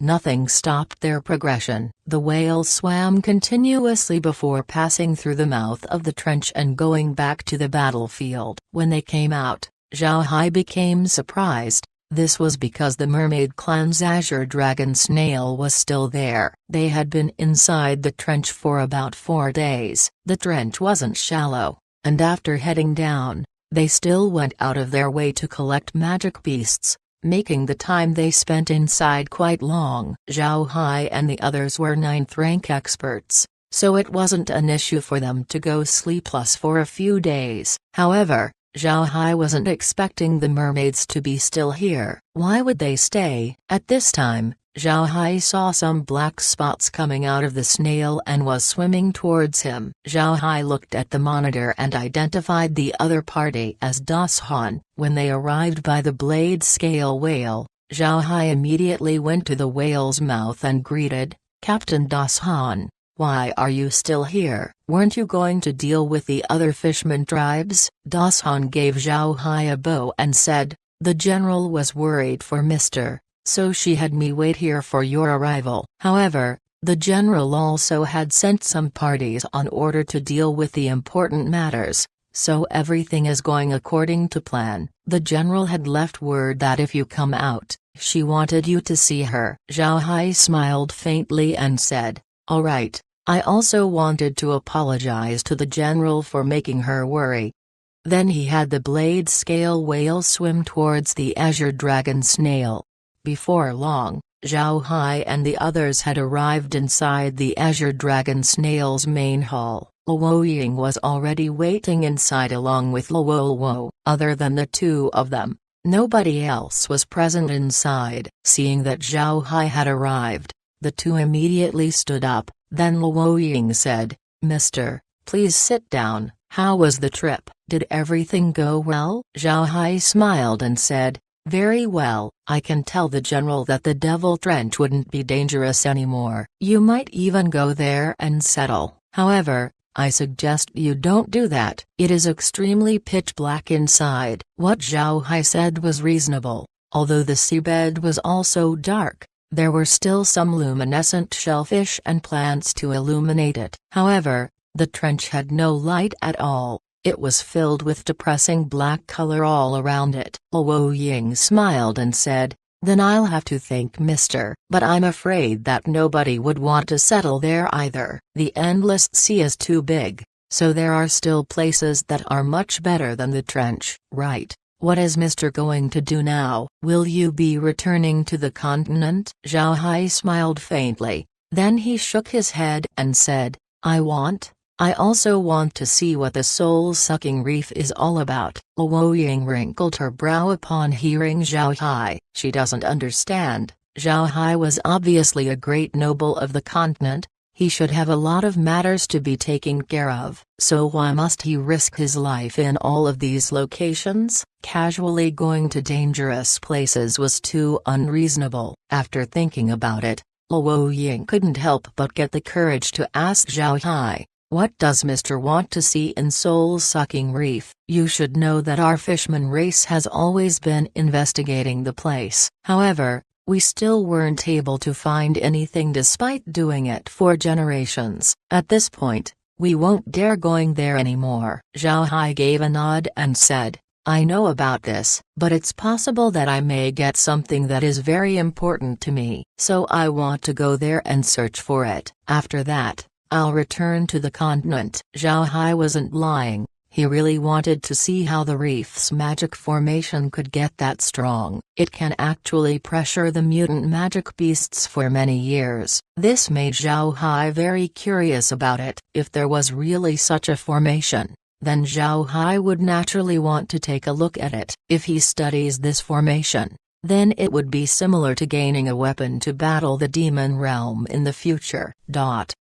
Upon hearing Zhao Hai, Luo Ying knew that she couldn't persuade him, so she just said, "Then I'll be waiting for Mister's return. If Mister encounters any danger, don't hesitate to retreat." Zhao Hai smiled faintly and said, "All right, General can feel relieved." "Right. I have a matter to ask Her Majesty and I might need the General's help." Luo Ying stared. She was curious about what Zhao Hai wanted help with. "What does Mr. need?" "I shall immediately send word to Her Majesty." Zhao Hai nodded and said, "I want to ask Her Majesty if it was possible for me to learn your mermaid clan's water refining technique." "Rest assured, I certainly won't spread it to other people." Luo Ying stared when she heard Zhao Hai, then she forced a smile and said, "Mister, I think you are misunderstanding something. My mermaid clan's water refining technique is not a secret. The reason why this technique is only used by a few is because its requirements are very high. In addition to having the person be gifted in controlling water, the water used for the technique needed to be special as well. The technique would need high-quality water in order for it to succeed. Our mermaid clan has our own innate technique that can purify water, making sure that the water is as high quality as possible. Because of this, only our race was able to use this water refining technique. If other people don't have the means to purify water, then it would be impossible for them to use this technique." Chapter 645, Soul-Sucking Reef. Zhao Hai was calm while listening to Luo Ying, but was actually very excited deep inside. Luo Ying said that others weren't able to use this method of refining due to the lack of water purifying methods. However, this wasn't a problem for Zhao Hai. One shouldn't forget that Zhao Hai has bubble the source of myriad water. Bubble was more than qualified to be used as a helper for water refining. After Luo Ying finished talking, Zhao Hai showed a faint smile and said, I ask the general to still convey my request to Her Majesty. I want to use this water refining technique as a reference. The general should know how much importance I place in this war with the divine race. But when the war starts, we would need to have a lot of weapons. Relying on human and dwarf artisans simply wouldn't do. Therefore, I want to add this water refining technique to the equation and see if it can help with the demand. When she heard Zhao Hai, Luo Ying immediately nodded and said, Mr. Can rest assured, I will surely take responsibility for this matter. Our water refining technique isn't a secret, it just needs appropriate preparations. However, I can assure you that this method has its own brilliant methods. Mr. You can handle your matters first. When you come back, I will have the water refining technique to give you. Zhao Hai smiled and said, all right, then I'll have to trouble the general. I'll be heading to the soul-sucking reef now. Farewell. Luo Ying stood up and gave Zhao Hai a salute. I wish for Mr.'s good luck. Zhao Hai returned the gesture and then smiled faintly before turning around to leave.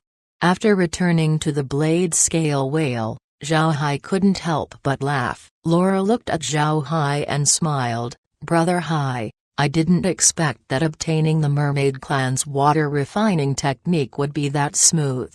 Zhao Hai smiled faintly and said, the mermaids do care about the other fishmen, but since no other race had the ability to purify water, they weren't able to pass this technique around. Even if they spread the method, nobody would be able to use it. But we have Bubble, although I get angry every time I see him, at least we had found a use for him. When Laura heard Zhao Hai, she couldn't help but chuckle. Bubble was really an interesting thing. He was quite bold and loved to mingle with the ladies. Seeing Bubble makes Zhao Hai feel discomfort. However, Laura and the others didn't care about this. In their eyes, Bubble was like a small pet that was just a bit smart. Bubble has also been like this, so it was impossible to change him. More importantly, Bubble makes Zhao Hai jealous. To be honest, Laura and the others loved seeing Zhao Hai being jealous of Bubble. It was because this meant that Zhao Hai really did treasure them. Lizzie chuckled as well and said, Big Brother Hai, do you think that this water refining technique would be something useful? Zhao Hai smiled and said, with our current techniques, this water refining technique should be of use. Additionally, Father might want to research it. When we get the technique, perhaps he would find some avenues of which to improve on. Lizzie naturally knew that the father that Zhao Hai meant was Karen. The man was a research maniac. Therefore Lizzie didn't become confused and just nodded. Then Zhao Hai said, I want to head to the soul-sucking reef to look for the thing that made it suppress the things inside the Devil Trench. If we can find out about it, then it might prove useful in our fight against the demon realm. Laura nodded and said, Soul-sucking reef is truly formidable. It's quite a distance away from the trench. BTU it can still sense the demon realm's aura and suppress it. At the same time, it also imprisoned the mutant beasts of the trench. Megan wrinkled her brows and said, but I haven't heard of such a formation in this world. Elder Brother Hai, you should ask Luo Ying and see if this formation was something that they had set up. Zhao Hai shook his head and said, there's no need to ask, it definitely wasn't them. Otherwise, Luo Ying might have already told us about it when I informed her of my intention to investigate the place. It's also because of this that made me curious about who had the ability to set up this formation, or maybe why the reef came into existence. Megan nodded. If the mermaid did indeed set up the reef, then they should have already informed the other fishmen. There were two places that the fishmen couldn't understand. One of them gave Zhao Hai a god-rank magic beast core which upgraded the space to level 60, gave Zhao Hai 10 more slots for backgrounds, and gave him plants that can become god-ranked. This was a huge harvest. As for the other place, They still haven't investigated it yet. That place was full of mystery and Zhao Hai didn't want to rashly charge through it. So Zhao Hai decided to take a break and maintain a good condition for himself. Zhao Hai and the others returned to the space and had a hot bath before taking ample rest. After that, they immediately rode the blade scale whale and headed towards the soul-sucking reef. Zhao Hai hadn't told Green and the others about the space's upgrade yet. Although the space had raised some messenger fishes, their number wasn't very large. Therefore, Zhao Hai wanted to wait until all of the fishman race's matters got dealt with before telling Green and the others everything, as well as handing them some messenger fish. In any case, they had gone uncommunicative before, and it wasn't a big deal. Zhao Hai and the others sat in the space while the blade scale whale swam towards the soul-sucking reef. They were eager to know what is inside the place. It didn't take long before the blade scale whale entered the reef. Its insides were beautiful. There were strange shapes everywhere that would attract anyone's gaze. The inside was like a totally different world, completely detached from the world outside. One might even see the shapes of some of the continent's animals on the corals. Zhao Hai and the others forgot about their initial purpose of coming here as they gawked at the beautiful scenery. The reef was that beautiful. Besides the reef, there were also a lot of plants as well as small fishes inside. The bodies of these fishes had attractive patterns on them, making it extremely adorable to the women. Laura and the others were nudging Zhao Hai to catch some of these fishes. Naturally, Zhao Hai didn't decline. He caught some fishes and placed them in the space. Laura and the others then had a glass tank and filled it with seawater. Then Zhao Hai placed the small fishes on the glass tank for them to look at. Laura and the others were looking at the fishes, swimming around in a very attractive manner. This made Zhao Hai force a smile. Zhao Hai turned his attention back to the monitor. He wanted to see where they were at, but this made him startled. When Laura and the others heard Zhao Hai, they immediately turned their attention to the screen. The Laura said, "Brother Hai, what's wrong?"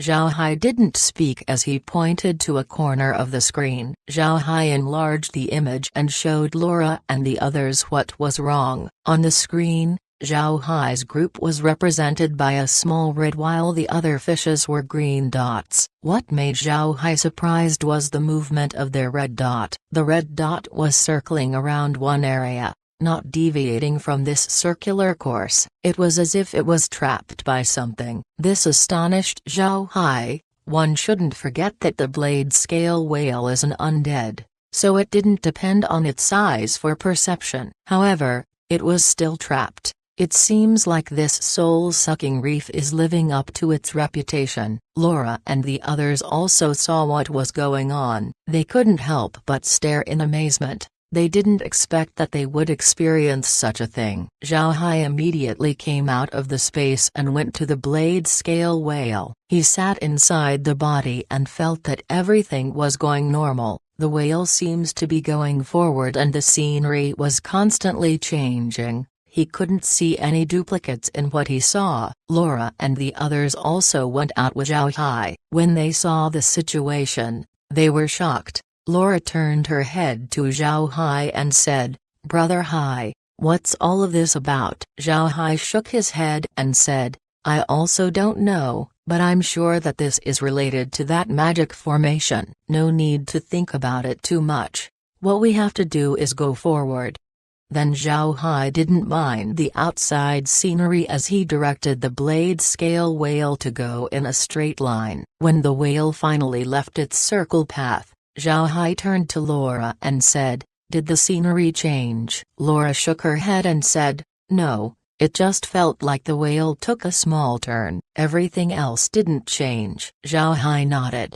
He now understood how formidable this formation was. It can actually bewitch not only people, but the undead as well. Otherwise, the blade scale whale wouldn't have been duped. However, this had made Zhao Hai even more curious. He now believed that what he would obtain in this place wouldn't be very simple. Zhao Hai continued to direct the whale to go in a straight line. A short while after the whale breaks out from its circular path, it would return to going in circles, which would then prompt Zhao Hai to change its course. Fortunately, Zhao Hai had the monitor, otherwise he would be trapped inside this reef. Chapter 646, Taiji 8 trigrams chart. After crossing through 9 traps, the whale had finally maintained its straight direction without going in circles once more. However, Zhao Hai can actually feel anxiety. He felt that the thing that he was looking for was already quite near. Laura and the others were anxiously staring at the monitor as well. The screen was now bigger than it was back in the trench. Back there,